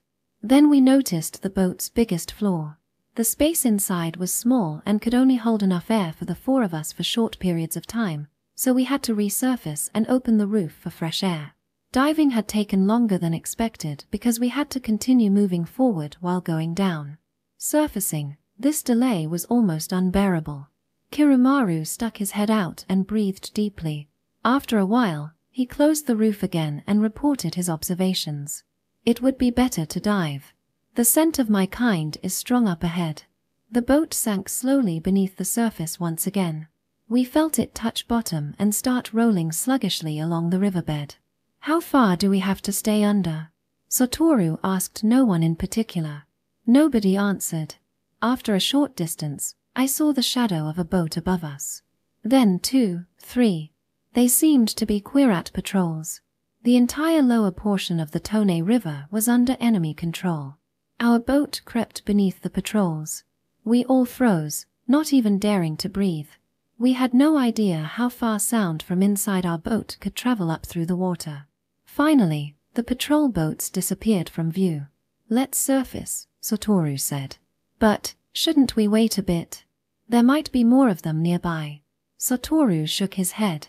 We might come across more enemies later. We need to get air every chance we get.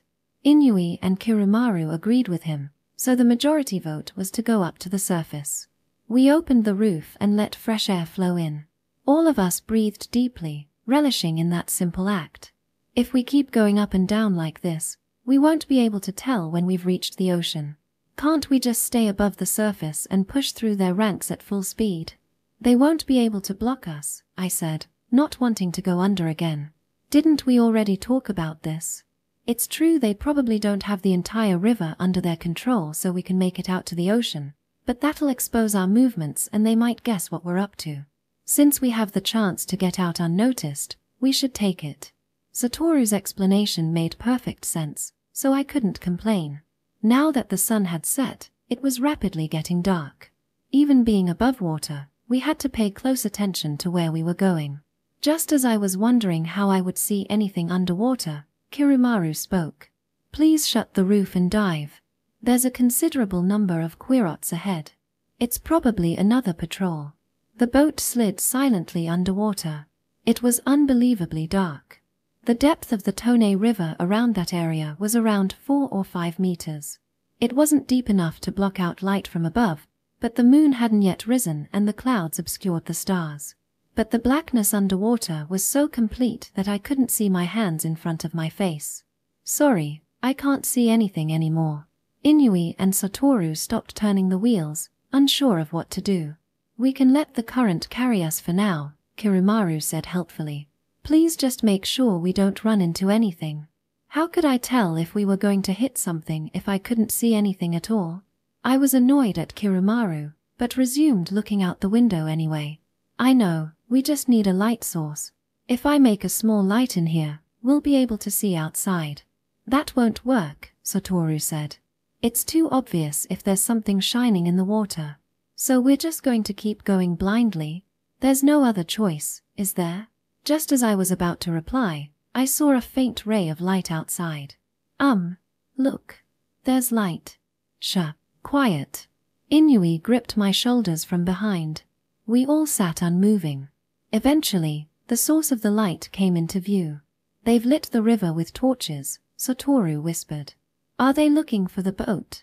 We're probably okay, he said without much confidence. Please don't worry.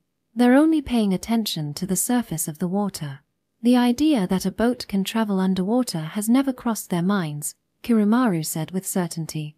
With the light from the torches, we started slowly rolling forward again.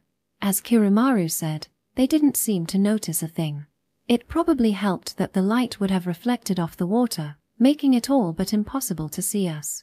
In the faint light, I saw silhouettes of numerous rafts ahead of us on the surface. Satoru, look, I whispered. Leaving Inui to propel the boat, Satoru came forward and peered through the window. What? When he saw the rafts above us, he let out a long sigh. I see. I didn't expect them to have patrols all the way out here. What do you mean? They've put obstacles on the river to stop boats from going through. There are probably archers on the rafts waiting to attack. This was a narrow part of the river, but it was still a couple 100 meters wide. It undoubtedly took a huge amount of effort to build enough rafts to create a blockade this large. It is the work of a paranoid coward.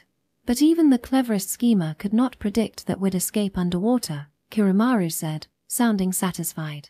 The river was just deep enough for us to creep by under the rafts. Once we slipped through the blockade, everything went dark again. We surfaced quietly and opened the roof to let in some fresh air.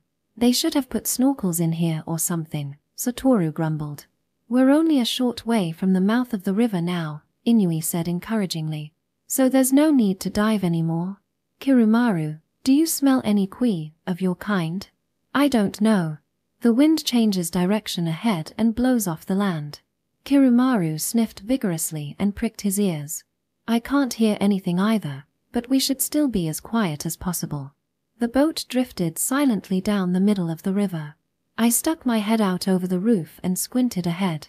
The river was a lot wider here and I could barely see the banks on either side. I was sure we were safe. My nerves began to settle. If we just kept going, we'd arrive at the mouth of the river.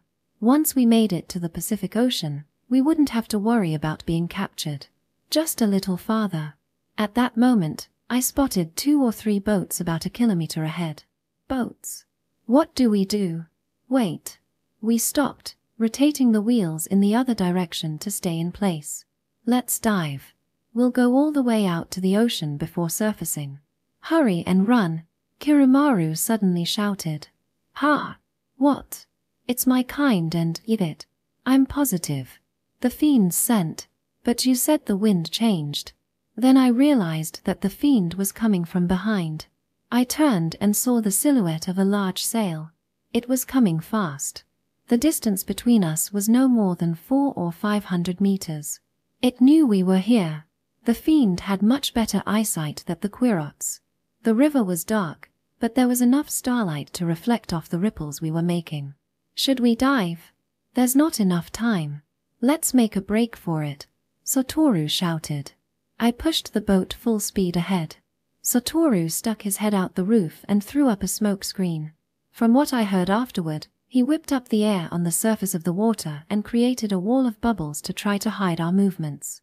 Saki, close your eyes. I had no idea what he was planning, but squeezed my eyes shut even as I continued pushing the boat faster. I saw a blinding light through my eyelids. It seemed like the patrol boats in front of us were bursting into flames. The fiend's night vision would be temporarily lost once he was exposed to the light. Eyes still shut, we sped through the burning boats. Even after I opened my eyes, I continued accelerating on autopilot. The boat flew forward with terrifying speed. Before I knew it, we had already made it to the Pacific Ocean. We were out far enough that I could barely see the land anymore. The lapping waves of the river were nothing compared to the ocean's fearsome swells. This was the stormy Kashimanada Sea. Where's the fiend? Did we shake it off? Yeah, for now. But I think it'll figure out what we're up to and catch up again. Why? If all we wanted to do was escape, we would have gone on land since they had control of the river. But instead, we took the much more dangerous option of forcing our way through. Once Yakumaru finds out about this, he might guess our plan. Or at the very least, he'll think it's something worth investigating. The rocking motion of the boat was making me nauseated. The pungent smell of the sea wasn't helping either. So there's no time to lose. Right. As long as we keep the land to our right, it should be easy going. We just need to go past Cape Inubo and around the Boso Peninsula. Satoru gazed out over the dark sea. The tricky part comes after. If we can't get the fake false Minashiro to work, it's all over. The tidal flats of Tokyo Bay illuminated by starlight was a beautiful sight. It seemed nothing like the horrifying place Kirumaru had described. We stopped the boat at the far end of the bay to wait for dawn, as Kirumaru warned that it was dangerous to try to land in the darkness. Last time, he had arrived in Tokyo at midday and noticed nothing out of the ordinary, but his soldiers that accidentally wandered too close to the shore at night had all been eaten by some unknown creature. The waves here were much gentler than those on the open sea, but I was still itching to stand on solid ground again. So when the sky finally started to glow with the first light of dawn, I was relieved that we could finally get going. A giant shadow appeared over our heads. I looked up in surprise and saw a giant flock of something flying in the dawn light. Bats. The place is overrun with them. You could call them the true rulers of Tokyo now, Kirumaru explained. I wondered how the bats had bred so copiously. Though seeing Kirumaru's calm expression, they didn't seem to be too dangerous. We spotted the northwestern shore of Tokyo Bay. It was covered in grey sand as far as I could see. There were no plants or animals in sight. I jumped off the boat the moment we touched land and stretched my cramped muscles. The crunch of sand underfoot felt great, though I still felt like the ground was swaying slightly. The others followed me ashore. We searched for a place to hide the boat and found a grey reef-like thing on the far end of a sand dune. On closer inspection, it appeared to be the remnants of an ancient concrete building. It was like the round buildings I had seen in the robber fly colony, but much larger. On the other side of the building was a giant crack in the wall. Peeking through it, I saw a ledge about 20 meters below. The hole seemed to extend all the way down into the earth. Cold, musty air drifted out of it.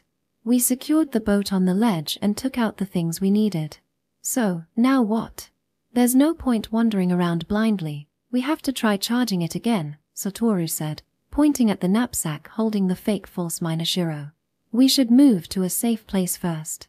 Somewhere with a view of the ocean so we can spot the enemy if they manage to make it here, Inui said. We moved to a higher location that looked like a blackened rocky mountain, but was actually the ruins of another ancient building. Even the sand dunes appeared to be concrete that had broken down until it was nearly unrecognizable. The fake false Minashiro was placed in a spot where it could soak up the rays from the rising sun. Then there was nothing to do but wait. We ate breakfast, silently chewing on the military rations supplied by the temple. We didn't light a fire to cook, in case the smoke gave away our position. The rations were ball-shaped chunks consisting of buckwheat, dried fish, dried plum, walnuts, Chinese wolfberries, and other foods held together with molasses. It reminded me of the Quirat rations I had eaten a long time ago when we had gone to find the goat moth colony with Yakimaru. The taste was different, but not by much. I managed to force myself to eat it. After eating, I started feeling drowsy and wondered how it was even possible to be sleepy in this situation. Inui suggested that we should sleep in shifts, and I passed out almost instantly. I don't remember what I dreamt about, but it seems like people don't have nightmares when they're in a life-threatening situation. Instead, I woke with the feeling that I had just had a rather enjoyable dream. It was probably about my childhood. There was a strange creature in my dream that croaked like a frog and chirped like a bird at the same time. Just as I was thinking that it was annoyingly noisy, I woke up. What in the world was that sound? When I opened my eyes, the others were gathered around the fake false Minashiro. What's going on? It started up. It's fully charged. I was fully awake now. I jumped up and made my way into their circle. The fake false Minashiro was still making that terrible racket, but it finally spoke. I am the Tsukuba branch of the National Assembly Library, Mirror Terminal 008, it said in a soft female voice. We all started cheering. I have a question, Satoru said. Starting synchronization, synchronization in progress, it said, ignoring Satoru. Somehow, it seemed to be communicating with other library terminals. Synchronization complete, it announced after a while. Calendar recalculation complete, archive update complete. It didn't seem to have any problems transferring information to other machines over long distances. Good for you. I have a question, Satoru cut in. User registration is required to access query services. Satoru glanced at me. These were the exact words the false Minashiro had said to us during summer camp. How do I register? You must be 18 years or older and supply proof of name, address, and age with one of the following: driver's license, insurance card, with address, passport, a copy with full date of birth and current address, student identification, with address and date of birth, certificate of residence, issued within the past 3 months, or other official identification. All must be within the expiry date. I don't have any of those. Furthermore, the following forms of identification are not valid: employee identification, student identification, lacking date of birth or address, commuter passes, business cards. If you don't answer my question right now, I'll break you. And I'm only going to warn you once. You'd better not try to hypnotize me. Documentation requirements have been waived. Beginning user registration process. Skip that too. Tell me how to get to this address. Satoru read the address and the fake false Minashiro started beeping loudly again. Unable to start global positioning system. Unable to receive satellite GPS signals. Unable to receive satellite GPS signals, out of signal range. That's unfortunate. Those things no longer exist. Receiving signals from other terminals to triangulate your current position. The fake false Minashiro was silent for a moment that felt like an eternity. Comparison with map data complete. Geomagnetic positioning by electric compass complete. Target location has been identified. Please proceed 29 degrees northwest from your current position. I pumped my fist in victory as we started off toward the address in the letter. Though whether the Psychobuster was still there or not, only the gods knew. Hey, tell me about the Psychobuster. The fake false Minashiro thought for a moment. Search returned 57 hits. It's supposedly a weapon, also called Psycho Killer or Psychocide. 1 hit. Psychobuster is the name of a bacteriological weapon developed in America during the final years of the ancient civilization in an effort to eradicate all psychics. I was surprised to hear that it was a bacteria. But the word psycho means mind. Is it talking about mentally abnormal people? Satoru was rehashing the same old topic again. It's the same word, But you may be thinking of the slang that refers to mentally unstable people, like the Hitchcock movie Psycho. In this case, it refers to those with what is broadly known as psychokinesis, called psycho. What do you mean by bacteriological weapon? Psychobuster's formal name is strong toxicity Bacillus anthracis, abbreviated STBA. Bacillus anthracis occurs naturally in soil from decaying grass. Once absorbed into the body, it can cause cutaneous, pulmonary, and gastrointestinal anthrax, all serious illnesses. Its explanation sent shivers up my spine. When exposed to adverse environmental conditions, Bacillus anthracis forms dormant endospores. Because of this, it is a good candidate as a biological weapon. Cultivated Bacillus anthracis spores can be turned into a white powder that retains its potency even in heat or dryness. So you could, for example, infect someone by sending it through the mail. STBA is a genetic manipulation of Bacillus anthracis that raises the mortality rate of pulmonary anthrax from 80 or 90% to almost 100%. STBA has multi-drug resistance, making the usual antibiotics like penicillin or tetracycline ineffective. Additionally, while normal pulmonary anthrax is rarely contagious between humans, STBA is highly contagious. As such, containing outbreaks through conventional epidemiological means is exceedingly difficult. In addition to having the destructive power to make it an ideal first-strike weapon. To facilitate post-war cleanup, the strain's toxicity was designed to fall in 1 or 2 years, so it can be used without reserve and does not harm the environment. This was insane. I couldn't understand what the people back then were thinking. Are we really going to get this thing? I asked. The three of them looked at me uncomprehendingly. There's no choice if we're going to defeat the fiend, Satoru said. Its toxicity will decrease with time, so it will not cause problems in the future, Inui added. Wonderful. All we need is to infect the fiend while it's distracted. The only question is how to get it to inhale the powder, Kirumaru said. Although regular Bacillus anthracis has a lifetime of about 50 years, STBA spores is believed to last for a millennium. The fake false Minashiro continued to drone on. That's enough. Satoru silenced it, probably worrying that the battery would run out. Suddenly, Kirumaru leapt to his feet. Damn. What? Inui asked. That bird. Please capture it. He pointed at a shadow that was retreating steadily into the distance. Just as Inui was preparing to capture it, Satoru called out. No, wait. A vacuum lens appeared in front of him.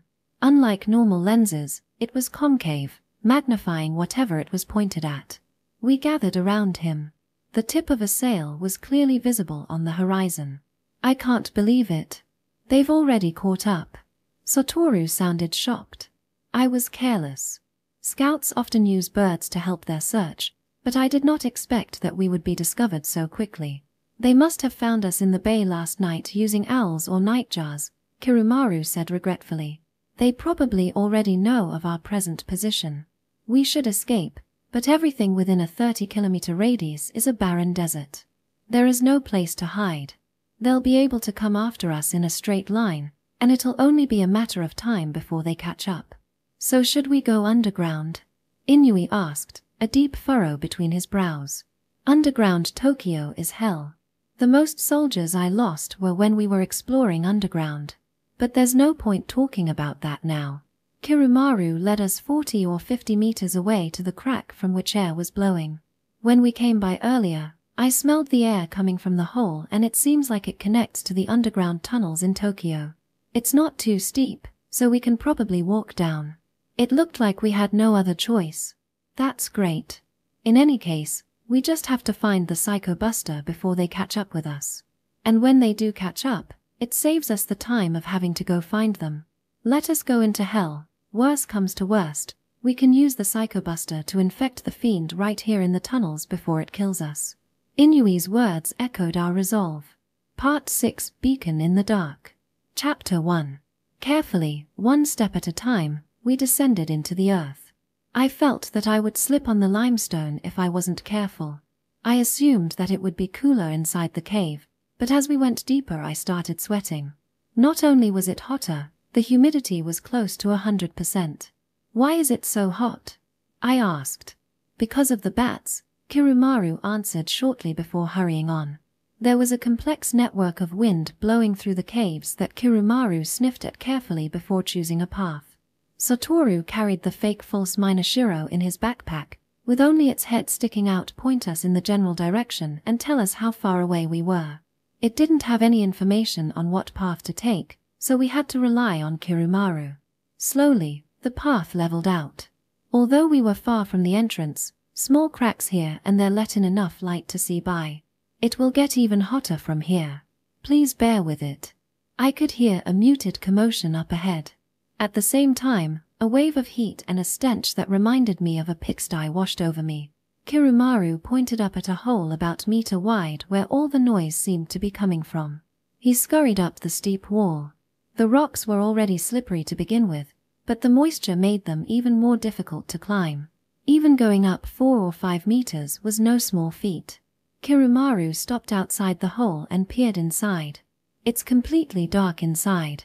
It would be easier if we had a light, he said, turning back toward us. I retrieved a lamp from my knapsack. It wasn't very bright, but could burn any sort of plant-based oil for up to 15 hours. Another convenient point was that it did not require cantus except when lighting it. A high-pitched racket reached my ears. It was like the sound of bells or the cackling of a horde of goblins. Looking through the hole, I saw a space many times larger than the one we were in. But as I continued following Kirumaru, the heat and smell became even more unbearable. "Watch your feet," Kirumaru warned, his one eye glinting unpleasantly in the lamplight. I pointed the lamp down and screamed. The entire floor was wriggling. Upon closer inspection, I saw that it was crawling with insects. There were maggots, parasitic worms, millipedes, cockroaches, and spiders larger than any I'd ever seen before. All were moving through some sort of mud that covered every surface. From the stink rising from it, I realized that it was a thick buildup of guano. The heat too came from the fermentation of feces. "I can't walk through that," I wailed. Kirumaru and Inui continued forward unflinchingly. "We have to, Saki." Satoru took my hand. But the physical repulsion was too strong. I couldn't take a single step. What if there are poisonous bugs? What if they accidentally bite us? I turned the lamp upward to see if there were insects on the ceiling as well. The ceiling was over 10 meters high, and packed full of roosting bats. The high-pitched sound was coming from them. I felt the blood drain from my face. No way. I can't. If the bats swoop down on us, we're done for. Do the bats here pose a threat to humans? Satoru asked the fake false Minashiro. The bats in these tunnels are all believed to be Tokyo giant bats. They hunt for insects in the forest around Kanto during the day and return to the caves at night. They have few natural predators and have never been recorded to be a threat to humans. Also, it is unknown if they have any communicable diseases. "See, it's fine," Satoru said. The caves of Area 23 of Old Tokyo are believed to be home to 10 billion bats. The guano of Tokyo giant bats is food to many animals, and have transformed a formerly barren environment into a thriving ecosystem. Tokyo giant bats are named on account of their large size, but it is doubtful that they are descendants of Ogasawara giant bats. This is based on the premise that the megabat suborder, which includes the Ogasawara giant bats, do not live in caves and do not use echolocation. The other theory is that Kikugashira bats, of which there are many in the Kanto area, have evolved larger bodies. The fake false Minashiro continued to drone on and on. It seemed that unless it was asked a new question or explicitly ordered to stop talking, it would just keep going on endlessly. "Are the insects that live off of guano venomous?" Satoru asked. The majority of insects here are non-venomous, and also do not bite humans. The exception is the cave botfly. Due to the unending supply of guano, cave botflies have no need to search for food and therefore have lost the ability to fly. They spend their lives as maggots and lay eggs in the soil. However, they still have sharp mouths and can bite people on the hands or feet. It is unconfirmed if they are venomous, but the wounds they inflict can become infected in unclean environments. In addition, the secretions from their mouths can, on rare occasions, cause allergic reactions. All right. That's enough," He silenced the fake false Minashiro. It's these big maggots, right? Well, we just have to watch out for them. In any case, we have to go now. There's not much time. I squeezed my eyes shut and stepped onto the disgusting, wriggling mass of insects and guano. My boots squelched and I sank in up to my ankle. I shuddered violently and goosebumps sprouted all over my body. This more or less managed to distract me from the insects flying so thickly around us that I felt like I was in a sauna. After a while, I felt solid rock underneath my feet again and was so relieved I thought my knees would give way. Now I know what you mean when you said that underground Tokyo was hell. Kirumaru smiled. We're still in heaven right now. It was slightly cooler once we left the bat cave. I was thankful for this at first, but soon started feeling clammy. This was the first time I realized how uncomfortable it was to be cold and damp at the same time. Kirumaru, who was still leading the way, didn't seem to be bothered by this environment at all. I remembered that Quirots were originally cave-dwelling creatures and felt encouraged by his presence. But then I remembered that the ones chasing us were also Quirots. You said you've been to Tokyo before? Yes. Kirumaru replied, sounding somewhat reluctant to discuss this. So you know this area well. Why didn't anyone build colonies here? The caves would have been empty in the beginning. My species sent many to tackle this land, but none attempted to live here, he answered solemnly. There were too many unpleasant occupants already here. Like I said before, I lost a third of my soldiers just exploring the area. I wondered if I should press him about it, or ask the fake false Minashiro about the unpleasant occupants. Where to from here? Satoru asked before I could say anything. 27 degrees northwest. Your route has been largely correct so far. Satoru didn't seem too happy for some reason. I assume you don't know whether or not the building we're heading for still exists. There is no information about it in the archives, so I cannot say for certain. However, the chances that at least part of the building remains is estimated to be over 50%. Really? Why do you say that? It's over 1,000 years old by now, Satoru said excitedly. I finally figured out what he was worrying about. We are currently headed toward Central Government Building Number 8, which is built from ultra-long-lasting concrete. The concrete is a glycol ether and amino alcohol derivative admixture bonded with a polymer surfactant _. The surface is vitrified. You don't need to go into detail.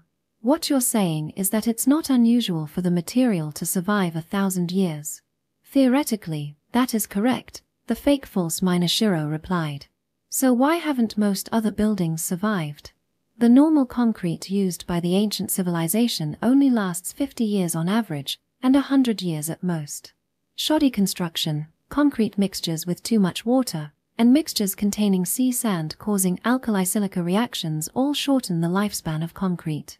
A third of the buildings in Tokyo were destroyed in the 9-Day War, and most of the ones that remained fell apart within 100 years. Weathered by acid rain, the limestone dissolved and flowed into large underground spaces, creating limestone caves in mere centuries that would have taken tens of thousands under normal circumstances. What's the 9-Day War? I asked. After normal people stopped hunting PK users, the PK users launched a counterattack. A group of less than 100 PK users rounded up 11 million people, and over the course of 9 days. That's enough, I said. I couldn't bear to listen to what it was going to say. Although it was never taught in school, I was well aware that human history was full of war and slaughter.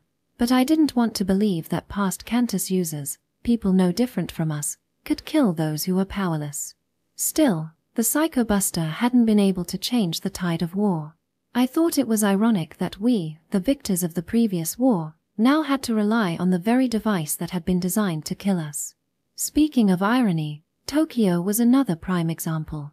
Its concrete-clad facade had been created to block out nature, yet after the concrete had been broken down, it transformed into karst formations that had been around since the beginning of time. While Tokyo was a barren wasteland on the surface, it was a humid dungeon filled with nasty creatures below. Kirumaru suddenly stopped. He raised his snout and sniffed carefully. Soon, he located a thin crack in the wall and stuck his nose into it. What's wrong? Inui asked. Our pursuers. Their odor is coming this way, Fufu. I see how it is. Hey, we need to get out of here fast. Satoru shouted. It's all right. The enemy is still far away. Moreover, they're in a different tunnel. Only their smell is being carried through on the wind, but it's enough for me to roughly discern their formation. Formation? You mean like how many there are? I was amazed by Kirumaru's skill. Yes. There are 7 in all. Fewer than I expected, but perhaps that makes them more mobile down here. 5 of them I have never smelled before. They're most likely rank and file. The other 2 I know well. One is the Fiend. The other is Yakomaru. Yakomaru? Satoru yelped in surprise. The general is coming after us himself.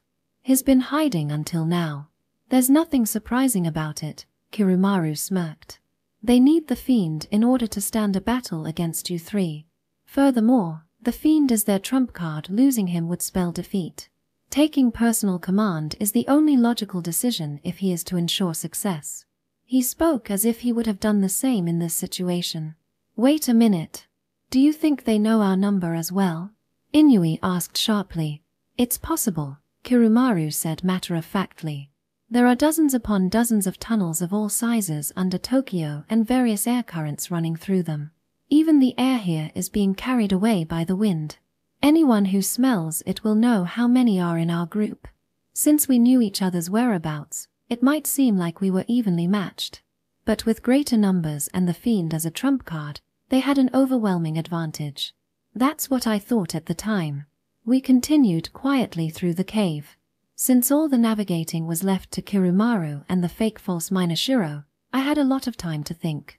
Since the day before yesterday, the night of the summer festival, we had been plagued by one horrifying event after another.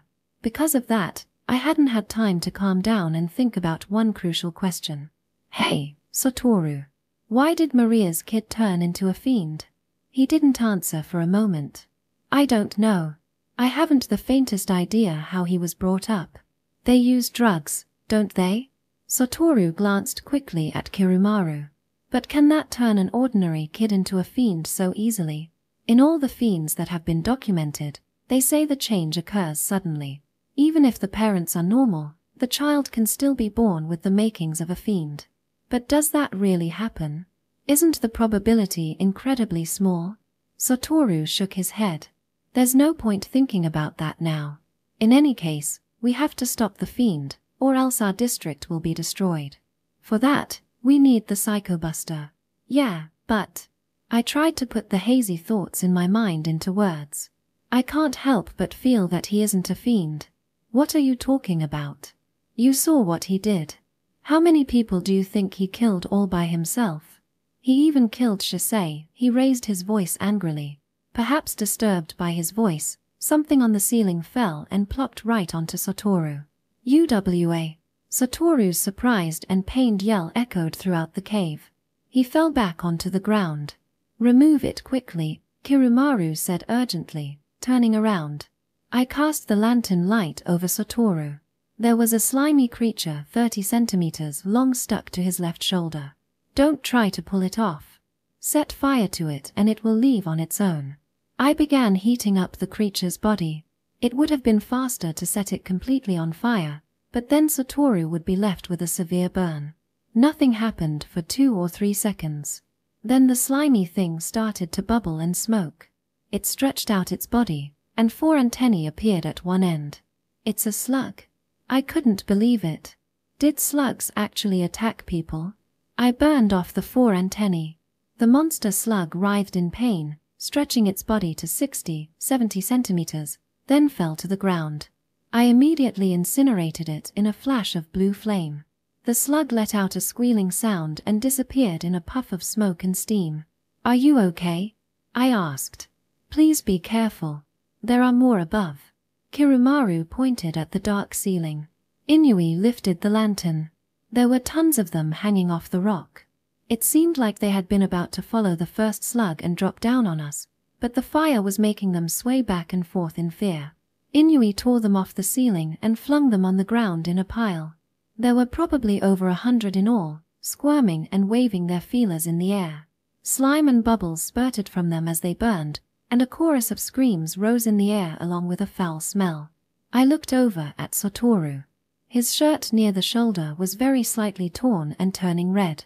Underneath, a large area of his skin was seeping blood. "Does it hurt?"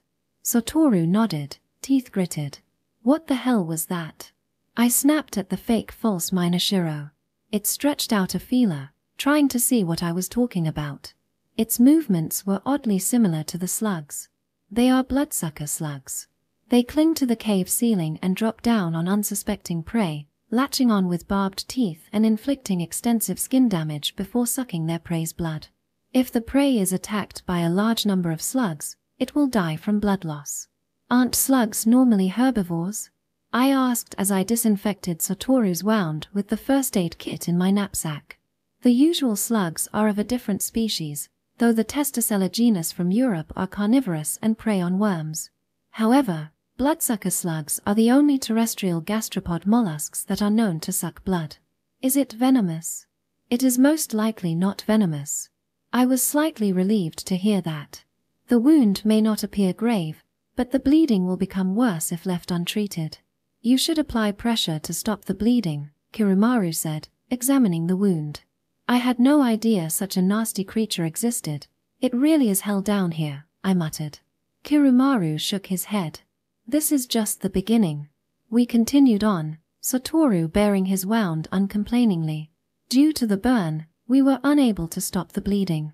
Even though the wound itself was shallow, I was still worried about there being venom. Not that I could have done anything about it, since I didn't bring any antivenom. Later, I learned that the slug suckers were so powerful that they could damage blood vessels deep inside the skin. I had painkillers in the first aid kit, but Satoru refused them because they might impair his ability to use Cantus. "This isn't normal." "None of this is. It shouldn't be possible to live here for any length of time," Satoru whispered. "What do you mean? Don't you think it's strange that the slug evolved like that?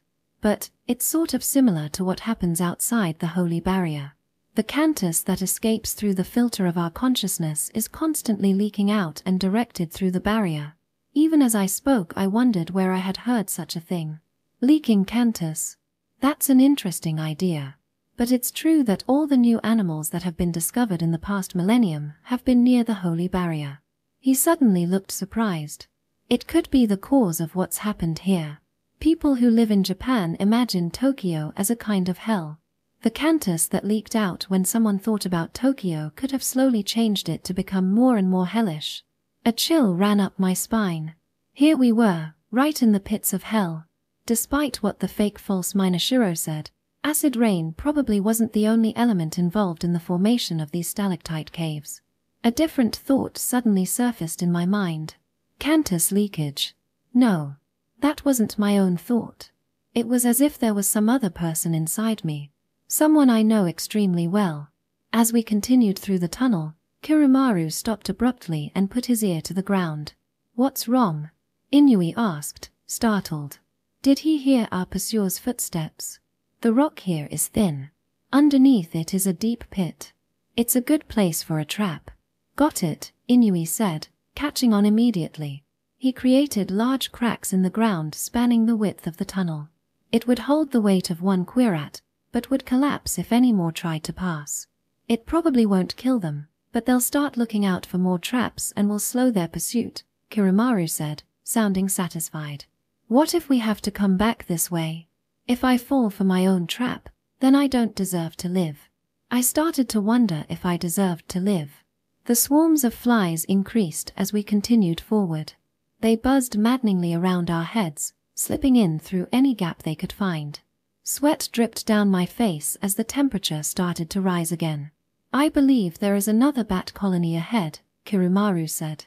"Our scent should be concealed for a short time after we pass through it." My heart sank at the thought of having to walk through that stinking cesspool again. The only good thing was that the way out was right after. In the darkness ahead I saw dozens of faint ribbons of green light. "What's that?" Kirumaru growled with disdain. The sound reminded me of a tainted cat's cry. "They stick to you and prevent you from moving. But as long as you take care not to touch them, they are not dangerous. More importantly, Their presence means that there is a shaft that leads to a higher level.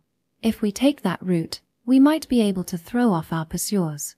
We consulted the fake false Minashiro, then took Kirumaru's suggestion.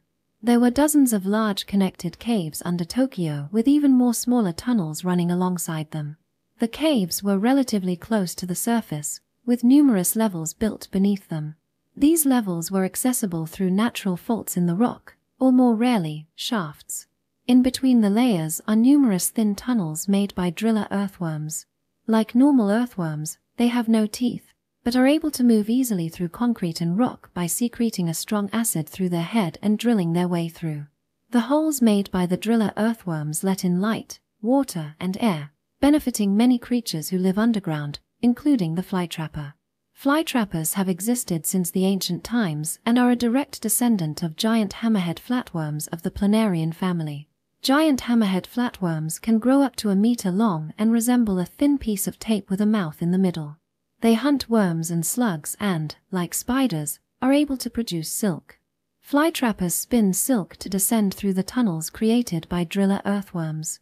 Like glowworms, they give off a faint green light to attract flying insects, which get stuck to the sticky mucus on their bodies, and are then devoured by the 30-centimeter-long mouth in the center of their bodies.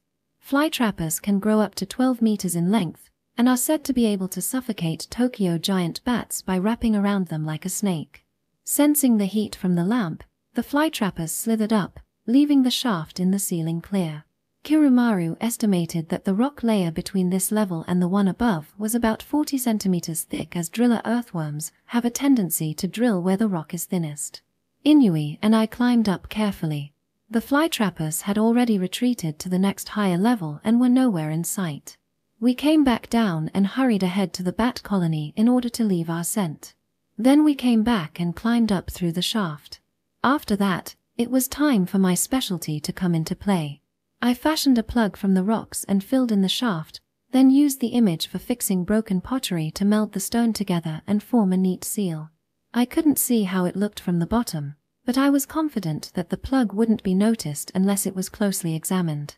Although my skill looks plain, putting something together is fairly sophisticated, something a fiend who only knows about destruction wouldn't be able to comprehend. According to Kirumaru, smells carry well in the flat tunnels, but do not spread as well through the shafts, so our scent should be hidden for the time being. I thought it was a brilliant idea to switch levels, but we needed to think carefully before doing so. We might not be so lucky every time. Compared to the level below, it was drier and cooler here, and there was much more fauna. One reason for that was, unlike the rocky lower level, there was plenty of soil here. Because of that, worms of all sizes lived here. The other was that the only other mammal in the Tokyo underground lived in these levels. The fake false Minashiro called them cave mice, descended from brown mice that had adapted to the current environment. Now, their eyes had become useless and they relied entirely on their noses to hunt for cave botflies and other insects that gather near guano. These two animals formed the bottom of the food chain, so naturally there were other animals that preyed on them. We soon came across these predators. The first gave me a shock when the lantern light fell upon it. A giant leech. It was orange with black stripes, over 4 meters in length, and immensely fat around the middle. Its tiny head swiveled menacingly this way and that as it peered at its surroundings, and I couldn't help but think of it more as a snake than a leech. It scared me so much I unconsciously began chanting my mantra. There is no need to kill them.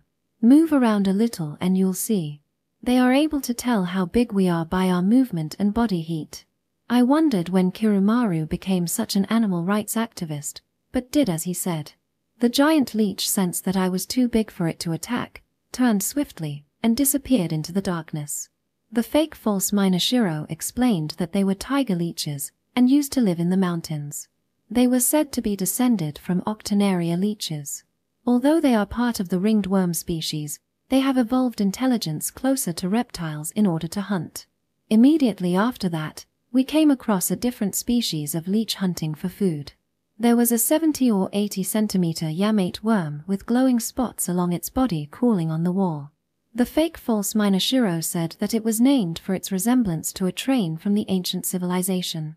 Suddenly, Something came flying down from the ceiling with the speed of an arrow and pinned the worm to the wall. It was a crown leech.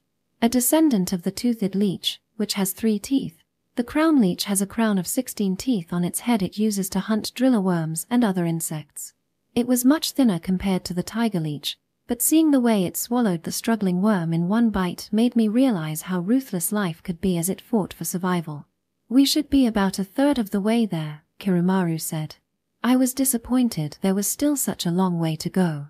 From the barren, grassless area up ahead came the beautiful sound of insects chirping. I wondered what they were. "What is that insect?" "Bell crickets," I asked the fake false Minashiro. The chirping insects are related to the cockroach.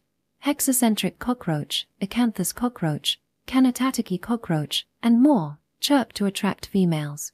"All right," I said, wincing.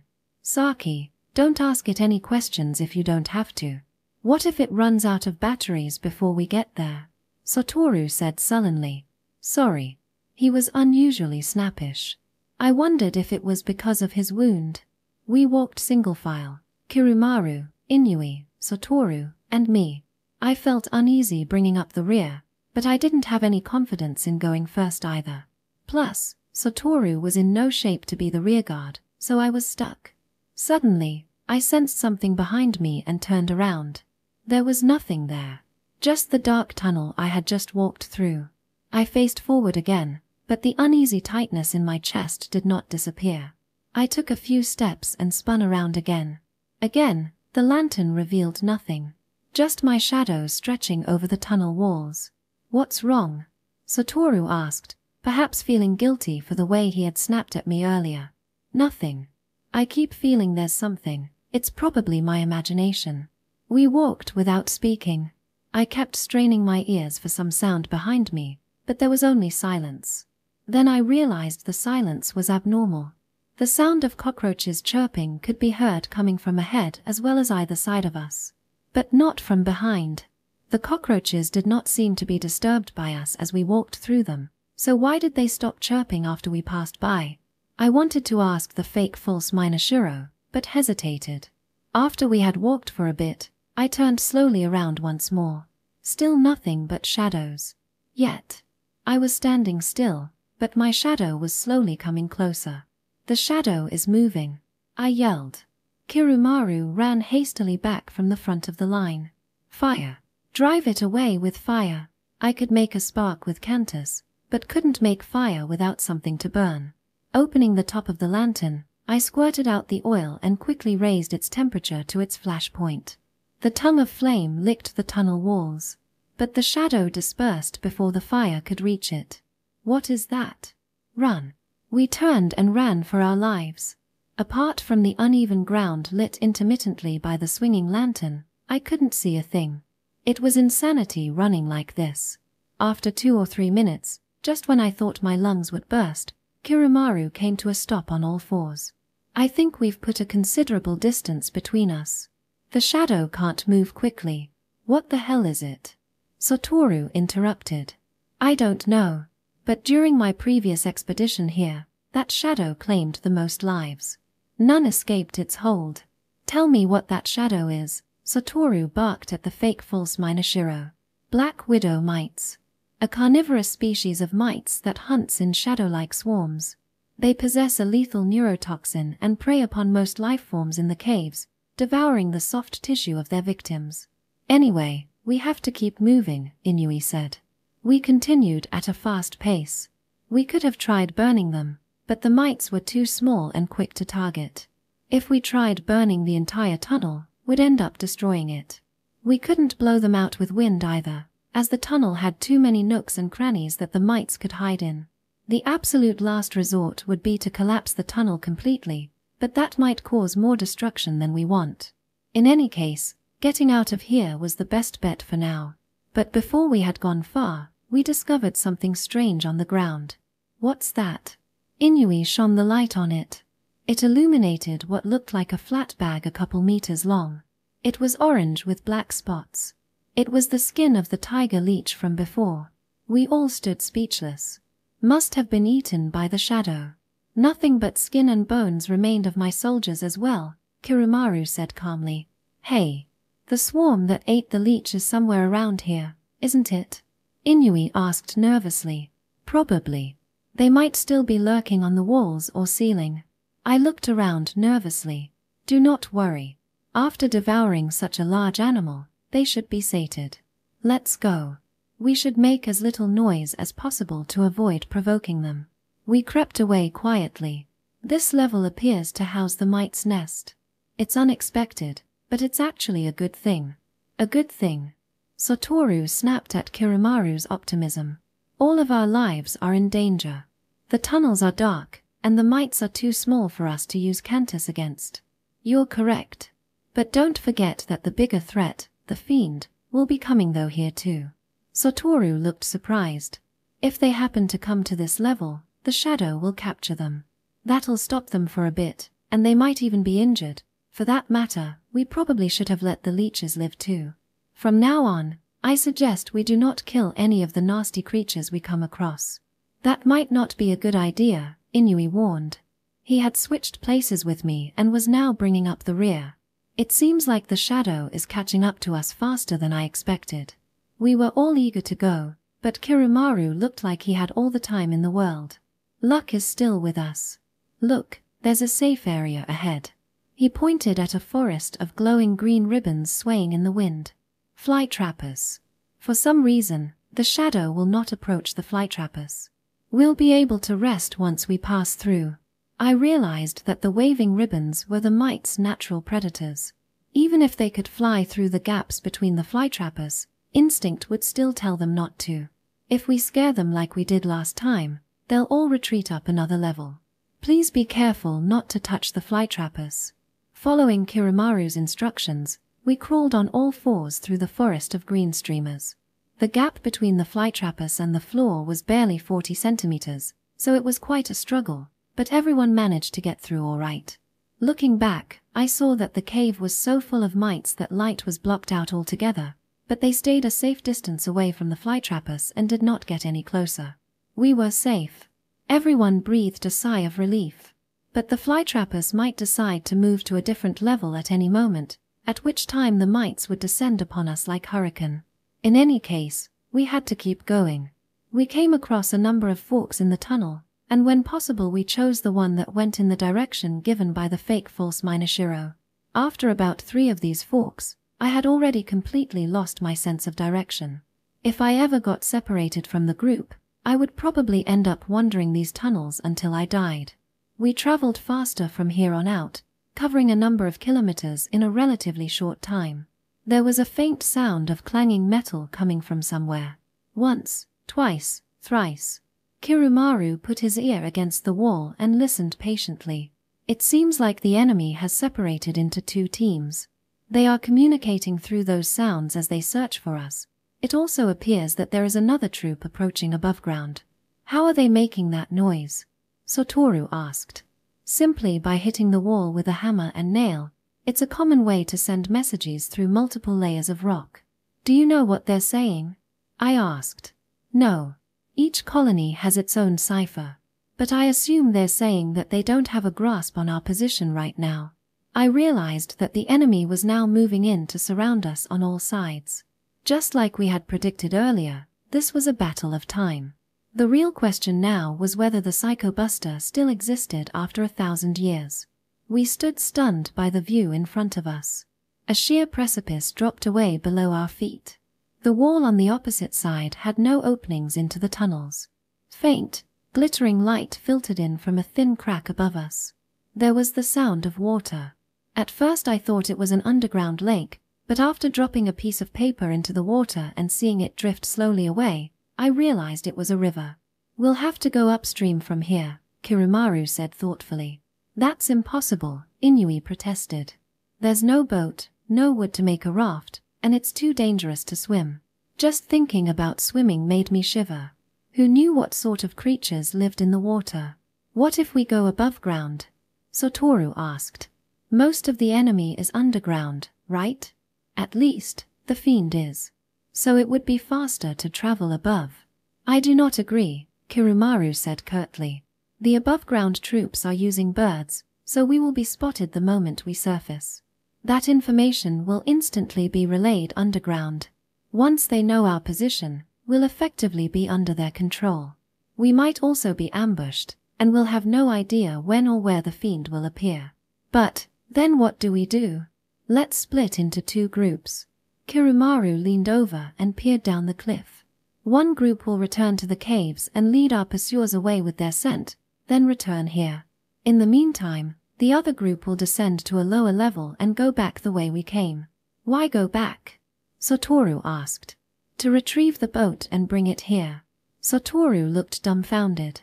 Don't be ridiculous. How are we supposed to bring something that big all the way here? This river must flow to the sea. But we didn't notice any rivers near the shore, so that means the mouth is underwater. Coming here underwater would be relatively safe. There was a silence. No matter which group we were in, it would be exceptionally dangerous. But we also knew there was no other way. Chapter 2. I continued forward carefully, lantern raised high. It was just as humid in here as the previous cave, and water dripped down the walls and ceiling, flowing under my feet in little rivulets. It was difficult to see, and I thought I would slip if I lost my concentration for even a second. Are you okay? Inui asked over his shoulder as he pushed ahead with a nimbleness that belied his age. Yes. I could do without all this water though, I grumbled. But because of all the moisture, the shadow, the mites don't come here.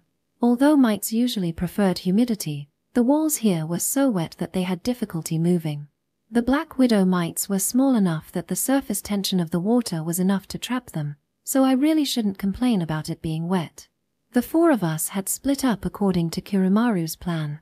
Inui and I were on our way to the beach to retrieve the boat, and Satoru and Kirumaru were leaving a fake scent trail.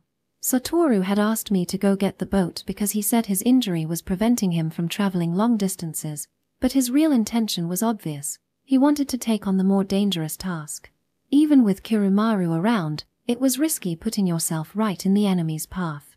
Just one misstep and it would be the end. I knew all this, but accepted Satoru's suggestions anyway. Everyone was going to survive. I had to believe that. Inui, we'll be fine, right? I asked, hoping to be comforted. But his answer was not what I expected. To be honest, I don't know. Everything here has been beyond my imagination. I see. An oppressive mood fell over us. But I'll make sure you survive no matter what, Watanabe-san. I will do my utmost to that end. Thank you. It's reassuring to hear that from you. You're the only survivor from our fierce wildlife protection officers after all. I regretted this immediately after I said it. Survivor? Inui smiled slightly. Sorry, that's not what I meant. No, I just never considered myself a survivor. To me it seems more like I escaped death. But that's how it is. The comrades I lost were closer to me than my family. Surviving them was mere chance, nothing more. I'm like a ghost. I want to avenge my friends, that's all that keeps me bound to this life. I felt like I had recently heard the same words from someone else. The fiend will pay for this, Inui said, his usually placid expression replaced with one of fury. Please promise me that you will stop the fiend even if I fall before our mission is complete. I promise. Stop. Although we were psychologically restrained from using language stronger than that against humans, I knew what he meant. This is what the Quirots mean when they call us the gods of death. I guess I can imagine what the people who were hunted back then felt like. Me too. I suddenly feel like this world has become a nightmare. That nothing that has happened so far is real. Tomorrow morning, I'll wake up and someone will tell me not to worry, that everything was just a dream. I was too choked up to continue. I know, I can't say I don't feel the same way. But the reality is that we'll need to prepare if we are to wake up tomorrow at all. Inui sighed deeply. There is something I must say about Kirumaru. Kirumaru? I had not expected this topic. To be completely honest, I don't know how much we can trust him. But, didn't he save you? And without him, where would we be now? Of course, I'm not denying that. Inui came to a stop. Watanabe-san, under what circumstances do you think people let down their guard? I thought for a moment. When everything is going smoothly, I guess. When you're feeling safe, you tend to lower your defenses. It's true that people easily become complacent under those circumstances, but a cautious person would actually be even more alert. Then when, in my experience, it's when people think the situation is at its worst. I have never met someone who, in the midst of abject despair, thought that things would get even worse. People want to grasp onto every sliver of hope they can find, and easily overlook signs of further danger. You mean we're currently in that situation? Well, you wouldn't expect that, with things as they are now, someone would betray us, right? You mean Kirumaru is a traitor? I have to consider the possibility. Why? Because he's not human? Or do you have some concrete reason? I have too. Inui held the lantern aloft and began walking again. I followed behind. First, it's already suspicious that he's been here before. What did he come for? That, wasn't it because he needed to survey the area? They were fighting with other colonies, so it would be advantageous to find out if the area is of any use to them, or something. Would he really sacrifice a third of his troops for that? A leader like Kirumaru would usually abort his mission once there was a single loss of life. Then why do you think he came here? I don't know. But if it wasn't something he wanted to hide, don't you think he would have explained it to us? I had to admit that this had crossed my mind briefly at one point, but had believed that it just wasn't possible. If Kirumaru really turned out to be a traitor, we'd be done for. Now I wasn't sure what to do. If he is. I paused. There was a strange sound coming from somewhere. We stopped and listened carefully. Inui pressed his ear to the wall. It was a deep, rumbling sound coming from far above us. What is that sound? Probably one of the tunnels collapsing. I gasped. Then maybe our trap worked. No, it's not just that, I think. I've already heard that sound intermittently about 4 times now. Inui thought for a moment, but did not say more. Earlier, you said you had 2 reasons for suspecting Kirumaru. What's the other reason? You'll find out soon. We'll know once we arrive at the shore, Inui said mysteriously. Although we were much faster going back to the ocean, it still took a number of hours to make the trip. At one of the crevasses that led up to the surface, we consulted the fake false Minashiro, which confirmed that we were less than 100 meters away from where we had hidden the boat. I was exhausted and the pain in my feet was unbearable, but there was no time to rest. Supporting myself with Cantus, I hiked up the steep slope toward the surface. A disturbing sound came from deep beneath the ground, a cacophonous screech like a million cackling demons. Startled, I froze on the spot. Don't worry, it's just the bats, Inui said. From the far side of the cave, hundreds of thousands of Tokyo giant bats came streaming out amid deafening screeches. They flapped all around our heads, but did not run into us, thanks to their echolocation abilities. The bat colony flowed out of the cave like one giant organism and disappeared into the sunset. That's when I realized that it was almost dusk. After entering the tunnels in the morning, I had lost all sense of time. Even though I hadn't eaten anything since breakfast, I didn't feel hungry. I was so focused on forcing myself to keep going that I couldn't feel hungry even though I was dizzy from low blood sugar. The sky was quickly deepening from blue to ultramarine. When we finally reached the surface, the curtain of night had already been drawn across the sky. We looked out from the lip of the crevasse. The bats looked like a swarm of black mosquitoes dancing in the sky. There had to be at least 100 million of them. It would be impossible for the enemy's birds to see anything through this. We ducked and ran toward the place where we had hidden the boat. The boat looked to be undamaged. We quickly hoisted it up with Cantus. As I was about to head toward the shore, Inui stopped me. Please wait. Why? If we don't hurry, we might be discovered. It's dangerous to go near the shore at night, remember? I bit my lip. It had completely slipped my mind. I'm so careless. I opened Inui's knapsack and asked the fake false Minashiro, people and Quirots have been attacked near the shore at night. What's the most dangerous animal here? The fake false Minashiro was silent for a moment. I was just starting to worry that it was broken when it started to speak haltingly. Is considered to be the giant bobbit worm, a type of bristleworm. It probably evolved from the bobbit worm, only within Tokyo Bay, 2 eyes and antennae, 2 large pairs of jaws, apex predator, nocturnal, particularly dangerous during mating season. It went silent. Oh no, it's broken. It must be out of power. It's been without sunlight for a while. But how will we get to the underwater tunnel? We'll figure out how to get it working again later. Right now we have to think about how we're going to board the boat safely, Inui said, turning my attention back to the most pressing matter. Kirumaru's soldiers were probably attacked by the bristleworm. I couldn't remember what that looked like. You mean the little earthworm-looking things in the ocean? It's related to the bobbit worm, but think of it as a centipede that lives in the sea. If it attacked and killed a number of Quirots, it's safe to assume that it's not small. Inui suddenly looked grave. This is my second reason for being suspicious of Kirumaru. It's easy to predict that it will be dark by the time we get to the shore, but he didn't warn us of any of the dangers that would be present at night.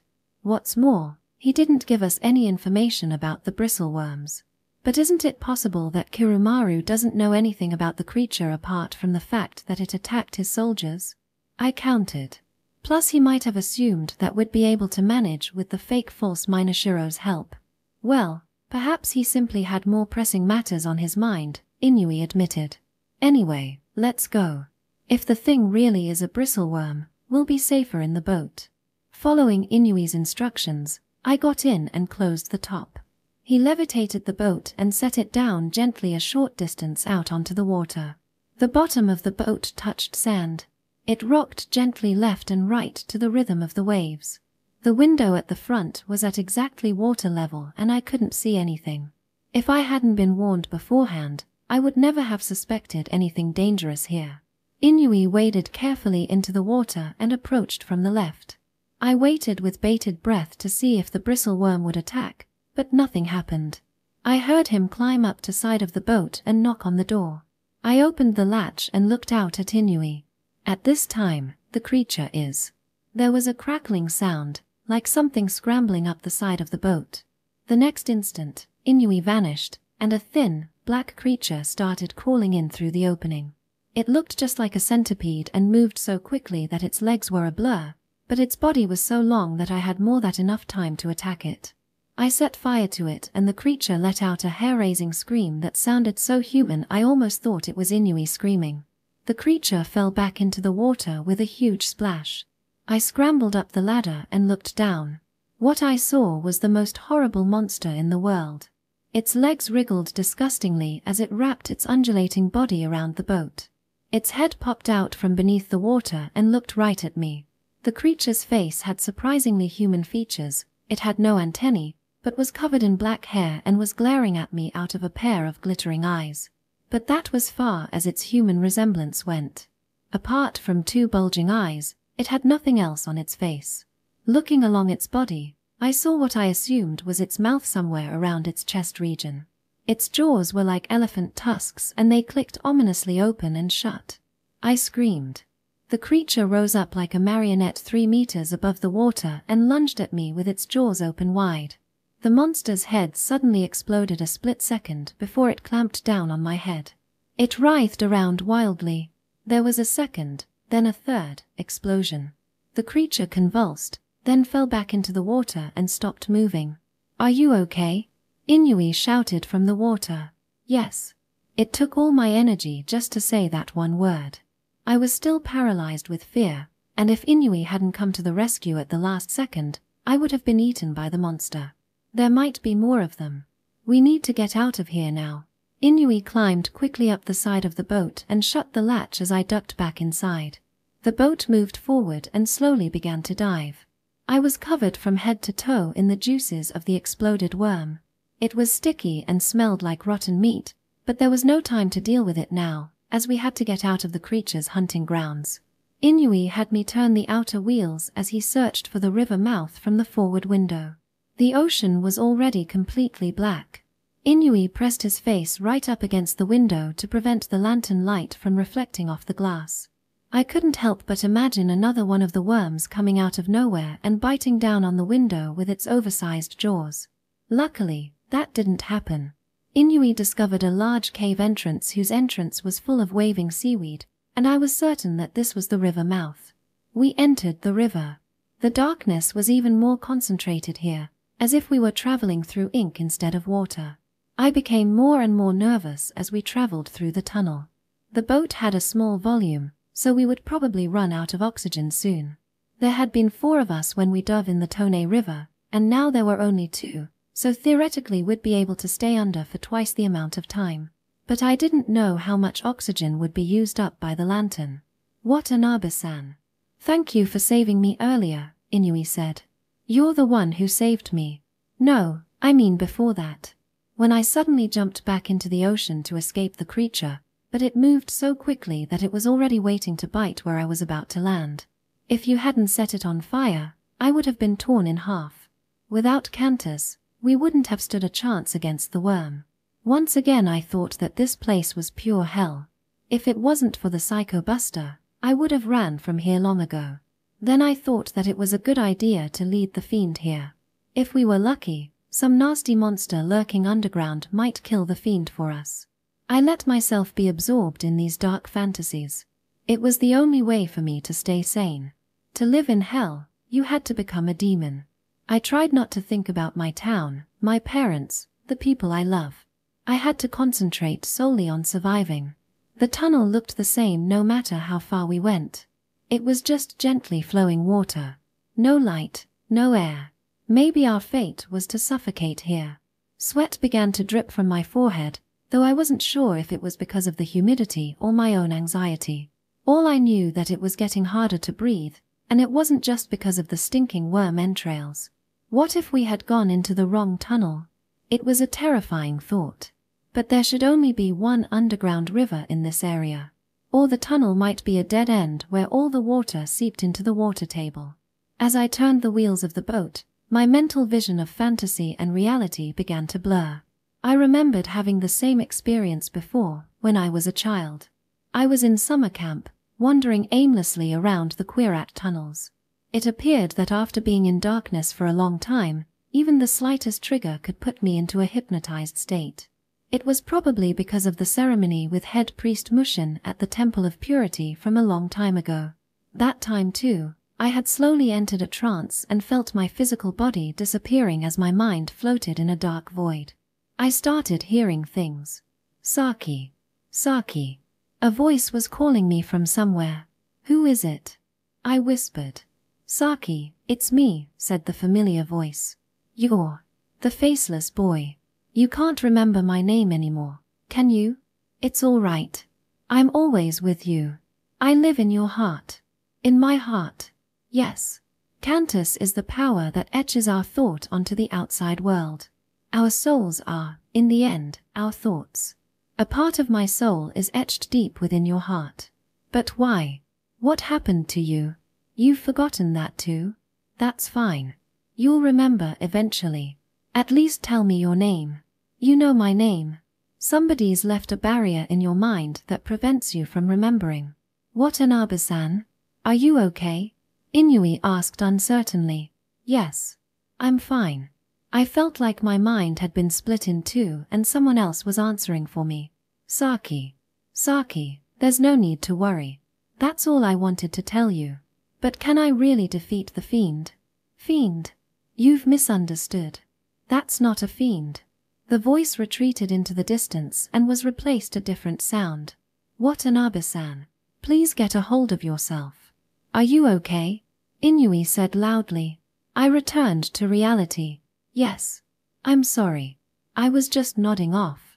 The two halves of my mind slowly came together. We're surfacing. Now. The flow has slowed and I can see what I believe to be the surface. There appears to be a large tunnel above. The boat floated up through the still, dark water. Inui opened the top latch, listening carefully for any sounds. I breathed a sigh of relief as fresh air came into the cabin. This is a rather spacious tunnel. It was probably built a long time ago. He climbed out onto the deck and I followed. We seemed to be inside a giant stone dome. Stars? I asked when I looked up. I immediately realized they weren't stars. The green, twinkling lights on the ceiling of the dome looked familiar. Glowworms. This was on a different scale than the ones I had seen in the Quirat tunnels years ago. There were so many glowworms that it seemed like there was an entire galaxy above us. The dark water looked like the dark night sky as it reflected their light. It's my first time seeing them too. They attract insects with that light, Inui said, sounding fascinated. Without any of their competitors, the flytrappers, around, the glowworms have taken over. I see. There are no holes in the ceiling. The driller worms don't seem to be able to penetrate the stone. Maybe it's too thick, or too hard. In any case, that's why there aren't any flytrappers. At that moment, an unrelated scene appeared in my mind. A ripple spread out from our boat, and the waves disappeared. Wow, that's amazing. It was as if the water had been frozen over. Any imperfection was been smoothed out and the surface looked like polished glass, a giant mirror reflecting every star in the sky. Beautiful. It's like I'm in space. I would remember this night until the day I died. We floated not on a river, but the Milky Way. What's the matter? Inui asked when I suddenly froze. No, it's nothing. I turned and looked around at the dome, trying to hide my tears from him.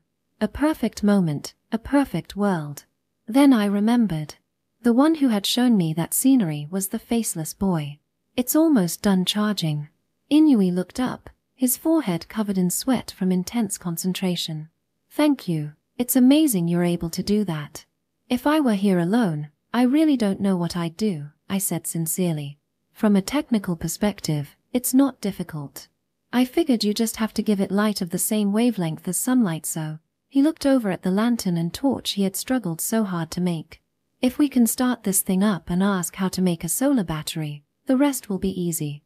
I don't know how the solar panel converts light to electricity, but I can feed it electricity directly with Cantus if that's all it needs. He unfastened the battery cover and pointed at the wires. I had no idea what image to use for something abstract like electricity. Satoru was also good with machines, so maybe this was something boys were naturally better at. It only took a short while before the fake false Minashiro was running again. Even though it had appeared to be off this whole time, it had still been keeping track of our position and was able to tell us where we were instantly. Fortunately, we had gone up the correct tunnel. I asked Inui to go back into the boat so I could wash in the river and change my clothes. Once the stinking slime was off of me, I felt much better, though still not entirely optimistic about the task ahead. All we had to do now was to meet up with Satoru and Kirumaru and use the fake false Minashiro to find our way to the old, abandoned building. I immediately realized how naive my thinking was. In the time it had taken for us to travel up the river, evening had deepened into night. Satoru and Kirumaru were nowhere to be seen when we arrived at the meeting place. We waited for a while, but Inui finally made the decision to move on. Let's go. We can't waste any more time. But we can't just leave them behind. I protested, even though I knew it was the right thing to do. We'll have to trust that they're safe. They might be hiding somewhere trying to lure the fiend out. It's taken a lot of time to get here. We have an important mission, so we need to put that first. We set off in the boat again.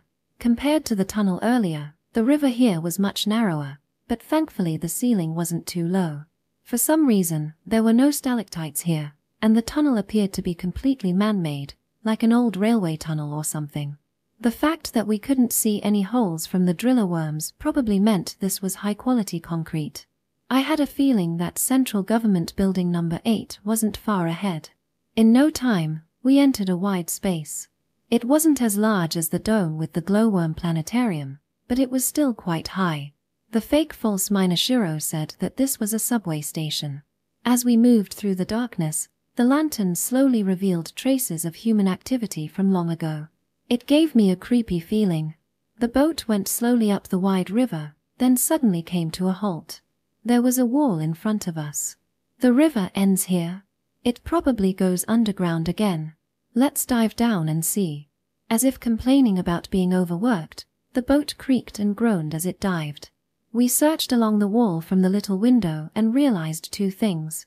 1, that there were many openings through which water was flowing, and 2, none were big enough for the boat to pass through.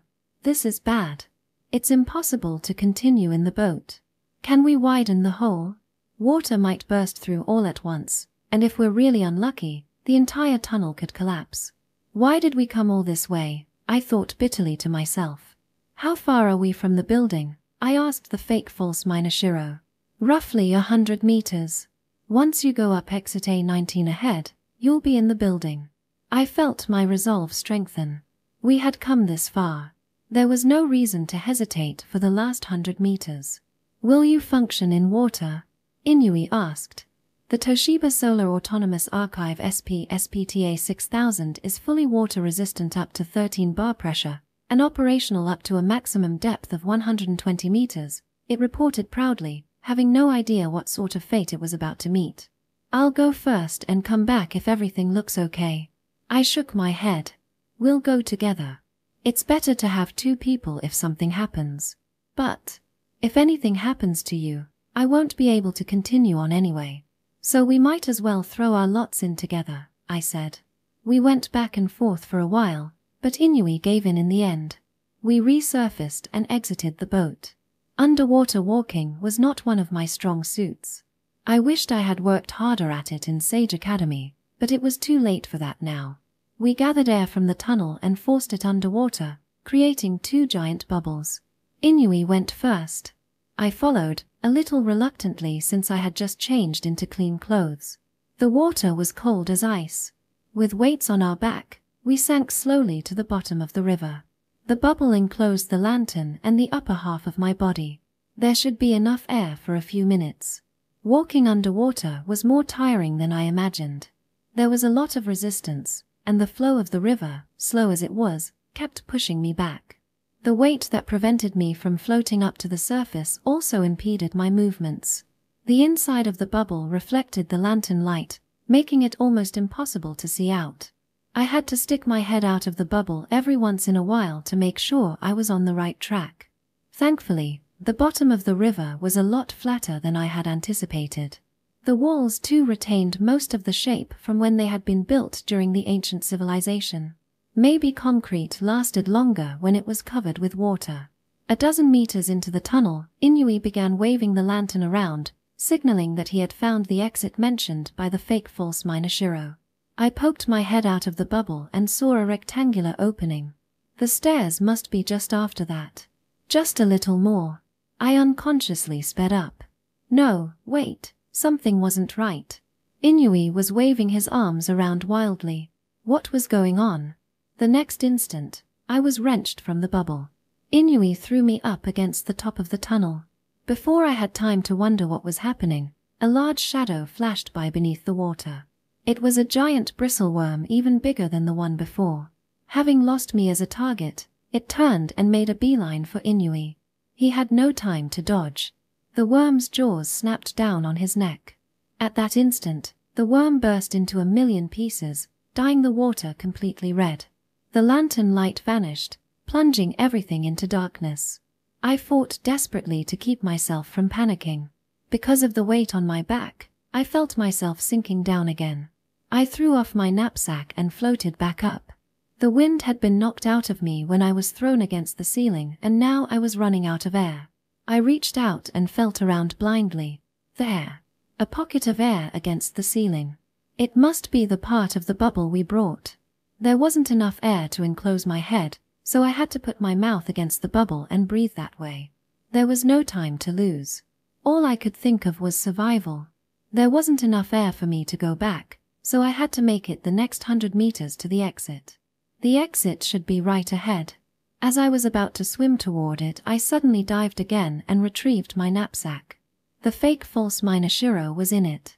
I went step by step. Don't think. Don't breathe, I thought to myself as I groped my way forward. But I never arrived at the exit. Maybe I had gotten the direction wrong. Just as I felt my heart drop, I touched a wall. I ran my hands along both sides to make sure. My left hand felt emptiness. The exit. I kept going. 1 step, 2 steps, 3 steps in the darkness. My foot hit something. The stairs. I went up carefully. I couldn't breathe. I needed air. Don't think. Just walk. 1 step at a time. My consciousness began to fade. I couldn't hold back the urge to exhale anymore. The stairs continued endlessly. I couldn't do it anymore. I dropped my knapsack and paddled upward with everything I had. My last bit of air escaped from my nose. I broke the surface of the water, wheezing and desperately sucking in the stale, moldy air. There might have been harmful gases mixed in the air, but I didn't care. Tears ran down my face as I breathed as deeply as I could in between fits of coughing. Safe. I stumbled up the stairs and collapsed on the ground, sobbing. Inui had given up his life to save me, and now I was all alone in this hell. It was strange that the wooden interior of the building had withstood a millennium of weathering better than what was supposed to be the most advanced concrete. The first and second floors of Central Government Building No. 8 were preserved in near-perfect condition. There appeared to be a few reasons for this. First, the high-tech concrete had kept the shape of the building even after all the rebar inside it had rotted away. Second, the underground levels and foundation had been covered with water. Third, it had been covered by concrete from other collapsed buildings, so after all the fighting and destruction was over, and the area had been covered by karst formations, the building remained protected. With the fake false miner Shiro held in my left arm, and a torch in my right, I made my way through the dark building. The fake false miner Shiro apparently had a lighting function, but I couldn't afford to waste its battery. Now that Inui was gone, there was no way to charge it but to go back up to the surface. Earlier, when I had turned back to get my knapsack with the fake false miner Shiro, I had thought I would die. But when I thought about how Inui had risked his life to protect me, it seemed almost trivial. The fact that he had managed to take his enemy down with him was a testament to the skills of the wildlife protection officers. Thanks to him, I was still alive now. If the bristleworm happened to have survived, and I came across it again, I would be nothing more than bait. If that happened, I would be breaking my promise to Inui. I had sworn to stop the fiend no matter what. I took a few slow, deep breaths. Before me was a building that had been left in cold darkness for ages. Something about it provoked a deep, primal fear within me. The once pleasing decor in the rooms had collapsed and melted together into unrecognizable blobs. Even more surprising was that tree roots from the surface had penetrated the building, covering part of the floor in sprawling tendrils. I had thought that Tokyo was nothing more than a barren wasteland, but it seemed that some plants had managed to survive. Just as I was wondering how the roots had managed to pierce through concrete that even driller worms couldn't, I came across a shaft behind a crumbling metal door. The fake false miner Shiro told me that it was called an elevator and was used to transport people from one floor to the next. I cut off a couple of thick roots and made a torch. The wood was full of water and would not have burned without continual use of Cantus, but the upside was that it burned slowly. But did the thing I was searching for even exist in these ruins? The more I thought about it, the more unlikely it seemed. There had been 2 room numbers listed in my mother's letter, but the doors in the building were so rotten that I couldn't read anything on them. I found nothing on the first floor, apart from 2 skeletons that made me shriek when I came across them. Judging by the tattered rags lying around them, they seemed to have been wearing some sort of white clothing. The bigger one was probably male, and the smaller one a female. The bones were too damaged for me to guess their cause of death. I went up a floor and found a room that was different from the other ones I had seen so far. It had a metal door that hadn't been corroded, and although the words on it had faded, there was a symbol that stood out clearly. "What does this mean?" I asked. "Biohazard. There is some sort of biological danger, such as disease-causing bacteria, inside this room. So that meant it was logical to assume the psychobuster might be in there. Holding back my excitement, I pulled on the metal door, but it didn't budge. Maybe it was locked, or the bolt had rusted. I stepped back and opened the door with Cantus. The metal made a horrible screeching as I ripped it off its hinges and stepped inside. The room looked like a laboratory. There was muddy water and broken glass all over the floor. Against the wall was what looked like a safe with the biohazard symbol on it. If the psychobuster existed, it was probably in there. I tied up the fake false miner Shiro with some roots and set it on a table. My heart raced wildly as I put my hand on the safe door. We had sacrificed so much just to get here. Would I finally get the devil's weapon? The safe opened without needing a key. It was empty. I let out the breath I had been holding. It seemed like the broken glass had once been some sort of container holding the psychobuster inside the safe. I didn't have to ask the fake false Minashiro to know that the muddy water would have destroyed it. I looked around the room again just to make sure, but there was nothing.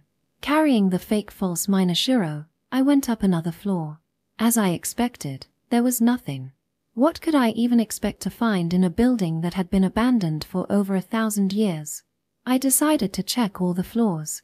I had no idea how much time had passed. Even as my hopes waned, I wanted to see things through to the end. If I didn't, it would be an insult to those who had died. I finally emerged onto an above-ground level. The whole place was buried under the sand, so the only evidence that this floor was once above ground was that all the rooms had large windows. Some of the sand had spilled into the building, and rain seeping in had turned them into pools of muddy water. The puddles that had been in the lab were probably from rain as well. The room I was in was situated in the middle of the level. It looked about the same as all the other rooms, except for the very large wooden table sitting at one end of it. I was sure that this room had once belonged to some executive officer. Looking around, it seemed to be just a normal office, without any spaces to hide dangerous biological weapons. Just as I thought that, the torchlight fell upon a rectangular shape against one of the walls. I went closer to examine it. A 40 square centimeter area of the concrete wall was covered by metal. It looked like a door of some sort with a knob on it. "What's this?" I asked without much hope. "A safety deposit box. They are used to store valuables, and the one here appears to be a concealed safe." The wallpaper or painting that had once hidden it must have disappeared at some point. I didn't need any further explanation. I tried violently to break the door open with Cantus. The safe was much thicker and stronger than the one in the lab, and I couldn't damage it at all. The concrete around it started to crack and looked like it was going to collapse. I changed tactics and attempted to bore through the door. I had never seen this kind of metal before and was surprised to find it so resistant to Cantus. Eventually, I managed to carve a lopsided hole into the door and pull it out with a loud screech. It was over 10 centimeters thick. Torch in hand, I peered into the safe. Chapter 3. There was something inside. A metal container that looked like a pencil case. And a thick envelope. I took out the box first. There was a strange mark on the top that showed a red circle around a big-headed alien-looking creature that had its arms spread wide. A diagonal line through the circle seemed to be stopping the creature from coming out. I fumbled to open the box for a while before spotting a small button that popped open the lid. The contents were totally unexpected. It was a cross, about 7 or 8 centimeters long, made of a glass-like material that had become cloudy with age. That wasn't the strange part. A large ring went through the cross, passing through 3 of the arms. It reminded me of a goat or devil's horns, and the whole thing gave me a bad feeling. The fake false Minashiro said this was a Celtic cross. It was a Christian cross to which the Celts had added a circle signifying the cycle of life and death. But the design of this cross had been created by secret Christians in the ancient civilization when Christianity had been forbidden, and used as a sort of family crest. I returned the cross to the case and opened the letter. There were a couple sheets folded inside. Unfolding them, I was astonished to find that the paper had not yellowed at all, and the ink was as vibrant as if it had just dried. But I couldn't read it because it wasn't in Japanese. The fake false Minashiro scanned the letter and began translating. Exorcism declaration. To cleanse those who have been possessed by the devil, and return to them their humanity, we declare holy war against that most wicked.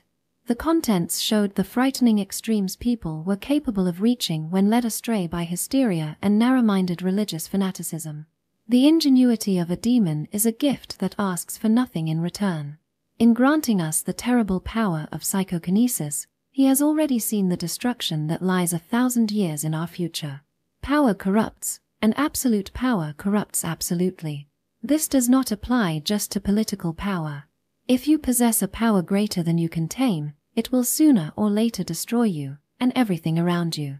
The fake false Minashiro reciting all this in its soft female voice gave me the creeps, but I didn't tell it to stop. This and the cross had something to do with the psychobuster, so I needed to hear everything. As the power itself is undeniably evil, it cannot help but turn those who possess it into demons and witches. The much maligned Malleus Maleficarum from 6 centuries past is vindicated by the appearance of these witches, and proves that witch hunts were not the product of mass hysteria. Even back when technology had not yet advanced enough to prove the existence of psychokinesis, there were people who instinctively knew it existed, and of its dangers. And if some were misrecognized or falsely accused in the battle to exorcise these demons from society, it was all for the good of mankind. I only learned about the Malleus Maleficarum and the 2 monks who authored it. No matter how I looked it, I thought they were the ones who should have been exorcised after everything was over.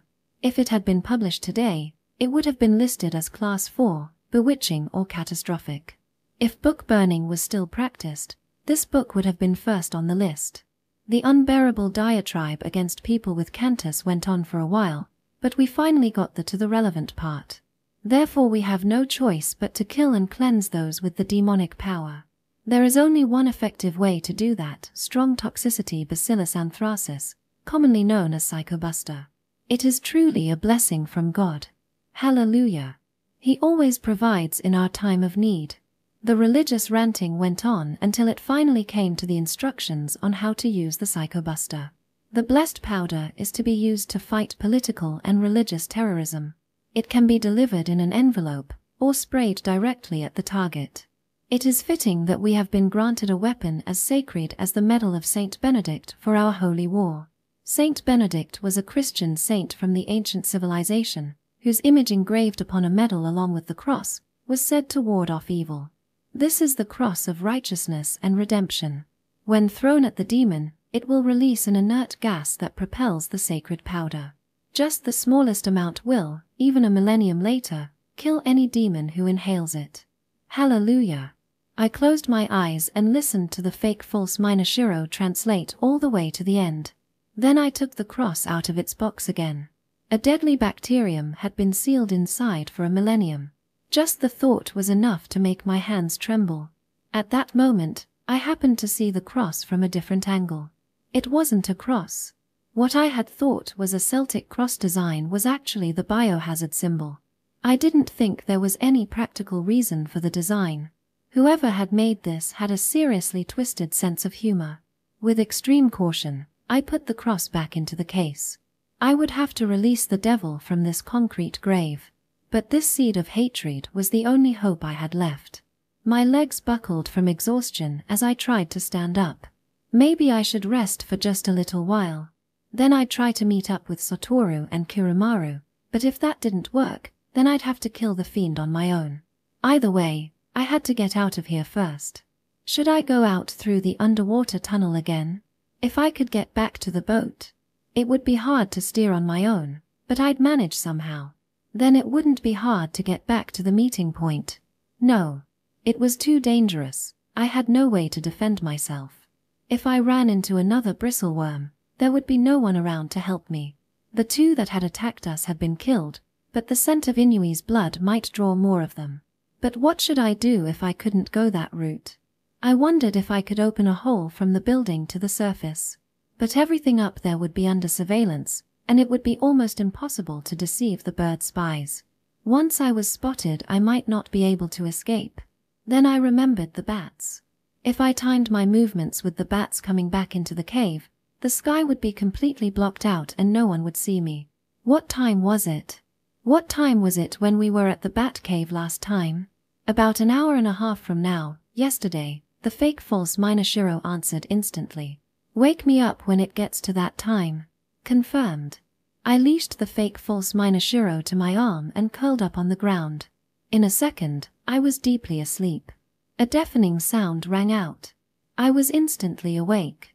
It is 4:05 a.m. Sunrise is in 31 minutes.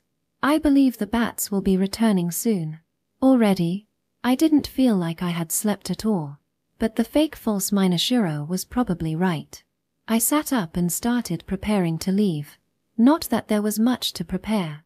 I had already burned up my backpack, and the only things I really needed were the fake false Minashiro and the Psychobuster.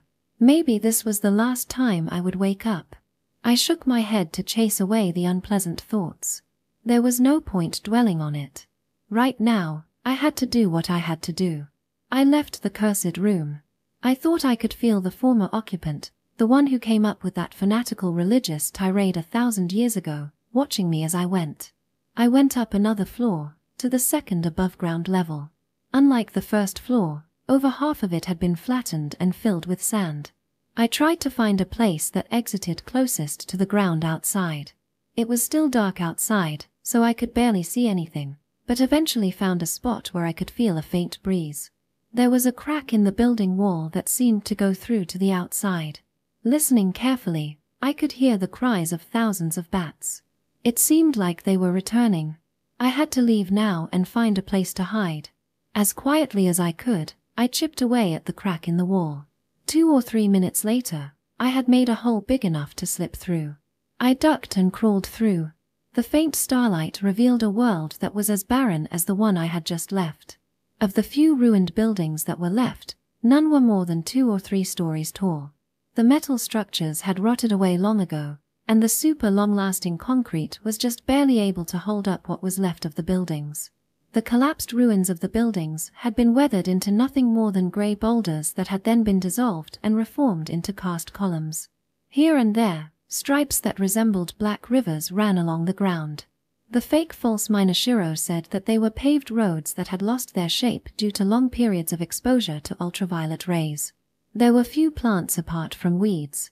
The trees were stunted and twisted due to being blasted by the fierce winter winds of the Kanto plain. The soil at the surface was too porous to hold water, so the trees had no choice but to use all their energy to grow roots to search for water down below. The sky was obscured by fluttering bats. If it took them the same amount of time to return as it did for them to leave yesterday, I had 1 or 2 hours, tops. In that time, I had to find the cliff where I had parted with Satoru. I walked from the shadow of one building to the next, following the fake false Minashiro's directions. The enemy might not only be watching the sky. There might be troops on the ground nearby as well. Jogging in the pre-dawn darkness, I felt a strange shift in my consciousness. What was this feeling? Déjà vu? I was certain I had never been to this place before. Yet, my surroundings felt familiar, like I had seen them a long time ago.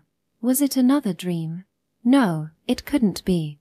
My mind was totally clear. Then why? I looked at the stunted trees around me. The trees began to show signs of deformation. Most of them leaned in the same direction, as if they had been bent over from an unceasing wind. For a while now I had been plagued by an uneasy feeling. Leave. Now. Run as far away from here as possible. That was what my gut was telling me. I didn't want to stay here a second longer.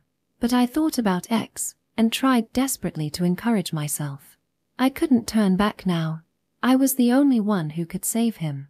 I kept going, using the deformed plants as guides. The forest seemed to be twisted in a spiral. If that was the case, then X had to be at the center. The silhouette of the trees resembled giant, tentacled monsters, beckoning toward me. I continued onward, ducking and dodging under the branches. What was that? I blinked. A different scene was superimposed on my current surroundings. Was I hallucinating? I put my hand against the wall of a nearby building and steadied myself. The concrete was rough and pitted from years of exposure to the elements. Before my eyes, the walls began to warp and shake. What looked like bubbles appeared and burst one after another. It was a chaotic scene. My head began to hurt again. I jerked my hand back, gasping in fear. It was impossible. Concrete couldn't bend like that. But it wasn't a hallucination. I had really seen that. I was absolutely sure of it. The clamor of the bats went up another pitch. It was getting light. The night was over. Looking up, I saw thousands, maybe millions, of bats flapping in unison like some giant dragon in the dawn sky. Long chains of them drifted like ribbons in the sky. They looked like the rising sun bathed them in pink light. Suddenly the area was lit as if by a spotlight. I looked up and saw that the aurora filled the entire sky. A curtain of pale green hung across the sky, blended with ripples of red, pink and purple light. I felt hot tears flooding down my cheeks. My memory hadn't been altered completely. No matter what clever methods they used, they couldn't just erase things that were inconvenient for them. They could only hide it in the deep recesses of the mind. I remembered everything afresh. It was as if I had broken the seal on my memories and flung open the door. On that night, I had been traveling through a dark forest to meet him. The faceless boy. That's right, his name was. My eyes widened in surprise.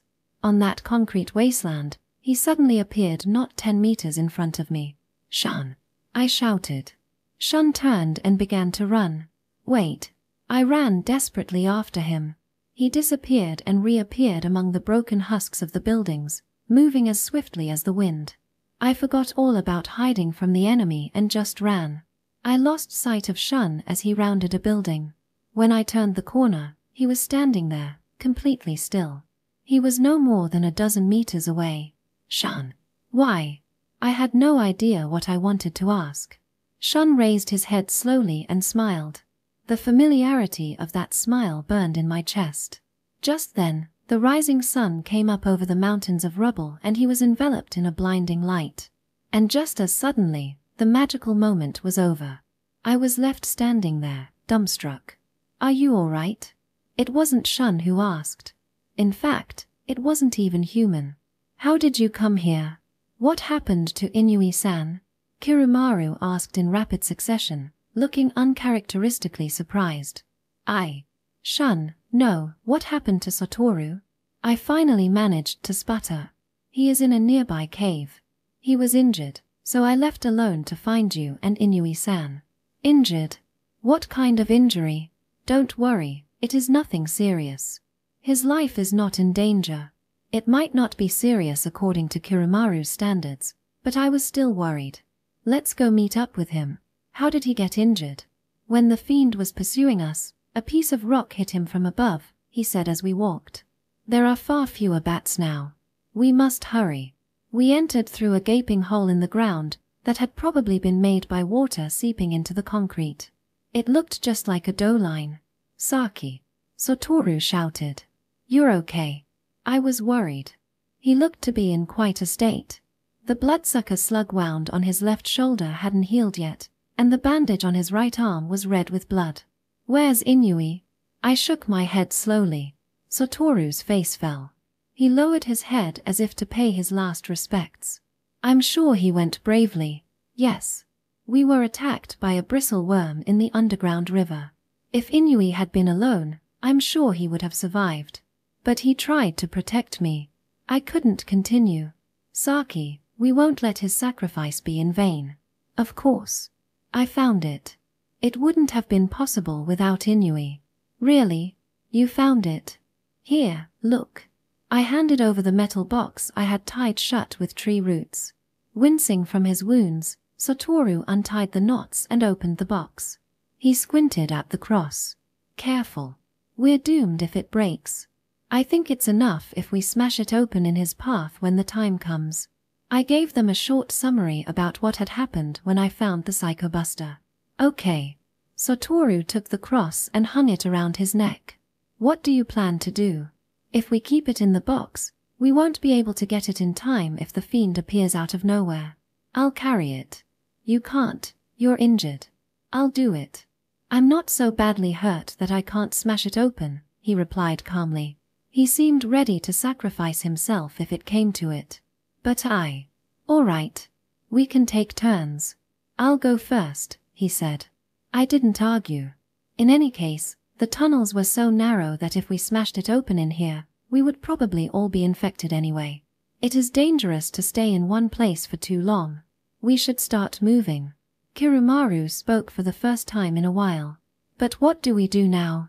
With the retrieval of the Psychobuster, we have fulfilled our main objective. Withdrawing for the time being seems sound to me. On the other hand, this might be an 1 in a million opportunity. The focal point of our strategy, the fiend, has only a weak escort and is close to our position." Kirumaru bared his teeth in a grin. "There's another advantage to this. The enemy believes they are hunting us, and in their focused pursuit they will not realize until the end that they have become the hunted. Additionally, they do not know that we have obtained the Psychobuster. Should we really pass up this chance?" I glanced over at Satoru. He nodded quietly. We knew this was our only chance. Even if we all died in the process, we had to stop the fiend here and now. Kirumaru took of the priest robes and washed himself thoroughly. Then he smeared mud and guano all over his body. The stink is terrible. I pinched my nose. Quirots had a much better sense of smell than humans, but Kirumaru seemed to be bearing it a lot better than I was. I feel the same, but this isn't the time to complain. I must hide my scent completely. He smeared his face as if applying makeup. They pursue your scent like madmen, but for some reason do not show much interest in mine. Why? Well, I guess they are not very interested in me to begin with.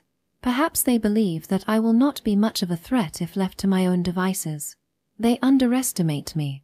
Kirumaru dealt them a serious blow.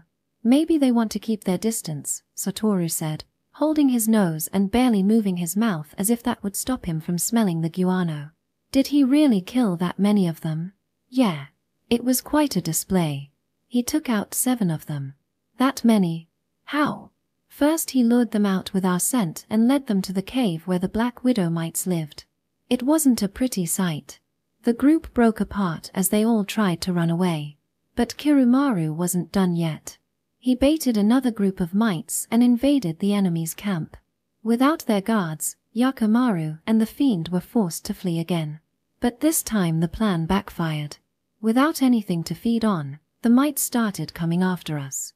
That was also when we realized that although they couldn't move around on damp walls, they could travel on water just fine. Really? They can stick together like balls of algae and float on the water. Still, the fact that they were all stuck together made it that much more easier to burn them all at once. As Satoru excitedly continued his story, I began to have doubts once again. How exactly was Kirumaru able to kill all those Quirots? Did he really kill 7 enemy soldiers? Yeah. But that's only what I was able to see. There were probably more. But didn't he say that there were only 7 in total at the very beginning? As the underground troop was injured, more came from above ground. Still, the ground troops probably didn't have enough soldiers to make up for all the losses, so we think the underground team has 5 members now, Kirumaru explained, looking more like a golem every minute as they covered himself in muck. Hey, why didn't you warn us about the bobbit worm? Kirumaru cocked his head. What is that? The bristleworm creature near the beach. Because of it, Inui. He let out a long sigh. I didn't think it was necessary to bring up the dangers that appear near the shores at night. Sorry, I might have if you were alone, but you had a wildlife protection officer with you, one we call the God of Death. Also, I did not know the identity of the creature. It's true I lost a lot of my soldiers to it, but I never had a chance to see it. Satoru placed a hand on my shoulder to stop me from interrogating Kirumaru further. This is not good, Kirumaru said, his nose twitching. It started raining above ground. Why is that bad? Satoru asked. Usually it's a good thing since it helps wash away your scent, but right now we want them to follow our scent trail. The sound of rain was finally reached our ears. This tunnel won't flood, so don't worry about that. There are dozens of tunnels deeper underground for the water to drain from. Rain was streaming through multiple holes in the ceiling. The sound echoed cacophonously throughout the tunnels. Hurry. We need to finish this battle as soon as possible. We followed Kirumaru deeper underground, going from large, arterial tunnels to small, capillary-like ones. He never seemed to lose his way even for a second as we went down the branching paths. I could hear Satoru breathing laboriously. His wounds were taking their toll on him. After a while, the tunnels started sloping upward. The stones became more and more slippery from the rain and we had to step carefully. Just as I was wondering how long the slope was going to go on, we reached the top. We must have been close to the surface since the rain was much louder here. There was also a faint light coming from somewhere that might have been stronger if it weren't pouring outside. We'll set the trap here, Kirumaru said. I looked where he pointed and saw a hole in the rock 3 or 4 meters across. This was probably a tunnel made 1,000 years ago. The good thing is that it goes on without branching for 1.5 kilometers before exiting above ground. Why is that good? We'll only have one way to escape, Satoru said, grimacing in pain. It's easier to calculate their distance to us when there's only one route they can take. But there are enough complicated curves throughout the tunnel that we can try to stay ahead and out of sight. His remaining green eye glinted unpleasantly from his mud-covered face. Rain and sweat were starting to wash off muck. Still, although it doesn't branch, there are still a number of small paths leading off from it. They are all dead ends though, so make sure not to go down any of them. How do we tell the paths apart from the main tunnel? I asked uneasily. They look completely different. They're much narrower than the tunnel and are not rounded. You won't get lost as long as you follow the main tunnel. His tone of voice suggested that he found it quite pitiful that I had no sense of direction. But is this really the best place to do it? Satoru asked. For our purposes, this is the only place, Kirimaru said confidently. This wind is our greatest advantage. There was a breeze coming from up ahead. For some unknown reason, there were constant breezes crisscrossing through underground Tokyo, creating complicated airstreams. We would be heading straight into the wind and the fiend would be downwind from us. That way, when we broke open the Psycho Buster, only the fiend would be infected. But would it go that smoothly? We all felt incredibly apprehensive, but couldn't come up with a better alternative. This is a bad omen. The rain is heavier than I had expected, Kirimaru said, looking up at the ceiling, listening to sounds we couldn't hear. The original idea was to lure the fiend through the tunnel and use the Psychobuster before we get to the exit. But I am beginning to think that may not be such a reliable plan. Why not? The rain is washing away our scent.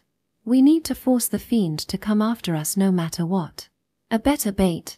No, we need a decoy. Hey, wait just a sec. What do you mean by decoy? Satoru said, a note of doubt in his voice. Let the fiend catch sight of you, if only for an instant, then run into the tunnel. It won't be able to control itself and come after you. Are you insane? You want us to play tag with the fiend? We'll be within its striking distance, Satoru shouted. It's impossible.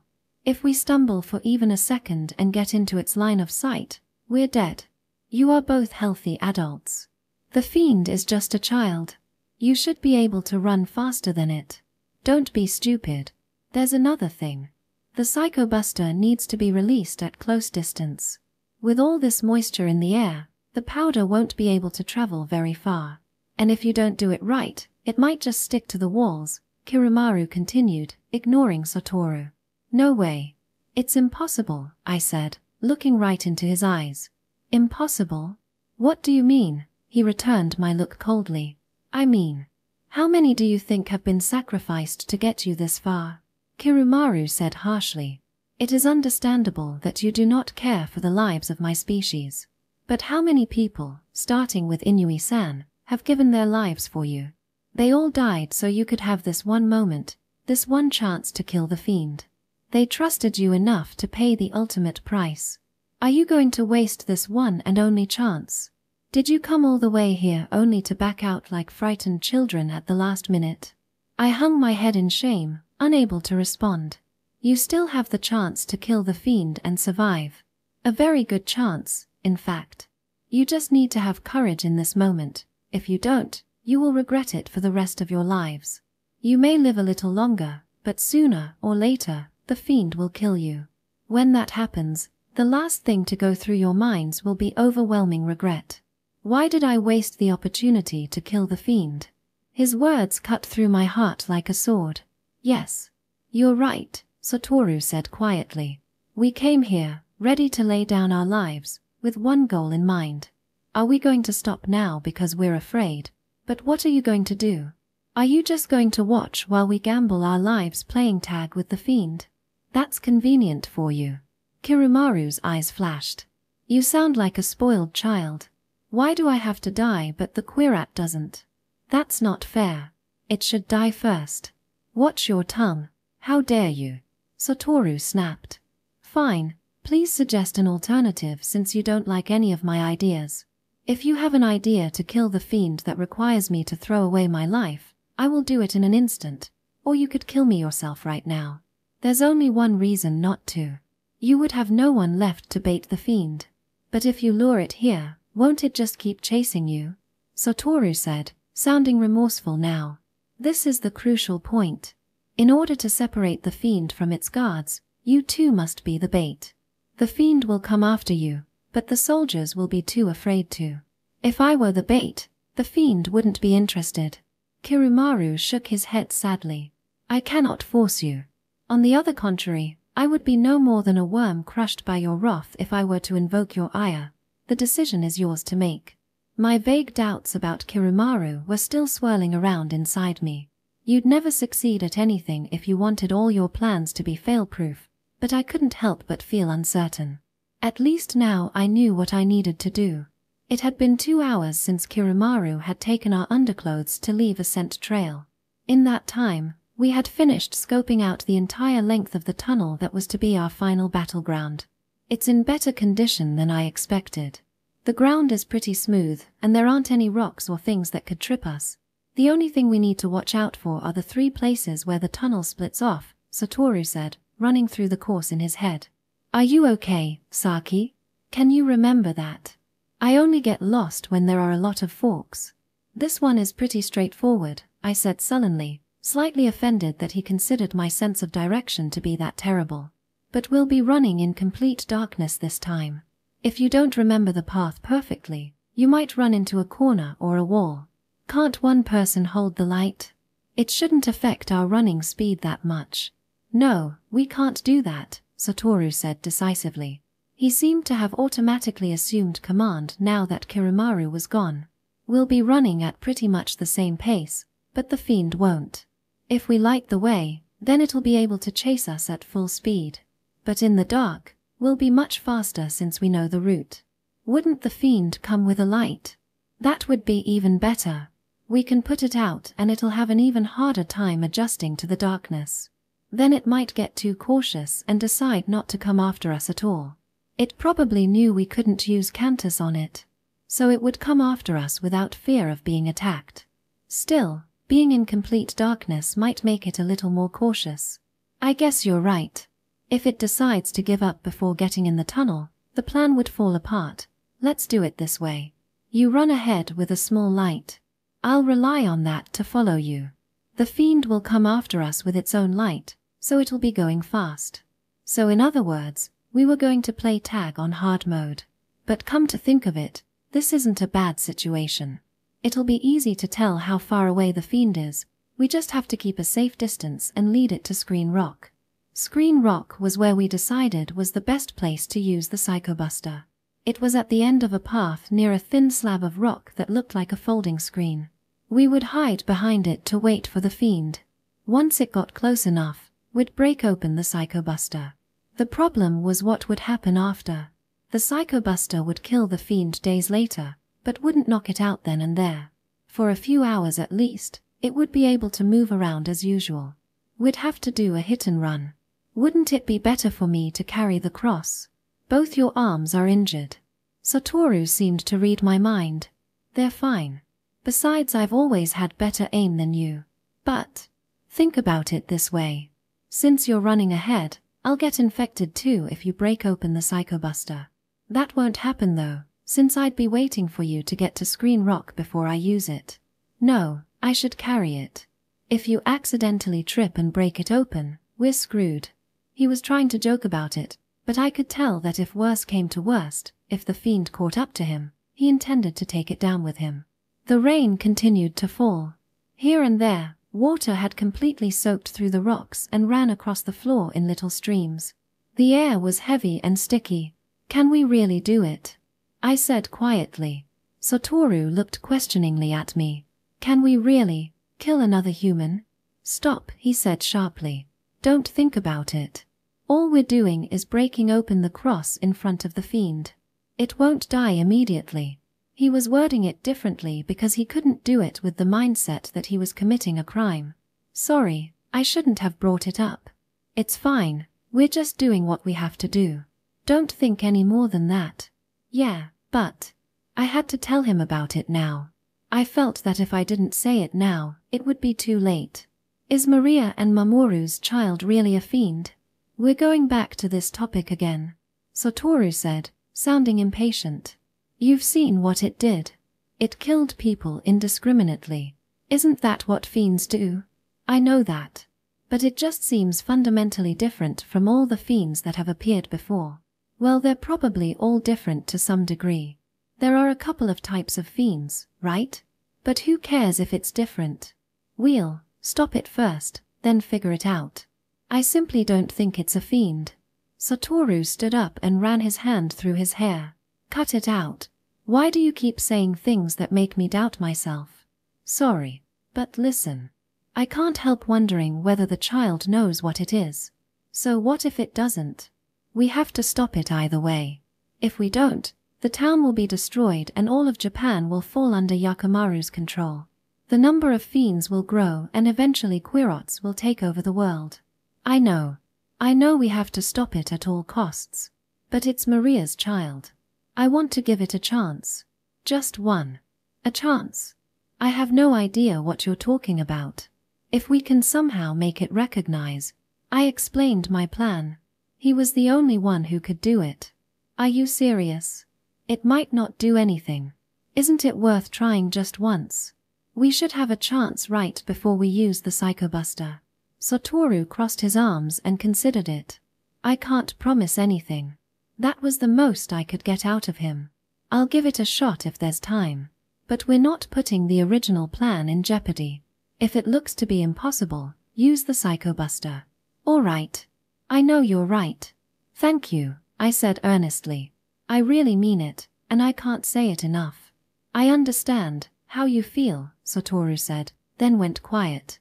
It seemed like he didn't want to get into the subject. There came a clanging sound, like metal hitting stone, from far away. I jumped in surprise. That sound. I shouted. Satoru put his finger to his lips. I heard it again. It seemed to be traveling on some convoluted path to get to us. Part of it echoed down the tunnel while another part seemed to be coming directly through the rock. It's them. The troops above ground are communicating with the ones down here. They were starting the chase. Kirumaru was the prey. The next moment, I heard a different sound. A long, distinctive howl like a wolf's. Kirumaru, Satoru shouted. They were getting close already. That was the signal that the fiend had fallen for the bait. They're coming. Let's get in the tunnel. We have 2, maybe 3 minutes.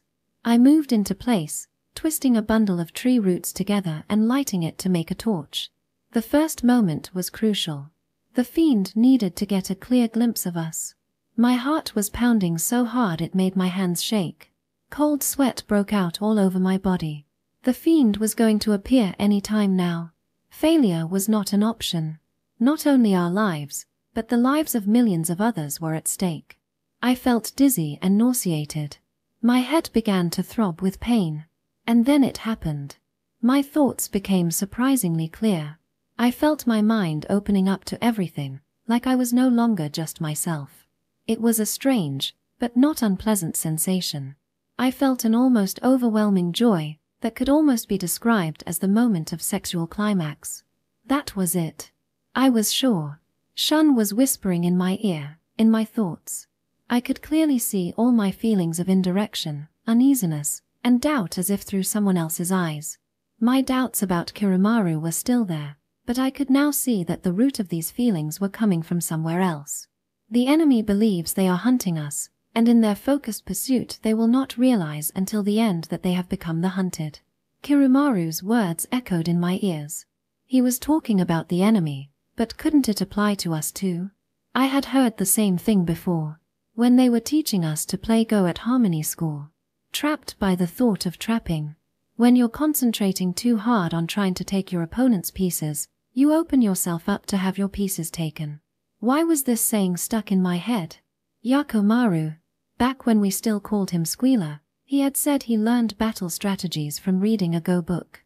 I couldn't imagine that someone that crafty hadn't already guessed our plans. After being outsmarted by Kirumaru earlier, would he risk exposing the fiend, his trump card, to danger? That wasn't all either. Had Yakimaru really not anticipated losing his soldiers in that attack? His cool disregard for his subordinates' lives was characteristic of his fighting style. If he had us dancing in the palm of his hand this whole time, I started sweating again. But we couldn't back out now. Kirumaru burst out of the tunnel ahead. We locked eyes for a moment, then he quickly disappeared down another tunnel.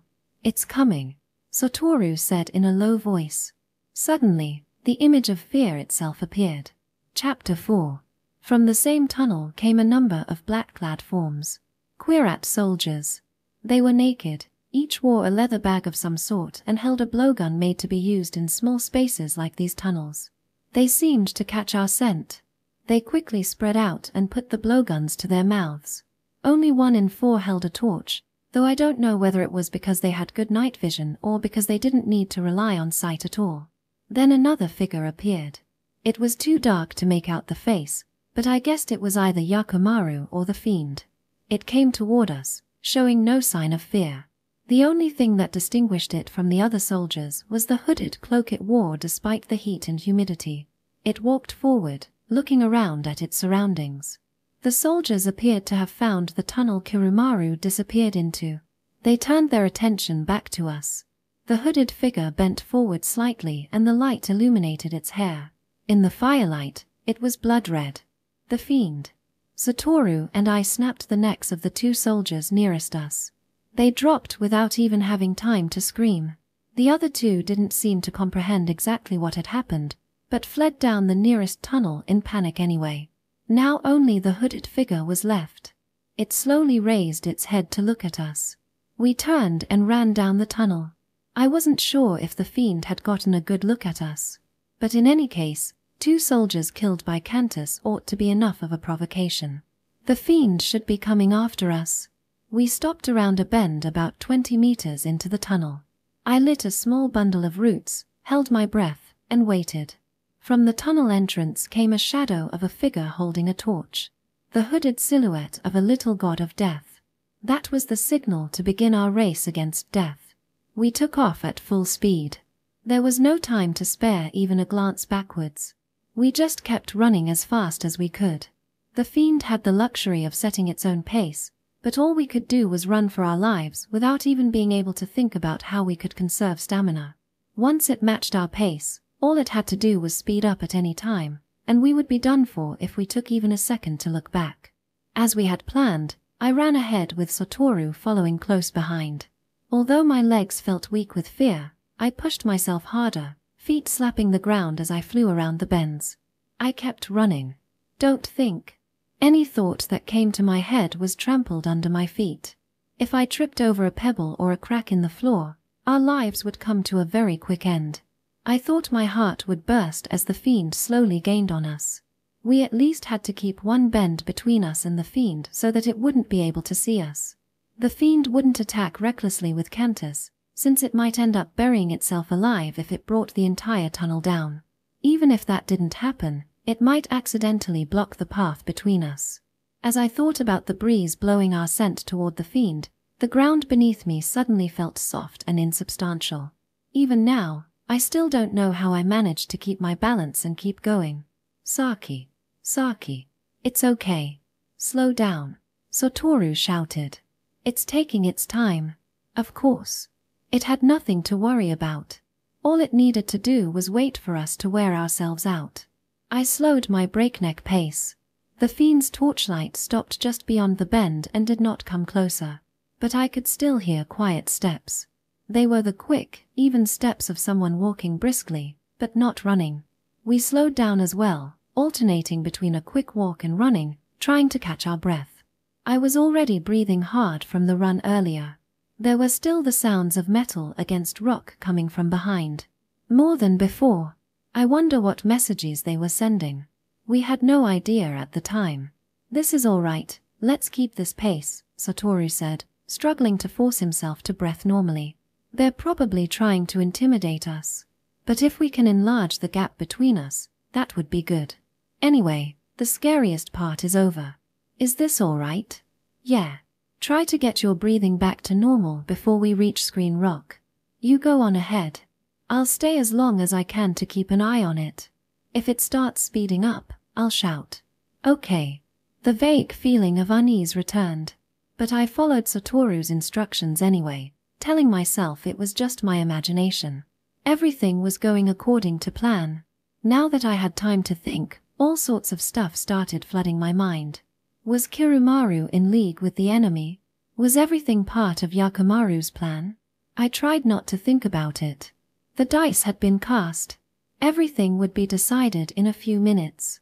There was no use worrying about it now. Strangely enough, the next thing that came to mind was a creation myth we had learned at Harmony School long ago. After Izanami died from the burn wounds she received during childbirth, Izanagi wanted to see his wife so terribly that he made his way to the underworld. Even though Izanami told him never to look upon her, he could not help but do so. What he saw was a terrible, rotting corpse filled with maggots. Izanagi was so frightened that he fled back to the world above. Embarrassed, Izanami sent the hag of the underworld to chase after him. Of course, I didn't just happen to remember this story as I was running for my life. I saw it almost like a vision, lighting up the tunnel in vivid colors. It was possible that my mind was so full of fear that it reawakened my memory of this story.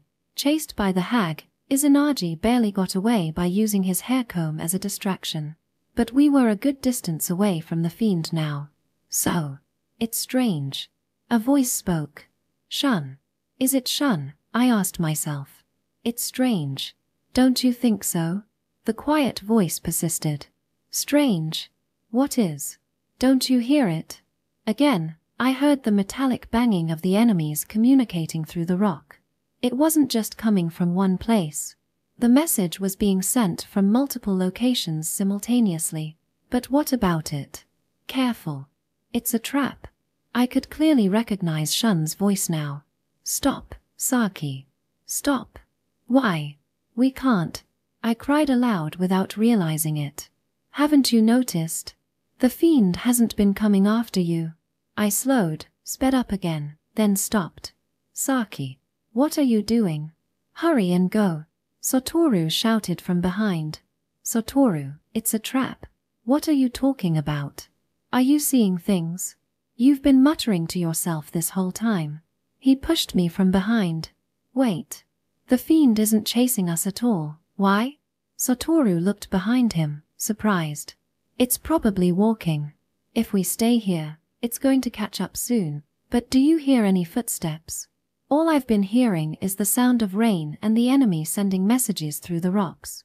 You're right, but still, we can't go anywhere but forward. There's only one exit to the tunnel. But, wait. What if it? I shoved Satoru with all my strength. And saved both of our lives by a hair. The part of the tunnel we had just about to walk toward suddenly collapsed with a deafening rumble. Boulders and water came crashing down and were swept right at us. Run. We turned and started running the way we had come. But wouldn't the fiend be waiting? We had been driven into a corner. Satoru lifted the cross from his neck and gripped it tightly. If the fiend killed him, it was going down as well. 50 meters back into the tunnel and the fiend was still nowhere to be seen. Where did it go? Satoru stopped and whispered, his voice shaking. I turned and looked down the tunnel. Rubble seemed to have stopped falling. Thanks to the moisture in the air, the dust had already begun to settle. A faint light came in from above. It appeared the collapse reached all the way up to the surface. Let's go back. Which back? Back to where we started. Downwind, I said. Satoru seemed uncertain. Isn't the fiend there? It shouldn't be. I was still in the grip of fear, but my mind was becoming clearer. Don't you get it? This is a trap. Yakimaru predicted where we would go and caused the collapse. So Kirumaru is in on it. I'm not sure about that. Anyway, it's suicide to keep going. They'll be waiting. But the fiend is back this way, Satoru said, looking frightened. So we should keep going forward. The collapsed part leads all the way above ground. Maybe we can get away from there. No. Think about it. How do you think they brought down all this rock? Satoru went pale. It wasn't explosives. We didn't smell gunpowder or sulfur, and there wasn't the sound of an explosion. The tunnel just collapsed. But that's impossible. At that moment, my eye caught something on the floor of the tunnel. Satoru followed my gaze. It was a wig made of red hair. Son of a bitch. We've been tricked from the start, he groaned. We had been playing right into Yakimaru's hands. Thinking back, it was strange that the fiend would be wearing a cloak. First, it was hot inside the tunnel, and second, wearing a cloak made the fiend difficult to distinguish from a quirat, meaning we might have killed it on accident. Of course, we would have died from death feedback too, but since the fiend was the enemy's only trump card, they wouldn't have risked it. It wasn't the fiend. They had cut the fiend's hair and made one of the soldiers dress up as it to chase us down the tunnel. The above-ground troops were kept informed of our location through messages sent through the rocks. That way they could collapse the tunnel without the danger of accidentally burying themselves at the same time. That means the ones lying in wait were... Run! I shouted. Satoru just stared blankly over my shoulder. From the settling cloud of dust came the light of a torch and the silhouette of a child. We took off at lightning speed. I heard the sound of running behind us. There was no time for the chase. Victory would have to be decided right now. There was only one bend left between us and the fiend. Once we hit the straight part of the tunnel, it would have a clear shot at us. An idea suddenly came to me. I reached out with my right hand and grabbed the backpack Satoru was wearing. "Saki, what are you doing?" he yelled. I felt around, grabbed the fake false Minashiro and tossed it behind me, feeling like Izanagi throwing his hair comb at the hag. The fake false Minashiro, sensing danger, heaved its many legs and began climbing up the wall like a roach. Not a moment after we had rounded the next bend, a blinding light burst behind us. The fake false Minashiro was using its defensive light to disorient the fiend. Just as I was wondering how long the rainbow-colored light would last, it was snuffed out like a candle. I had no idea what the fate of the fake false Minashiro was, but at least it had stopped the fiend for a short while. In that time, we had managed to run through the straight part of the tunnel. If it wasn't for those few seconds, we would have died already. I had thought we put a good distance between us, but the footsteps behind us started up again. It was faster than I imagined. I guess its small size made it easy to maneuver in the narrow tunnels. Still, even though we were running desperately for our lives, we had an advantage. We'd been through this tunnel a number of times, and knew where all the turns and obstacles were. Thanks to that, we were able to keep the distance between us and the fiend for the moment. I was starting to wheeze and my lungs felt like they were on fire. My endurance was reaching its limit. Fear was sapping my strength. The worst thing about the situation was that we were running downwind, opposite of our original plan. Even if we both died using the Psychobuster, there was a good chance that the fiend, being upwind, would not be infected. Suddenly, Satoru stopped. I passed him and turned around. "What's wrong?" "I'm going to try your plan." Behind him, the air started shimmering and a gauzy screen appeared, blocking the light and leaving me in darkness. Less than 2 seconds later, the fiend appeared. Its torch shone through the screen so I was able to see it, but from its perspective, the light was reflecting off of a giant mirror. It halted, holding the torch high and observing the mirror suspiciously. It was wearing a loose straw trousers and boots, looking like nothing more than a normal child. If only it would realize that. I had explained my plan to Satoru. Since it had been raised by Quirots, it probably thought of itself as a Quirat as well. What would happen if we put a mirror in front of it? We had never seen a mirror in a Quirat colony, since they didn't have a habit of using them. It had probably seen reflections of itself in water, but might not have ever realized that it was different from everyone else. Once it realized that it looked like its enemies, in other words, human, would it question its own identity? And if it did, it might awaken its death feedback. "Are you sure?" "It might not have any effect at all." That's what Satoru had said. But now he was risking his life to do what I had asked. "Saki, leave this to me and go," he whispered. No. I had no intention of going anywhere. I didn't want to run anymore. Moreover, I didn't want to abandon him. In any case, if this idea failed, there would be no point in running. The fiend. Maria's son slowly approached the mirror. I couldn't see his expression, but his body language was clearly one of confusion. "That's right. Look closely. You're human." "Same as us," Satoru said quietly. As if in response, the fiend started speaking. "Ji-ahara, goofgura jigira, goofgura jigira, goofgura jigira." He was repeating the same word over and over.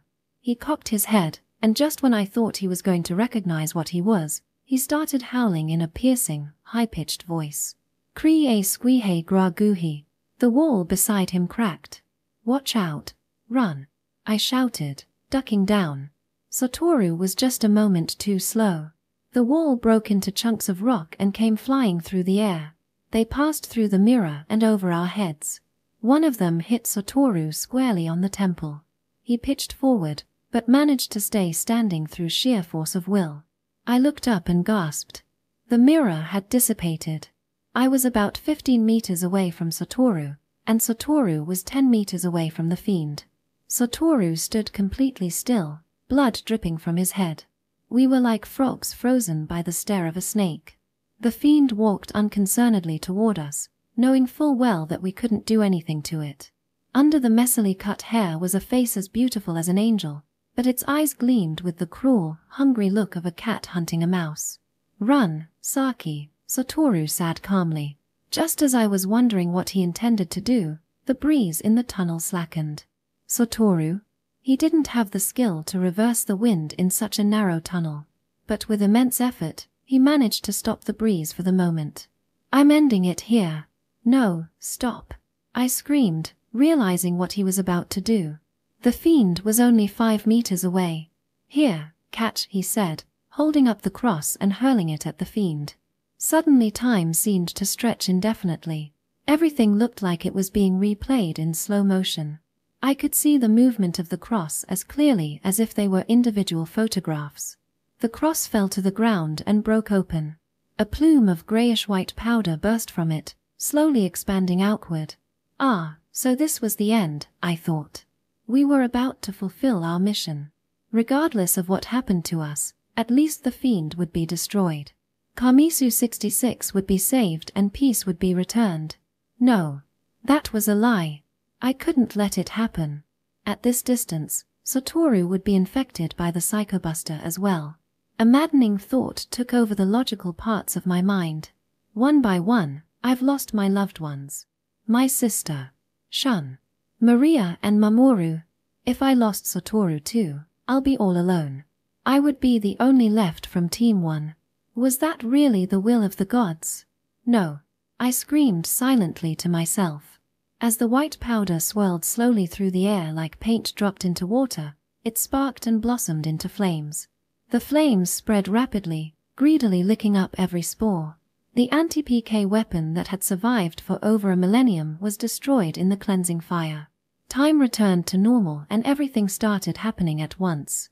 Satoru fell to the ground, dumbfounded. And the fiend. It shrieked and staggered away. The fire seemed to have injured it somewhere. Satoru, run. I pulled him up by the arm. Saki, what? He murmured, still unable to process what had happened. Forget about it and run. As we turned, a frightening roar rang out behind us. Glancing back, I saw the fiend glaring at us with a look of rage. Its hair had been burnt, and both hands were red and raw. This was really the end. Numb with fear, I simply stared at the fiend. I had no doubt that my life was about to end. Because of my impulsive action, all our efforts until now, and all the people whose lives were sacrificed for our cause, were for naught. We couldn't kill the fiend, and now we were going to die in this hell. I had already accepted death. That's why I couldn't immediately comprehend what happened next. A rock came shooting through the air from behind, almost hitting the fiend before it was blocked by Cantus. For some reason, the fiend backed away with an expression of fear on his face. Kirumaru came running out of the darkness. This way, he shouted, grabbing us by the collars and turning away from the fiend. Time hung suspended. As the three of us ran, our backs were completely open, and the fiend could easily have burned us all. Amazingly, nothing happened. As we rounded the corner, I slowly began to comprehend how miraculous our rescue had been. Still, it wasn't over yet. The god of death was quickly descending upon us. But now we were stuck between a rock and a hard place. We had narrowly avoided death, but had also lost the chance to defeat the fiend. We ran desperately through the tunnel. It doesn't appear the fiend is following, Kirumaru said, sniffing the air. Now that the fiend was upwind, we would know immediately if it got near. It appears he was burned quite badly. He might be treating his wounds first, Satoru said faintly. His head was still bleeding. We slowed to a walk. Where are we going now? I asked. I don't know. Kirumaru looked troubled. Let's just put some distance between us and the fiend for now. I'm sorry, it's my fault, the Psycho Buster. There's no time to lament that. Concentrate on the path ahead. Yakimaru's soldiers might be lying in ambush. We made it most of the way back without encountering anyone. My spirits lifted as I thought that this was only natural. The enemy had used its trump card, the fiend, but we had left him behind. Being the smart tactician that he was, Yakimaru would never choose to fight humans with Quirots. But as we neared the mouth of the tunnel, Kirumaru suddenly stopped. Since we were upwind, we weren't able to tell who was coming. But Kirumaru's sensitive hearing seemed to have picked up something. The enemy appeared to be hiding nearby. He raised his hand to stop us. As we slowly backed away, there came the sound of rapid gunfire and bits of rock exploded from the walls. We backed 20 or 30 meters down the tunnel. Then came the second wave of gunfire. This time, the bullets came deeper into the tunnel. Since we couldn't see them, we couldn't counterattack. And if we tried to get a glimpse of them, we might be shot. If we just attacked blindly, we risked bringing down the entire tunnel and burying ourselves alive. Just as we had thought we were safe, we were driven into another corner. This time, there was no way out. When the third wave of bullets came, I knew that the enemy was just firing blind. But there was still the chance of getting hit by a stray bullet, so we retreated down one of the side tunnels that led to a dead end. There was a sharp whistling sound inside the main tunnel. Yakimaru was probably communicating with the fiend. I smell the fiend. His coming, Kirumaru said casually, as if the fiend was a friend coming for a visit. There's a burnt smell, as well as the smell of blood. I also smell fear in his sweat. He's moving very carefully, possibly because of his wounds. And at the moment he's stopped about 30 or 40 meters away, probably trying to get a good look at us. Somehow, he knows we're here. Why didn't he slaughter us all in one go? This is it, Satoru said, sitting down with his head in his hands. There's nowhere to go. We've lost our trump card. Now I felt a sharp stab of guilt for wasting the Psycho Buster, but Kirumaru seemed to think differently. It might be too early to give up. Why? Do you have an idea? I asked, clutching desperately to the tiniest shred of hope. No. I don't think there is a way out. However, Yakimaru does not seem to have an immediate solution for this either. He seemed to have the answer to the question I had earlier. But they have nothing to worry about. They've got an overwhelming advantage. In fact, they can just wait for us to kill ourselves, Satoru said. No, that is not the inevitable end, Kirumaru explained calmly. We still have our last resort. If you can accept being buried along with the enemy, you can collapse the cave with your cantus. Is that Yakimaru's fear? Is that why he's not attacking us? If that was it, then all we could do was hope that the collapse would be big enough to kill everyone. That may be one reason. Even though he has the advantage right now, he might be having trouble coming up with the final move. His soldiers won't enter the tunnel because of your cantus, and the fiend is probably also hesitant to come alone. Why? One reason might be because I'm here. Even though I have no cantus, I would not hesitate to attack him. And he might also be having other doubts. Like what? The fiend was badly burned. He had overestimated the protection afforded to him by having cantus, and now might be having doubts about his powers. In that case, Satoru looked up. Saki burning the Psycho Buster was a way of attacking the fiend. How was she able to do that? Because, I thought for a moment, probably because when I burned the Psycho Buster, my goal to save Satoru also included saving the fiend. If I'm trying to save someone, but they get hurt in the process, I'm not attacking them intentionally. I see, he said quietly. Can we use that to our advantage? If we make it seem like we're trying to save him, we could use our cantus. It won't work, I said, shaking my head. You can't do it if you've already had the idea of attacking. It would never work. You can't deceive yourself into bypassing attack inhibition or death feedback. If it was that easy, we wouldn't have had to descend into this hell to find the Psychobuster. Suddenly, Yakimaru's voice came from outside the tunnel. Let us negotiate. I am the supreme commander of the robber fly colony, Yakimaru. Shall we try to avoid any more unnecessary bloodshed? What kind of bullshit is he trying to pull now? Satoru muttered angrily.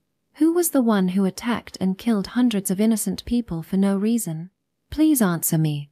Humans and Quirots may be different, but we are of equal intelligence. Our interests may differ, but surely negotiations can overcome them. Engaging in dialogue would be the first step. Don't answer, Kirumaru warned. He wants to use our voices to locate us. If this continues, it will only lead to more deaths, Yakimaru continued.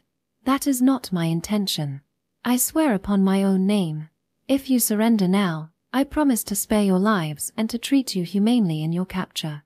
That's like a haythatcher promising other birds that it won't eat their eggs even if they lay them in its nest, Kirumaru scoffed. That double-tongued bastard doesn't really think he can win us over with his words. He's just trying to get us to respond. Once he realized he wasn't going to get anything from us, Yakimaru's voice stopped abruptly. We waited for the attack to come. The silence was stifling. Satoru, I'm sorry. I was stupid. I thought that you would be infected by the Psychobuster too. But it's fine. I understand, Satoru said distractedly.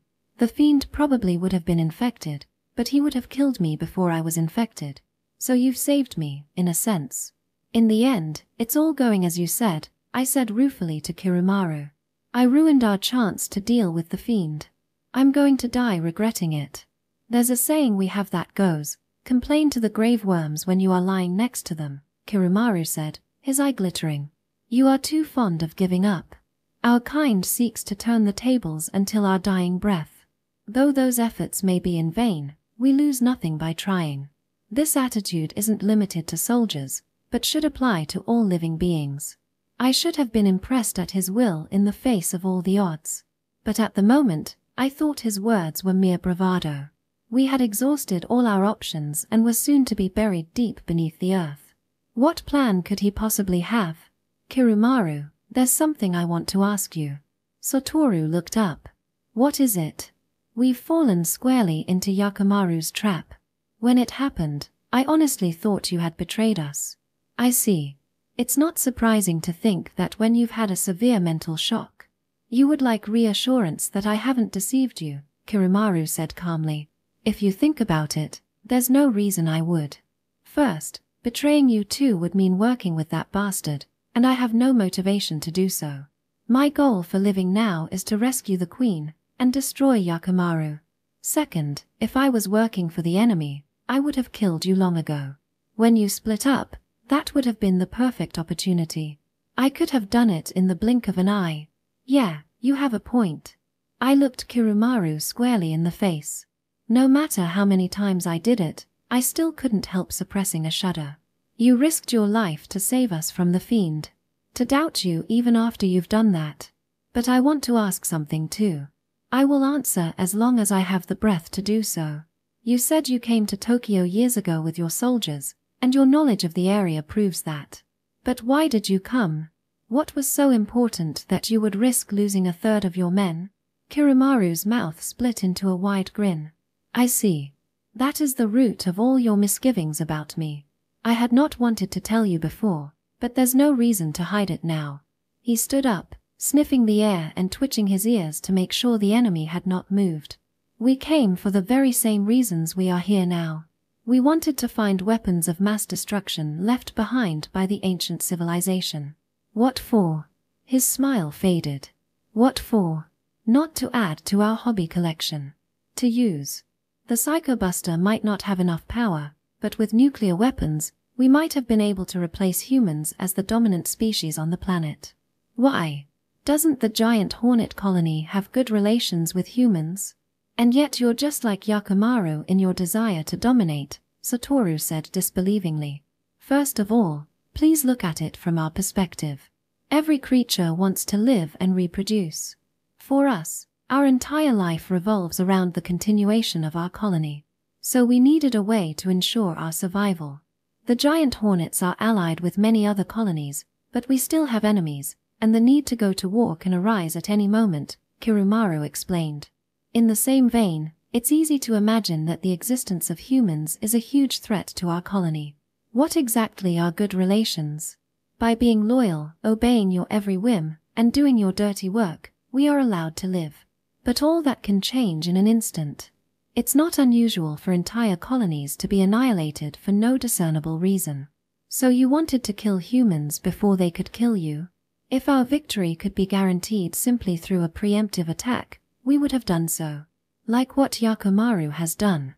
But since we did not find any nuclear weapons, we naturally had to abandon the idea. But how did you know about the nuclear weapons to begin with? You've probably already guessed. The library terminals you call false Minashiro or fake false Minashiro. We've known for a long time that knowledge is power, so we put forth a lot of effort to catch one. The terminals have long since evolved defenses to make them accessible only to humans, and recently a new type has appeared that are even harder to capture. Unfortunately, the one in our colony was taken by Yakumaru and now he has at least 4 terminals in his possession. We had relied too heavily on the absolute power of Cantus. In every era, those in power inevitably fall because of arrogance and neglect. Thank you for answering honestly, but do you think we can still trust you after what you've said? Of course. You have no choice, and because of that I have not hidden anything from you, he said matter-of-factly. Although we view humans as our enemies, we have no desire to dominate them. All we want is for our colonies to thrive. But now, the robber fly colony has threatened our continued existence by imprisoning our queen. Kirumaru's eye glittered with hatred as he spoke. That bastard has lost the basic instinct to live and die for the colony and turned into a power-hungry monster. Under the guise of democracy, he spreads his treacherous ideals and attempts to consolidate all power under himself, he said, a guttural growl entering his voice. Dropping his voice, he continued, although our kind is made to serve humans, we have always been allowed to have our own traditions and culture. However, if Yakumaru becomes dictator, that will be the end of us. We cannot let him create a society where queens are lobotomized and turned into slaves. I remembered the horrors I had seen in the farmhouses in the robber fly colony. For the first time, I felt a sort of empathy toward Kirumaru that transcended our species. So I must kill the fiend through any means possible and stop Yakumaru's treacherous plans.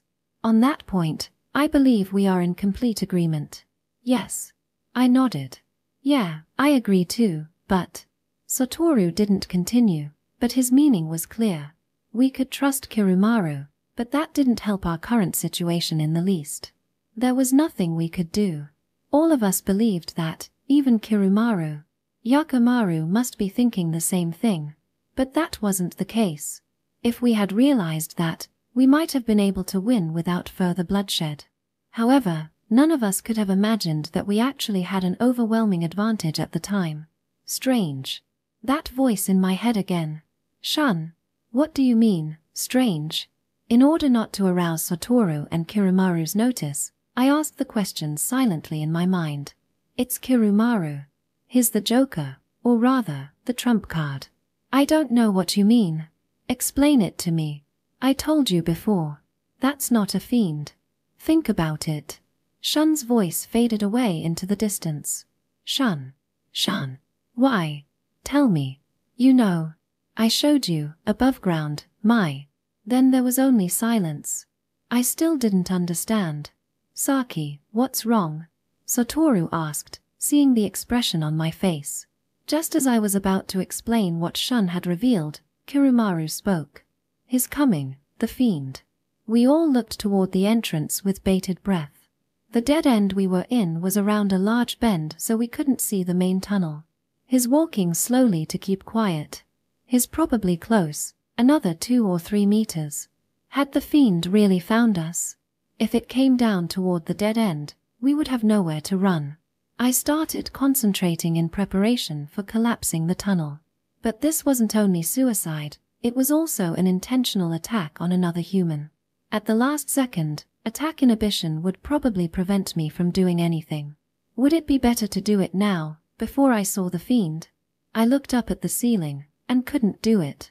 A wave of despair washed over me. If I brought down the tunnel, it would kill Satoru as well. As I expected, I still couldn't use Cantus. I closed my eyes and waited for the end to come. Kirumaru whispered calmly, "He's passed by. He's probably on his way to rejoin Yakimaru."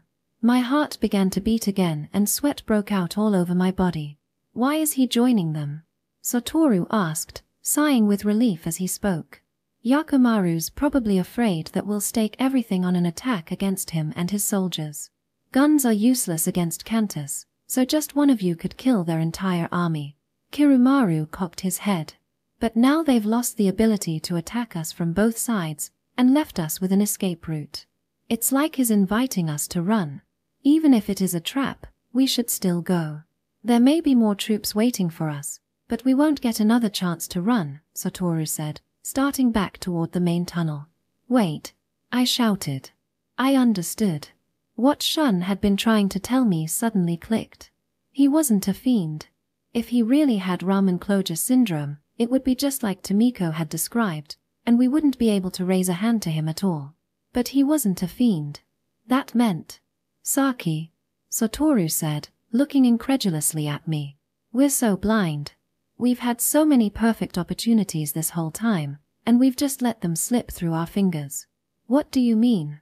Kirumaru asked. "But there still might be a chance. It'll be harder than before, but what if it's the other way around? If only we could use it against them." "Saki, just explain it to us already," Satoru blurted out, unable to wait any longer.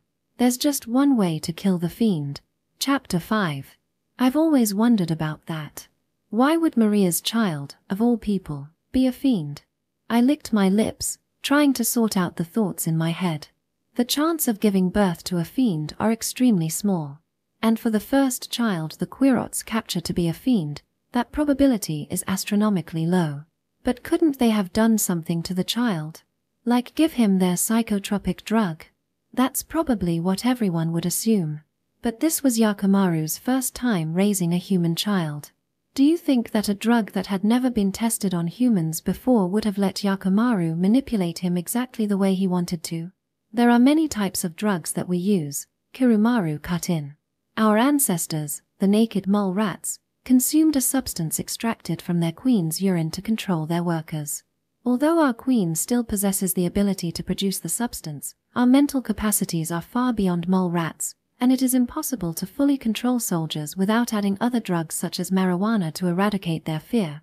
But you are right that since we are different species, it is hard to imagine that our drugs would be able to turn off attack inhibition and create a fiend on demand. Then, if he's not a fiend, then what is he?" Satoru sounded bewildered. The wound on his head was still bleeding, and looked extremely painful. "I mean, no matter how I think about it, he has to be a fiend. You've seen what he's done. That's exactly what has blinded us this entire time." As I said that, the logic of the situation fell into place. Letting us see the child kill humans without batting an eye was designed to be an emotional attack that would overwhelm our rational side and cause us to leap to conclusions. Only once we decided that he was a fiend could we feel marginally safer. "Safer? What are you talking about? How would knowing he's a fiend make you safer?" "Ramen closure syndrome is at least something we know exists. Humans are more afraid of the unknown than anything else." Satoru crossed his arms and thought. "I have good reasons for saying he's not a fiend. Fiends completely lose the ability to think rationally, and simply kill everything around them. If the child really is a fiend, how come he hasn't hurt Yakimaru? Couldn't they control him with drugs? That's impossible. You can't tame a fiend. If it were possible, we would have done it ages ago and prevented all the attacks in the past, or at least brought the casualties down to a minimum. Also, if his mind is being influenced by drugs, you couldn't be sure that he'd be able to attack and kill people. Well then why doesn't he have attack inhibition and death feedback?" Satoru asked. "He probably does." "What are you talking about? What's the simplest answer? The child has been separated since he was born and raised by Quirots. So it would view itself as a Quirat, not as a human. That might be true, But how? Realization dawned on his face. Maybe, you mean, the fiend. The child's attack inhibition works on queerots instead of humans? Exactly.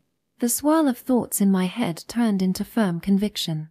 The child thought of himself as a queerat, and therefore could not kill his own kind. To him, humans were a different species. But still, why would it kill people so viciously and indiscriminately? Well, we kill them without a second thought as well, don't we? Satoru said, looking shocked. But they're queerots. He became aware that Kirumaru was still listening. I see. You're right. I never realized that's what we were doing. Kirumaru's eye widened. I should have realized something was wrong earlier. When my elite troops were annihilated, he didn't kill them directly with Cantus, but only took their weapons away. We were completely helpless, and I thought that he was just having fun playing with us. But right after, when I encountered the fiend as I ran away, he didn't attack me even though there were only 20 or 30 meters between us. There's no way he didn't notice me. He let out a groan of frustration. And earlier too. When the two of you were face to face with the fiend, I managed to intervene just by throwing a rock. Since killing you two is critical to their plan, I never expected that he would let you run away. Even getting rid of one of you would have been a minor victory, but again, the fiend just let us go. He wasn't choosing to not attack, he physically couldn't do it because I was there. Wait, so if he's alone, then Kirumaru can attack? Satoru's voice shook. Yes. He can't do anything to Kirumaru. It would be easy to kill him, or capture him alive. Shit. A crack appeared in the wall next to Satoru. We had victory in our hands this entire time, but we let it slip away. Why didn't we think more carefully earlier? Calm down, it's not too late yet, I said as calmly as I could. We still figured it out, even if it was at the last possible moment. We should have figured it out before the fiend, before he passed by through the main tunnel. He's joined up with Yakimaru by now. Even if Kirumaru goes in now, he'll still be killed, Satoru sighed. But there was still another way. It was a slim chance, but not impossible. It was the only thing we could gamble on. Still, I couldn't help but hesitate doing something so cruel. If the positions were reversed, Yakimaru definitely wouldn't hold back for a second. But part of me still resisted the plan. Whether it was humans or queerots, we were all living things with beating hearts and warm blood running through our bodies. As intelligent beings, we were capable of happiness, sadness, anger, contemplation. We weren't pawns to be thrown away for the sake of some greater game. After spending so much time with Kirumaru, I felt this even more strongly. Seeing that child reminded me so much of Maria and Mamoru, I thought my heart would be ripped to shreds. Yet he had attacked the village, destroyed our homes, and killed thousands of innocent people. An irresistible wave of hatred and desire for revenge washed over me. But he wasn't a fiend. He was innocent. His parents had been killed by queerots, then the queerots had raised him and commanded him to kill. He believed himself to be a queerat, so he didn't question it, and none of it weighed on his conscience. To him, humans were devils that enslaved them and had the power to kill them on a whim. And not just that. He couldn't go against the queerots because of attack control and death feedback, but the queerots could punish him however they wished. In short, he was literally their slave. What kind of life had he lived? My heart hurt thinking about the way the queerots must have treated him after Maria and Mamoru died. And what would happen if we died here? The surviving people in the towns would have no choice but to flee far away to escape being killed. With the child, Yakimaru would be able to fend off attacks from other districts. And in a decade, all the infants he had kidnapped would be old enough to use Cantus. Then he would be unstoppable. Queerots would take over Japan. There was no time to think of alternative plans. I had to do it. I'm sure Tomiko would have come to the same conclusion. Saki, Satoru said, looking up. You said that what you did to the fiend earlier would only work once, right? Yeah. I nodded. You need to know where the enemy is in relation to you first. Quietly, we crept back toward the main tunnel until we were 4 or 5 meters away from where it crossed the path we were on. It was silent in the tunnel. At my gesture, Satoru made a tiny mirror from the water vapor in the air, and slowly moved it until we could see the enemy. There. As soon as we saw them, Satoru let the mirror dissipate, and we retreated back down the small tunnel. Although I only saw it for a split second, I knew where they all were. Outside the small tunnel, about 20 meters away, a group of 5 soldiers lay in wait. And 5 meters behind them was the child. The fiend, he didn't come this way just to meet up with Yakimaru. They're setting a trap, Satoru whispered. If we try to make a run for it, we're done for. Positioning the soldiers ahead of the fiend is a good strategy, Kirumaru added. I can't penetrate the group on my own. The soldiers would swarm me if I tried. And once you guys show up behind me, the fiend would have an open shot at you. Did you see Yakimaru? No. He is no doubt hiding far behind them all. I had more or less expected that the fiend, the child, would be protected by the Quirots. And on one hand, the fact that Yakimaru wasn't on the front lines was good news. That meant victory could be decided in an instant. If Yakimaru were there, he might see through our plan and counteract it. But since he's in the back, he wouldn't have time. It was rare for Yakimaru to make a mistake like this. His confidence in the fiend was making him sloppy. We needed to take advantage of this before he noticed. And Kirumaru would be our trump card. There's something I must ask of you, I said. I will do anything in my power. Is it a strategy to defeat them? I explained my plan.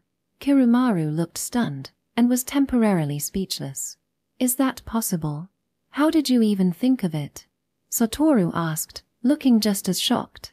Shun told me. Shun? Who? Oh. It seemed like his memories had finally been unsealed. Kirumaru suddenly broke into a smile. Fantastic. You are a first-class strategist. I had thought we were completely out of luck. I can't believe the only solution left is this simple. Will you do it? Of course. The problem now is how to hide my scent. I'm upwind, so the soldiers will smell me coming from a mile away. That's true. Looking around, I saw that there was a stream of water running down the wall of the tunnel. The rain seemed to be coming down as strongly as before, so there was no worry that we'd run out of water. Kirumaru carefully washed all the mud off of himself. Satoru took of his clothes. It would be best if we had guano, but this should work in a pinch, Kirumaru said, sniffing himself. But it's still not enough. Satoru, can you change the wind direction? Even just a few seconds will do. He grimaced. I have to make a mirror at the same time, but if it's only for a few seconds, I think I can manage. A small smile appeared on his face. It would have been easy for Shun to use 2 techniques at the same time. If we get out of here, I want to hear what you remember about him. All right. Satoru seemed to want to say more. Kirumaru was having a hard time with Satoru's clothes, so we went over to help. Their bodies were different, so it was impossible to get a good fit, but we managed to put everything on. Now all that was left was to cover his face. Oh, we can use this, Satoru said, undoing the bloody bandage on his arm. As he peeled the bandage off, the wound started bleeding again, but it didn't look too serious. I see, this would help trick them as well. The fiend might think that your face was injured when the psychobuster exploded. Kirumaru wound the cloth around his head. Now we're prepared. But before we go, may I make a request of the 2 of you? Kirumaru said formally, looking uncannily like a reanimated mummy. We'll see what we can do. Once this is over, I believe everyone in the village will call for the complete eradication of the Quirat species. But please, spare the queen of the giant hornet colony. She is the life and hope of every member of our colony. She is our mother. Very well. I can promise you that. I promise as well. No matter what happens, I will not let your queen be killed. And your colony will be restored.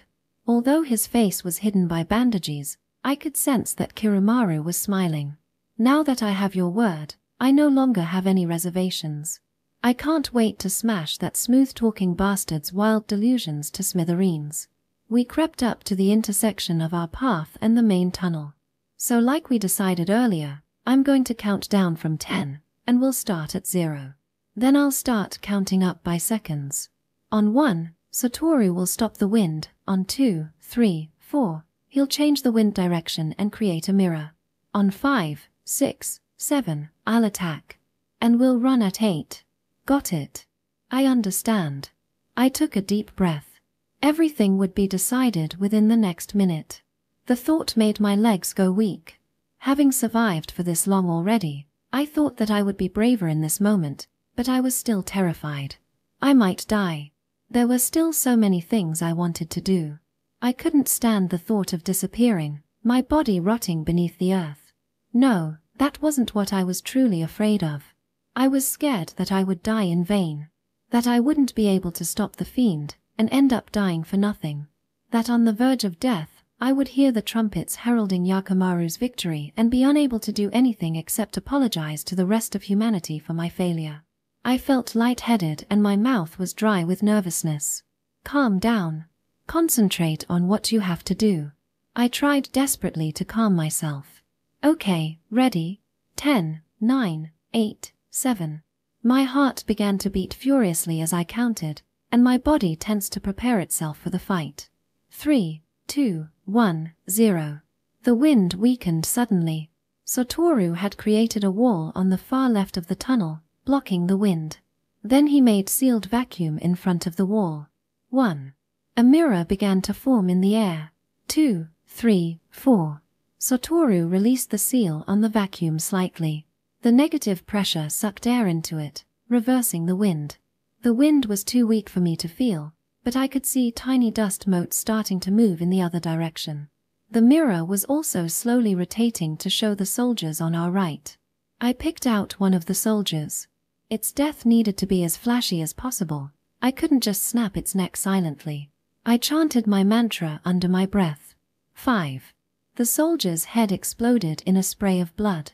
6. The rest of the soldiers began firing the guns wildly in terror. They couldn't seem to hear Yakimaru ordering them to stop. Once the arquebuses were fired, they needed time to reload. 7. The firing stopped. I chose 2 querots and smashed them into the ceiling. Rocks, blood, and flesh rained down on them. 3 soldiers remained. 1 turned and ran, and the others followed. 8. Kirumaru flew out of the tunnel with me right behind. He looked a bit awkward, but being such a large querat, it was difficult to distinguish him from a human as he ran on his hind legs through the dark tunnel. Squinting over Kirumaru's shoulder, I spotted a small figure standing ahead. It had blood-red hair. The child. He was glaring at us with open hatred. Kirumaru's human imitation was amazing. It could have beat out Inui's performance at pretending to be a querat. As he ran, he pretended to use cantus, muttering and gesturing at the retreating soldiers. Immediately, I slashed the head off one of the soldiers. The stink of blood in the narrow tunnel was beginning to make it hard to breathe. Kriye squihe graguhi. The fiend. The child's howl was more animal than human. Kirumaru suddenly stopped as if he had hit a wall. The hole that suddenly appeared in his body was so large that I could see right through it. Blood drenched me from head to foot as Kirumaru's guts flew through the air and landed with a loud splat. Gagu Gairi. The child seemed to realize something was wrong and stopped his incantation, staring hard at Kirumaru. A human would have died instantly, but Kirumaru was still standing. There was still one thing he had to do. With a shaking hand, he reached up and began unwinding the bandages around his head. The tunnel went dead silent. As the last of the bandages dropped away and revealed him to be a querat, the child stood frozen on the spot. Gryaski. Kirumaru spat out these last words and crumpled to the ground. I ran toward him, although it was clear that he was already dead. A satisfied smile lingered on his face. There was a bone-chilling scream and I looked up. Goofgura Jigira? The fiend. The child looked dumbfounded. Then he started trembling and beads of sweat broke out on his forehead. I wanted to turn away, but bit my lip and forced myself to look. Maria and Mamoru's son fell to his knees, clutching at the left side of his chest. Death feedback had activated the moment he realized he had killed one of his own kind. I bit my lip so hard I tasted blood. He couldn't escape. This child is going to. A sharp pain tore through my chest, and a chill ran up my entire body, making all my hairs stand on end. It was like a bolt of thunder on a clear day. Was I going to be punished as well? I didn't think that my own death feedback would be activated, but as long as I intended to kill another human, it was still a possibility. Satoru ran forward. Saki, what's wrong? I felt sick. The moment I truly realized the child was going to die, my chest had started hurting. Desperately, I kept thinking to myself, I'm not killing him. I'm not killing him. I'm not killing him. Suddenly, I wondered why I wanted so badly to stay alive. Everyone I loved had been dying one by one. Why would I want to live with that kind of burden? The pain disappeared. Was I still alive? I looked up to see Satoru smiling at me. Don't worry, everything's all right now. He hugged me so hard it hurt. I had caused the child's death, but hadn't attacked him directly. That's why death feedback hadn't fully activated. The pain I felt was just a warning. Once again, I looked at the child. He lay absolutely still. It was over. Yakimaru stood stupefied to one side. The color of the child's hair caught my eye. It was the exact same shade as Maria's. The only proof that she had ever lived. I hadn't wanted to kill him, but there was no other way. Tears began to roll down my face. If he had been born in the town, I had no doubt he would have been a lovable, intelligent boy. The child was innocent. Even now, I sometimes feel guilty about what I've done. And even I know it would never come true, I still can't help wishing. At the very least, I wish he had died as a human. The war was quickly coming to an end. After losing his trump card, Yakimaru must have seen the inevitable conclusion of the battle. All the fight went out of him and we captured him and his troops, seized his ships, and returned to town.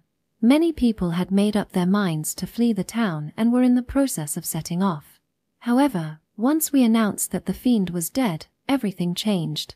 Tomiko, along with many of the members of the ethics committee, were dead. A temporary executive decision-making organization called the Law and Order Restoration Committee was formed to launch a massive counterattack against the Quirots. And despite our youth, Satoru and I were selected to be members of the committee.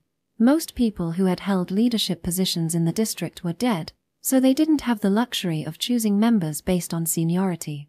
Most were 20 or 30-year-olds who had distinguished themselves in the battles against the Quirots. My parents were among those who had died. Satoru lost his entire family. I broke down crying when I found out. I thought I had run out of tears, but ended up crying for days on end. Later, I heard from the people who had seen my parents last. They had returned to the district just as the war reached a critical phase. By Yakimaru's command, Shisei Kabaragi's corpse was hung on the holy barrier. Those who saw it were seized with an overwhelming fear. They lost the will to fight and ran in helpless panic. Thanks to the fiend, the Quirots easily hunted down and captured nearly 100 people. At that stage, Yakimaru started taking hostages instead of simply killing everyone. They were blindfolded to prevent them from using Cantus and put into pens. Those who had not yet given up the fight continued to attack the Quirots, carefully avoiding the fiend, and managed to wear down some of the enemy forces. My parents arrived during the middle of this and went around to the schools to release the impure cats. Apparently, the impure cats are far more intelligent than I had assumed. Tracking people from their scent was easy, but they could also remember faces from drawings and correctly identify their targets weeks later. My parents released all 12 cats, who hid in the ruins of the town and waited for an opportunity to kill the fiend. They managed to succeed on one point. According to people who were watching from the rooftops, the impure cats launched what looked like a coordinated maneuver upon discovering the fiend. The fiend and his guard were traveling south when a brown cat came in from the west and a gray cat came in from the east. The brown cat was upwind, so when the Quirots caught its scent, they began to shift their defenses to the west. This opened a gap for the gray cat to rush into. Then the third and fourth cats appeared out of nowhere and pounced from the north. One of the cats, a calico, circled around to come in from the south to surround the fiend on 3 sides. It looked like the cats would win, since no matter how talented or powerful the fiend was, it seemed unlikely he could fight 3 impure cats at once. But the guards managed to avoid the attack just in time. The guards were mutants with sharp quills all over their backs that proved tricky even for the cats. In the time that it took for the cats to knock the guards off their feet and cut open their soft bellies, The fiend had more than enough time to kill all 3 cats. In the end, the impure cats were unable to take down the fiend, but they were able to slow him down, which allowed more townspeople to escape. As the impure cats tried to stop the fiend, my parents went to the library and destroyed all the books that might prove dangerous in enemy hands. But the smoke from the fires attracted the enemy's attention, and when my parents left the library, they ran into the fiend outside. Like all the others who had sacrificed themselves, I believe my parents did not die in vain. But it gradually became clear who had the upper hand.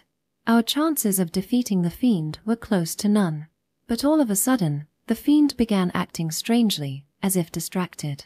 Thanks to that, a good deal of lives were saved, but it was unclear what was causing the change. Perhaps the prayers to exorcise the fiend were taking effect. Yakimaru tortured this information out of the captives and quickly led his elite troops to deal with the situation. A number of his troops left the town and went to burn down the Temple of Purity. Head priest Mushin, Gyusha, and almost all the monks met the same fate. There was no one left to stop the fiend. Then Yakimaru came after us, presumably using information he had obtained at the temple. Let's return to the present. News of the fiend's death spread like wildfire, burning away the fear in everyone's hearts, and replacing it with a rage and monstrous desire for revenge. Around that time, reinforcements from Tainai 84 in Hokuriku and Kumi 95 in Chubu arrived. The tide of the battle turned. The Quirots lost both their brawn, the fiend, and their brains, Yakimaru, in one fell swoop. All the other mutants they could have used, like the powder-blowing monster, were gone as well. They had nowhere to run, and the Wildlife Protection Squad from the other districts quickly surrounded and dispatched them. Yakimaru's second-in-command, Squeaker, returned all the stolen infants and sent a messenger to negotiate a truce. But the committee sent the messenger back mounted and stuffed with a polite letter of refusal in its mouth. He sent another messenger with a letter of surrender in return for the lives of his soldiers, and this time the committee sent back the messenger in the form of a mutant clump of cancerous cells. Seeing that there was no way out of the situation, Squeaker led the rest of his troops into battle on a suicide mission. But the people, still raring for revenge, weren't about to let the Quirots die so easily, and took their time slowly torturing every soldier to death. Satoru and I also participated in annihilating the Quirots, but it's not something I want to talk about in detail. There are 2 things I will never forget. The first is the sight of a field dyed completely red and full of the stink of blood. The second is the shrieks of 1,000 Quirots, which to me sounded just like human screams. Seeing Yakimaru a week later, he looked shrunken, as if his very spirit had been drained. He sat chained on the stone floor and looked up at us. Yakimaru, do you remember us? There was only a vague response. I'm Saki Watanabe from the Exospecies Division of the Department of Health. This is Satoru Asahina from Lotus Farms. I remember, came the hoarse reply after a pause. You're the ones who killed our Messiah and captured me in the tunnels under Tokyo. What are you talking about? We didn't kill him. Satoru snapped. You devised that wretched plan to kill Maria and Mamoru, didn't you? Then their orphaned child killed hundreds of people because of you. All of that is on you. Yakimaru didn't reply. You'll be put on trial soon. Before that, there's something I want to ask you, I said quietly. Ordinarily, letting an exospecies stand trial was unheard of, but the committee decided to hold a special hearing. They consulted records of animal trials in Europe 1,000 or so years ago to establish the first trial in which a non-human was the accused. But Yakimaru might not be given much opportunity to speak, and even if he was, I wondered if he would tell the truth. Why did you do all that? All that? Yakimaru smiled faintly. There are more charges against you than you can count. I want to know why you ruthlessly murdered all those people. Yakimaru had to twist his head in an awkward position to look up at me. It was simply part of the strategy. Once hostilities commenced, we had to do everything we could to win. If we lost, well, I would be in the exact position that I am now. Why did you revolt against mankind, then? Because we are not your slaves. What do you mean? Granted, we did ask you to pay tribute and to work for us, but we've always acknowledged your complete autonomy, haven't we? Satoru said sharply. Only when you are in good humor, my masters. However, should we invoke your wrath for the tiniest of reasons, our colony would be instantly eradicated. Perhaps we are even less than slaves. I remembered Kirumaru had said basically the same thing. The elimination of a colony is the highest penalty. It's reserved for only the worst offenses. If you hadn't killed human beings, or revolted against us. I thought back on the past punishments the Exospecies Division had dealt out. Which came first, the chicken or the egg? Either way, our lives are as uncertain as bubbles on the surface of a pond. Is it not natural to wish to escape that fate? Yakimaru said, baring his teeth with his head held high. We are highly intelligent beings. We are not inferior to you in any way. The only difference is you possess the wicked power called Cantus, and we do not.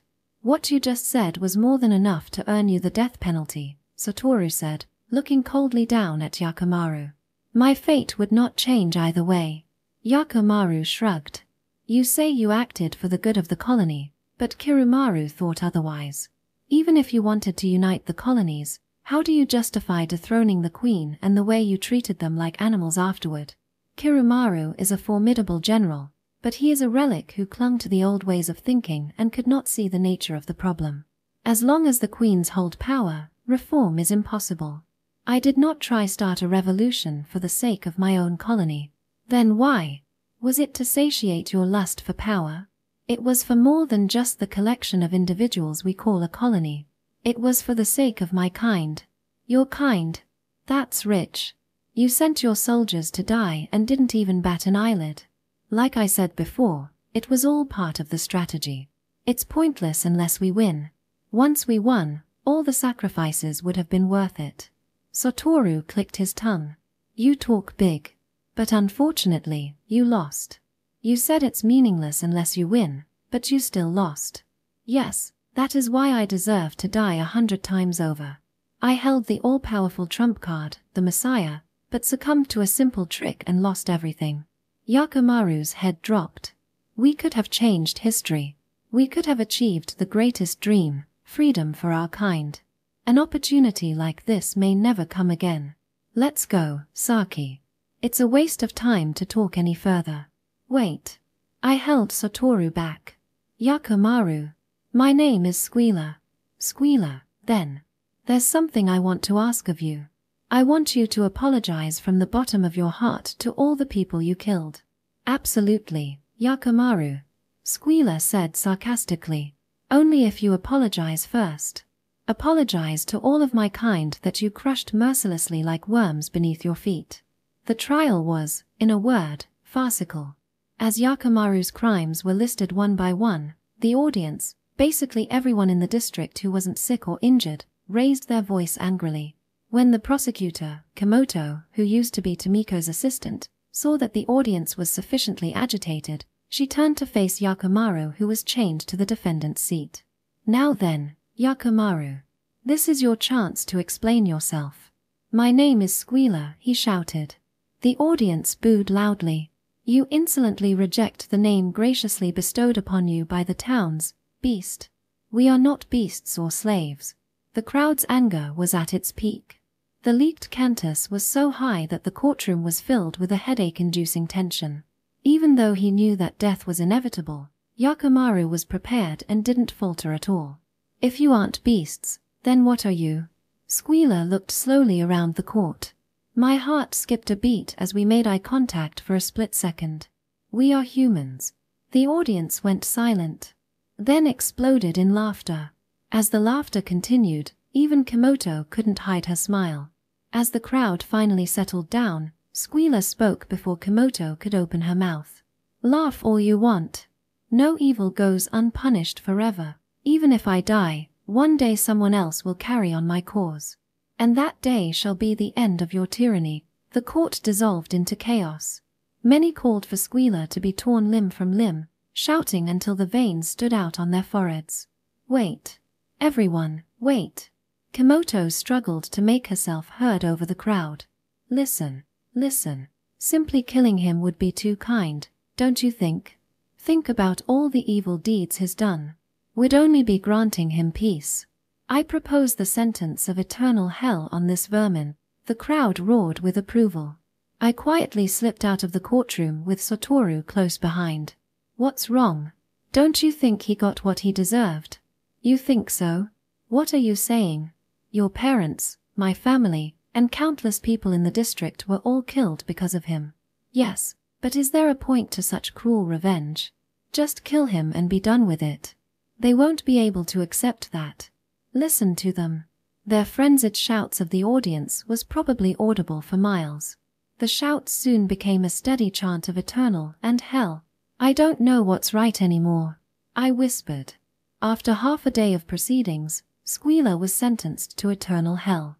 That involved sending signals of extreme pain from every nerve cell in his body, while constantly regenerating all the damage sustained using Cantus, denying him the salvation of death or insanity. It was the ultimate punishment. In that state, Squealer could still live for 100 years. Tomiko's words suddenly came back to me. I vow to subject him to agony no living being has suffered before as he dies a slow, protracted death. Those words had become reality, and all that was left in my heart was an endless void. Chapter 6. I walked back and forth gathering vegetable and plant scraps and tossing them in a bowl. It wasn't enough food for the voracious naked mole rats, but food was scarce even for humans nowadays, so there was nothing I could do. I walked through the Department of Health, which still bore the damage from before, and entered the wrecked nursery. The roof of the building was entirely gone, exposing everything to the elements, but at least most of the walls were intact. Part of the network of glass tubes that had been their nest were broken, making them too dangerous to use, so the 35 naked mole rats were now living underground like they would in the wild. The walls extended deep underground, so there was no risk of them escaping. I dumped the scraps into the feeding area. The worker rats, sensing the vibration, began to emerge. The last to come was the queen, Salami, and her male mates. The worker rats scattered in the presence of her giant, sausage-shaped body as she staked her claim to the food. When I found out that these mole rats had survived despite the destruction, I felt a strange sense of disappointment. Of course, the mole rats were innocent. We couldn't kill them, and letting them go might harm the environment. So we decided to keep taking care of them. Still, they were depressing creatures. They were ugly, incestuous, and coprophagic.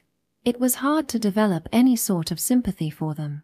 Even before all this, I had wondered why we had taken such an ugly creature and modified it with Cantus into something with an intelligence equal to humans. After feeding them, I went back to the Department of Health. Although the building was badly damaged, it hadn't been burned, so most of the books were still intact. I'd have to pick out the more important ones to be moved into a new building in the next few days. Under the new council, the Exospecies Division no longer operated under the Department of Health but reported directly to the Ethics Committee. I was slated to be a member of the Ethics Committee as well as the first head of the Exospecies Division. My first job was to convince the Ethics Committee to revoke its decision to exterminate all the Quirots in Kanto.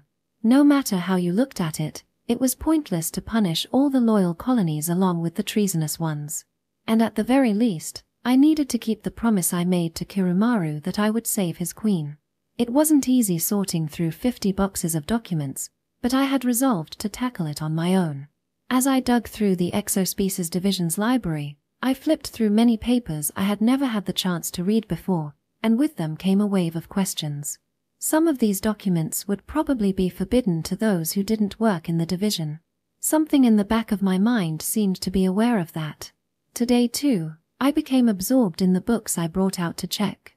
I still had a mountain of documents left to sort through, but I just couldn't resist looking through each one. But there were other things I had to get done today, so I didn't have the time to sit around reading. Saki. Satoru wandered into the room through the broken door. Hey, I found more weird documents. Want to hear about them? Satoru looked like he had something to say, but simply answered, sure. It looks like it was translated from English, and has to do with the scientific name for Quirots. Their ancestors, the naked mole rats, were called Heterocephalus glaber. Heterocephalus is Greek for strange head, and glaber means bald. Okay, and? Satoru raised an eyebrow. Humans are called Homo sapiens, right? Don't homo and hetero have opposite meanings? Isn't that just a coincidence? Both names were given by the ancient civilization. Yeah, but this document proposes a different name that sounds like a combination of the two, homocephalous glaber. Isn't that strange? I thought he would scoff at me, but Satoru had surprisingly serious look on his face. Did they use that name in the end? I don't know. I'd have to look at library documents. And here's the document that proposes the scientific name for Quirots. The date is too faded to read, but the paper looks at least a couple hundred years old. It must be from around the same time the Quirots appeared. Satoru looked around at the rubble all over the room, found an undamaged chair, and sat down. It cites an ancient kanji dictionary concerning the etymology of the character for queer. By combining the symbol for man with an inverted man, it expresses a person changing form or simply, change. I checked one of our kanji dictionaries, but the entry is gone. It was classified under sinister. He stood up again and paced back and forth across the room. Satoru, what's wrong? Nothing. I didn't want to tell you, but… What? I looked into their genes. The Quirots. I stood up too. What about it? I couldn't stop thinking about it. What Yakumaru? Squealer said at the trial. Me either. In response to Komoto's question, if you aren't beasts, then what are you? Squealer had answered, we are humans. Those words were stuck in my head. Didn't he hate the entire human race? Why did he call himself human? I secretly froze part of the corpse of a Quirat near the farm. You might not know, but the Code of Ethics forbids the study and analysis of Quirat DNA. Though I didn't know why until now. And what about it? I asked with bated breath. I didn't even have to sequence the DNA to find out. Quirots have 23 pairs of chromosomes, including sex chromosomes, Satoru said, shaking his head slightly. And… I don't understand what this means, explain it to me. Naked mole rats, their supposed ancestors, have 30 pairs of chromosomes. It means they're fundamentally different organisms. In other words, Quirots are originally unrelated to the naked mole rats we're raising? Not quite.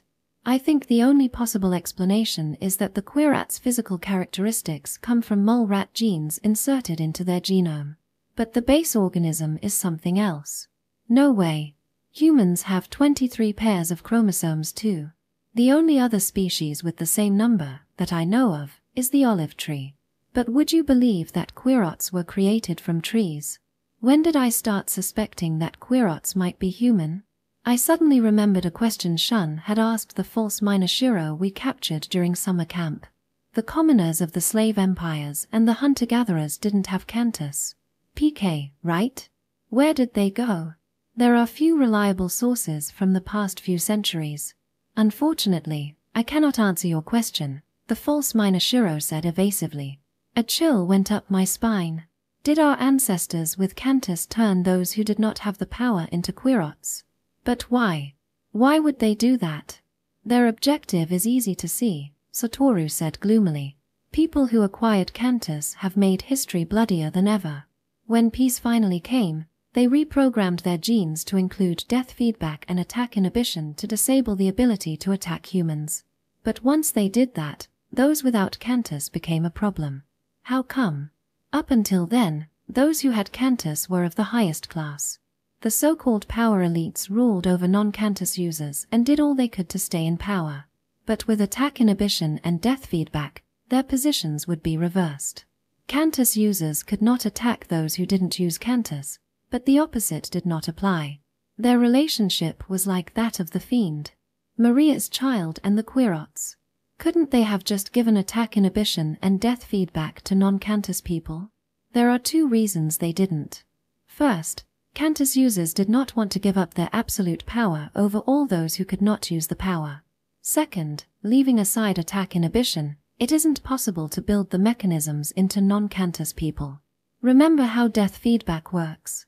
First you have to realize that you're attacking another human. Once that happens, their PK subconsciously activates and causes a massive secretion of hormones that eventually stops the heart.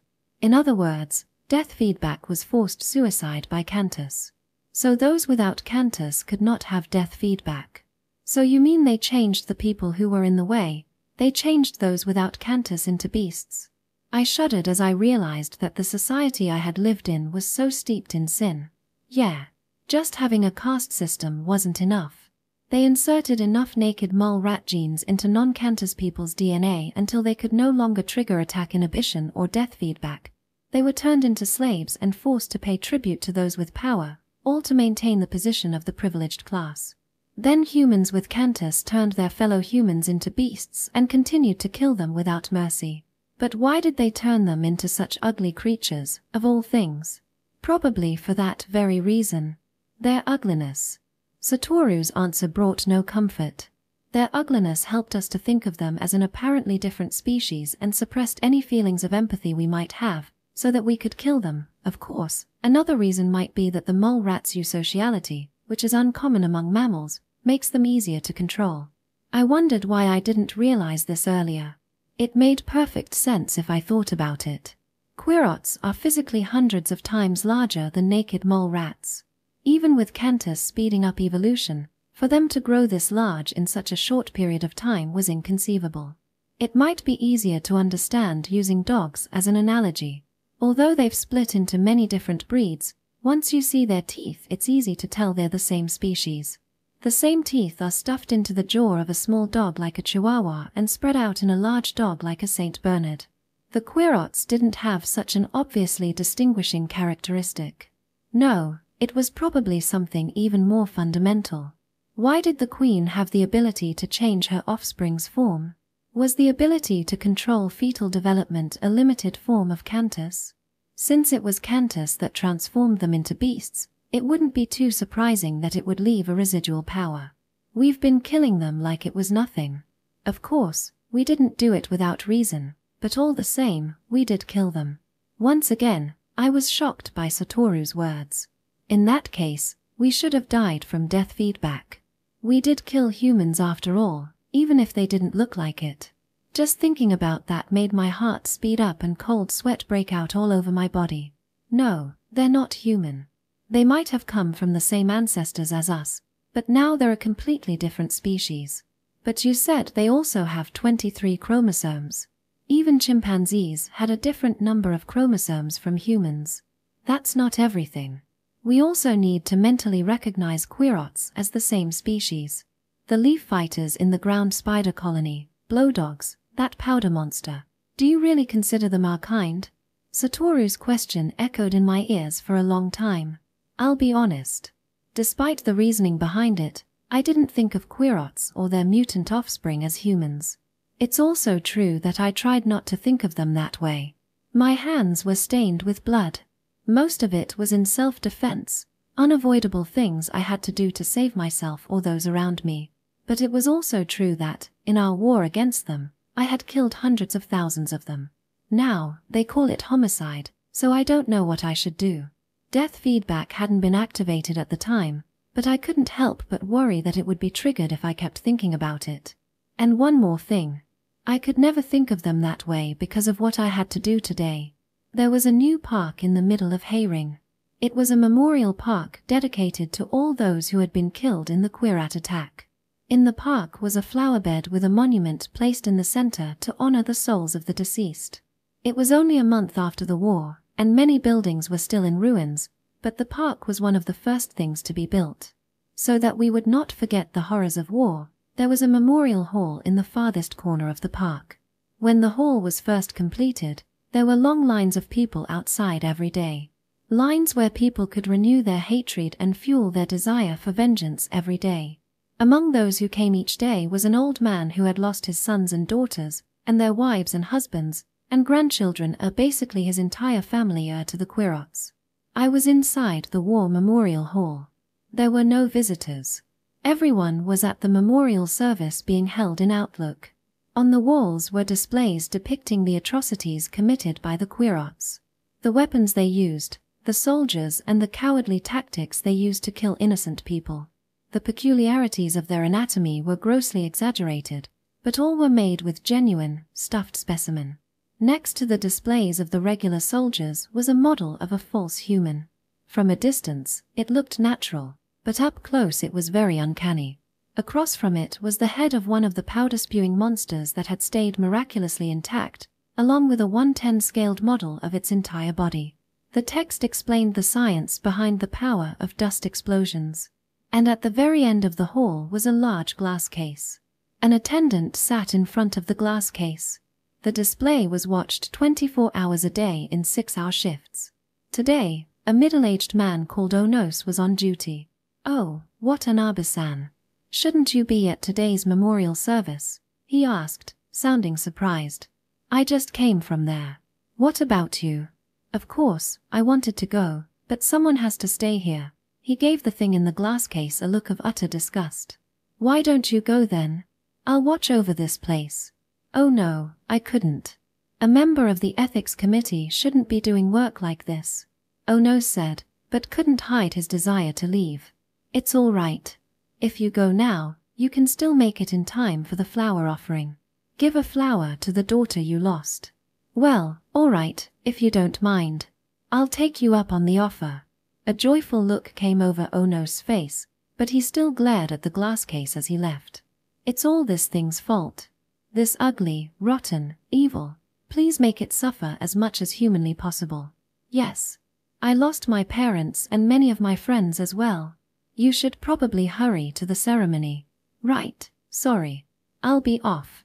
Onos hurried out of the memorial hall. I waited for a moment to make sure he wasn't coming back, then slowly approached the case.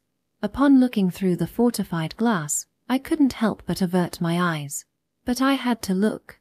I took a deep breath, counted to 10, and looked again. What lay inside was no longer a living thing but a lump of flesh that existed solely to suffer. "Squealer," I called softly. Of course, there was no answer. I should have come earlier, but didn't have a chance before today. I had to wait until there was no one around. In order to inflict continual pain and suffering, a special tumor cells were introduced into Squealer's nervous system. When I intercepted the pain signals, his convulsions stopped. It was probably the first time this month he had felt reprieve. "You've suffered enough, so let this be the end." It would have been better if Satoru hadn't told me those things. A new wave of regret washed over me. Would I really be able to do it? Knowing that the thing lying here was descended from humans. The phrase "doing the devil's deed with an angel's heart" came to mind. I closed my eyes and calmly chanted my mantra again. Usually I would quickly call the words to mind, but this time I mouthed them slowly. I numbed Squealer's respiratory center. "Hey Squealer, do you remember the first time we met?" I said affectionately. My voice probably wouldn't carry through the glass, but I suspected he would understand anyway. We had been captured by the ground spiders, but managed to escape. Then we ran into more Quirots and thought that we were done for. But it was the robber fly colony that you were part of. You were our savior. Of course, there was no reply from the lump of flesh in the glass case. But somehow I felt like he was listening to me. "You were wearing this wonderful armor and spoke very fluently. You have no idea how relieved we were to hear you speak." There was a faint sighing sound. It was probably just a natural physical response to having his breathing stopped, but it sounded like a reply from Squealer. And from there all sorts of things happened. Like running from Kirumaru through the night. "But you sold us out and were reporting to him all along, weren't you? Really, you were always a liar." I stopped suddenly, realizing that Squealer was dead. I checked on him and told myself that this was for the best. That month must have felt like an eternity. But the pain was over now. I burned Squealer's corpse to ashes to prevent him from being resuscitated, and left the memorial hall. I did it in a fit of hateful fury. That was the excuse I had prepared for when I was questioned. That way, I could avoid serious punishment. Isn't it outrageous that a member of the ethics committee could flaunt the rules like that? But by then, I had realized that there are things more important than rules. As I exited the park, I heard a melody carried faintly on the wind. The rebuilt town hall was playing Going Home. The sun sets over the distant mountains. Stars stud the sky. Today's work is finished. My heart feels light. In the cool evening breeze. Come, gather around. Gather around. The bonfire burning brightly in the darkness now dies down. Sleep comes easily, inviting me to disappear, gently watching over us. Come, let us dream. Let us dream. Why? I whispered to myself. Why couldn't I stop my tears from falling? This chronicle is finally nearing the end. I just want to briefly touch on what happened between then and now. For putting Squealer out of his misery, I was suspended for a month. No one really blamed me for what I did. Maybe it was because I was highly regarded for bringing the war to an end, or that most people had tired of the existence of the Quirat sentenced to eternal suffering because their initial hatred had faded and the sight of a living being in constant pain was making them uneasy. And somehow people got the idea that taking part in inflicting such suffering would bring a curse upon them. The proposal to exterminate all Quirats around the district was fiercely debated, and narrowly defeated in the end. In recognition for being consistently loyal, the giant hornets and 5 colonies under it were spared, so I somehow managed to keep my promise to Kirumaru. On the other hand, all the other colonies were eradicated and I was the only person to oppose it. 2 years after that, Satoru and I married. 3 years after that, I was elected to become the youngest head of the ethics committee, and have held the post to this day. 10 years have passed since that day when things returned to dust. A span of 10 years doesn't mean much in the grand scheme of things. But like I wrote at the beginning, although many problems were being solved, and the new order was well on its way to being established, doubts about the future began to sprout. The most pressing of these issues was a comprehensive report on Fiends and Karmic Demons. According to the report, at this moment, the chances of Fiends and Karmic Demons appearing was higher than ever in history.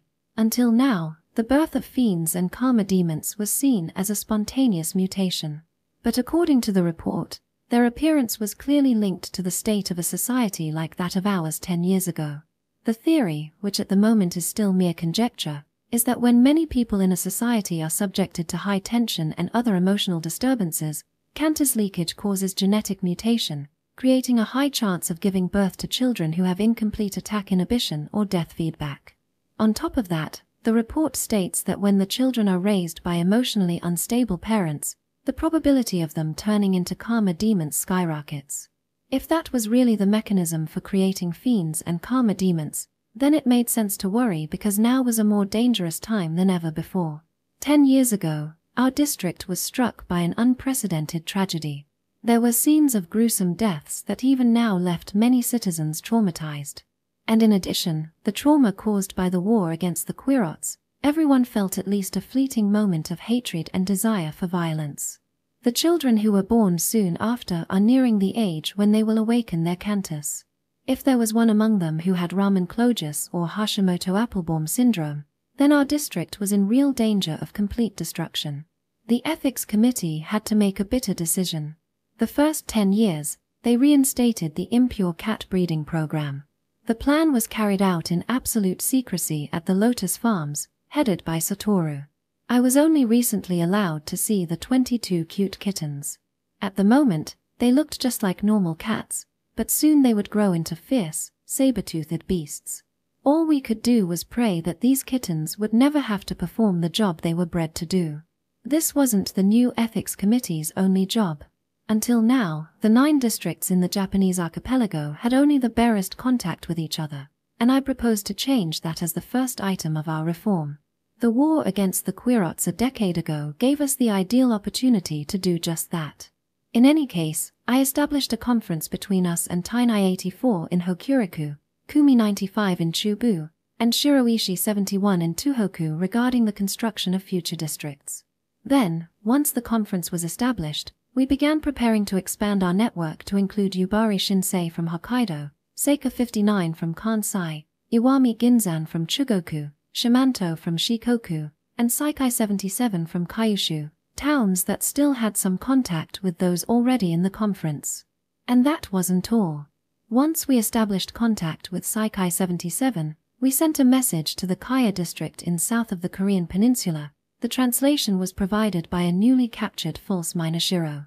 This was probably the first revival of international communications in centuries. But there was still one thing that absolutely needed to be done.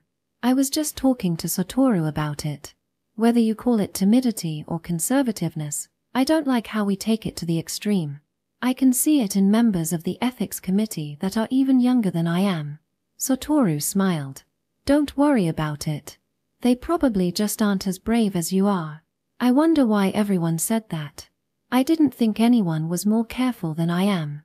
Sometimes I wonder if Cantus has really given humans any sort of benefit. Maybe it's like the people who created the crucifix to hold the psychobuster said, it's a gift from the devil. I don't think that. Satoru shook his head. Cantus is a divine power that comes from the universe. Humans have finally reached this advanced stage through eons of evolution. We might have been unfit for it at the beginning, but now we've finally managed to coexist with it.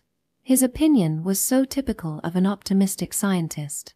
Say, do you think we can really change? We'll change. We must. Every living being continually changes to adapt to its environment in order to survive. The question was, should we want that change?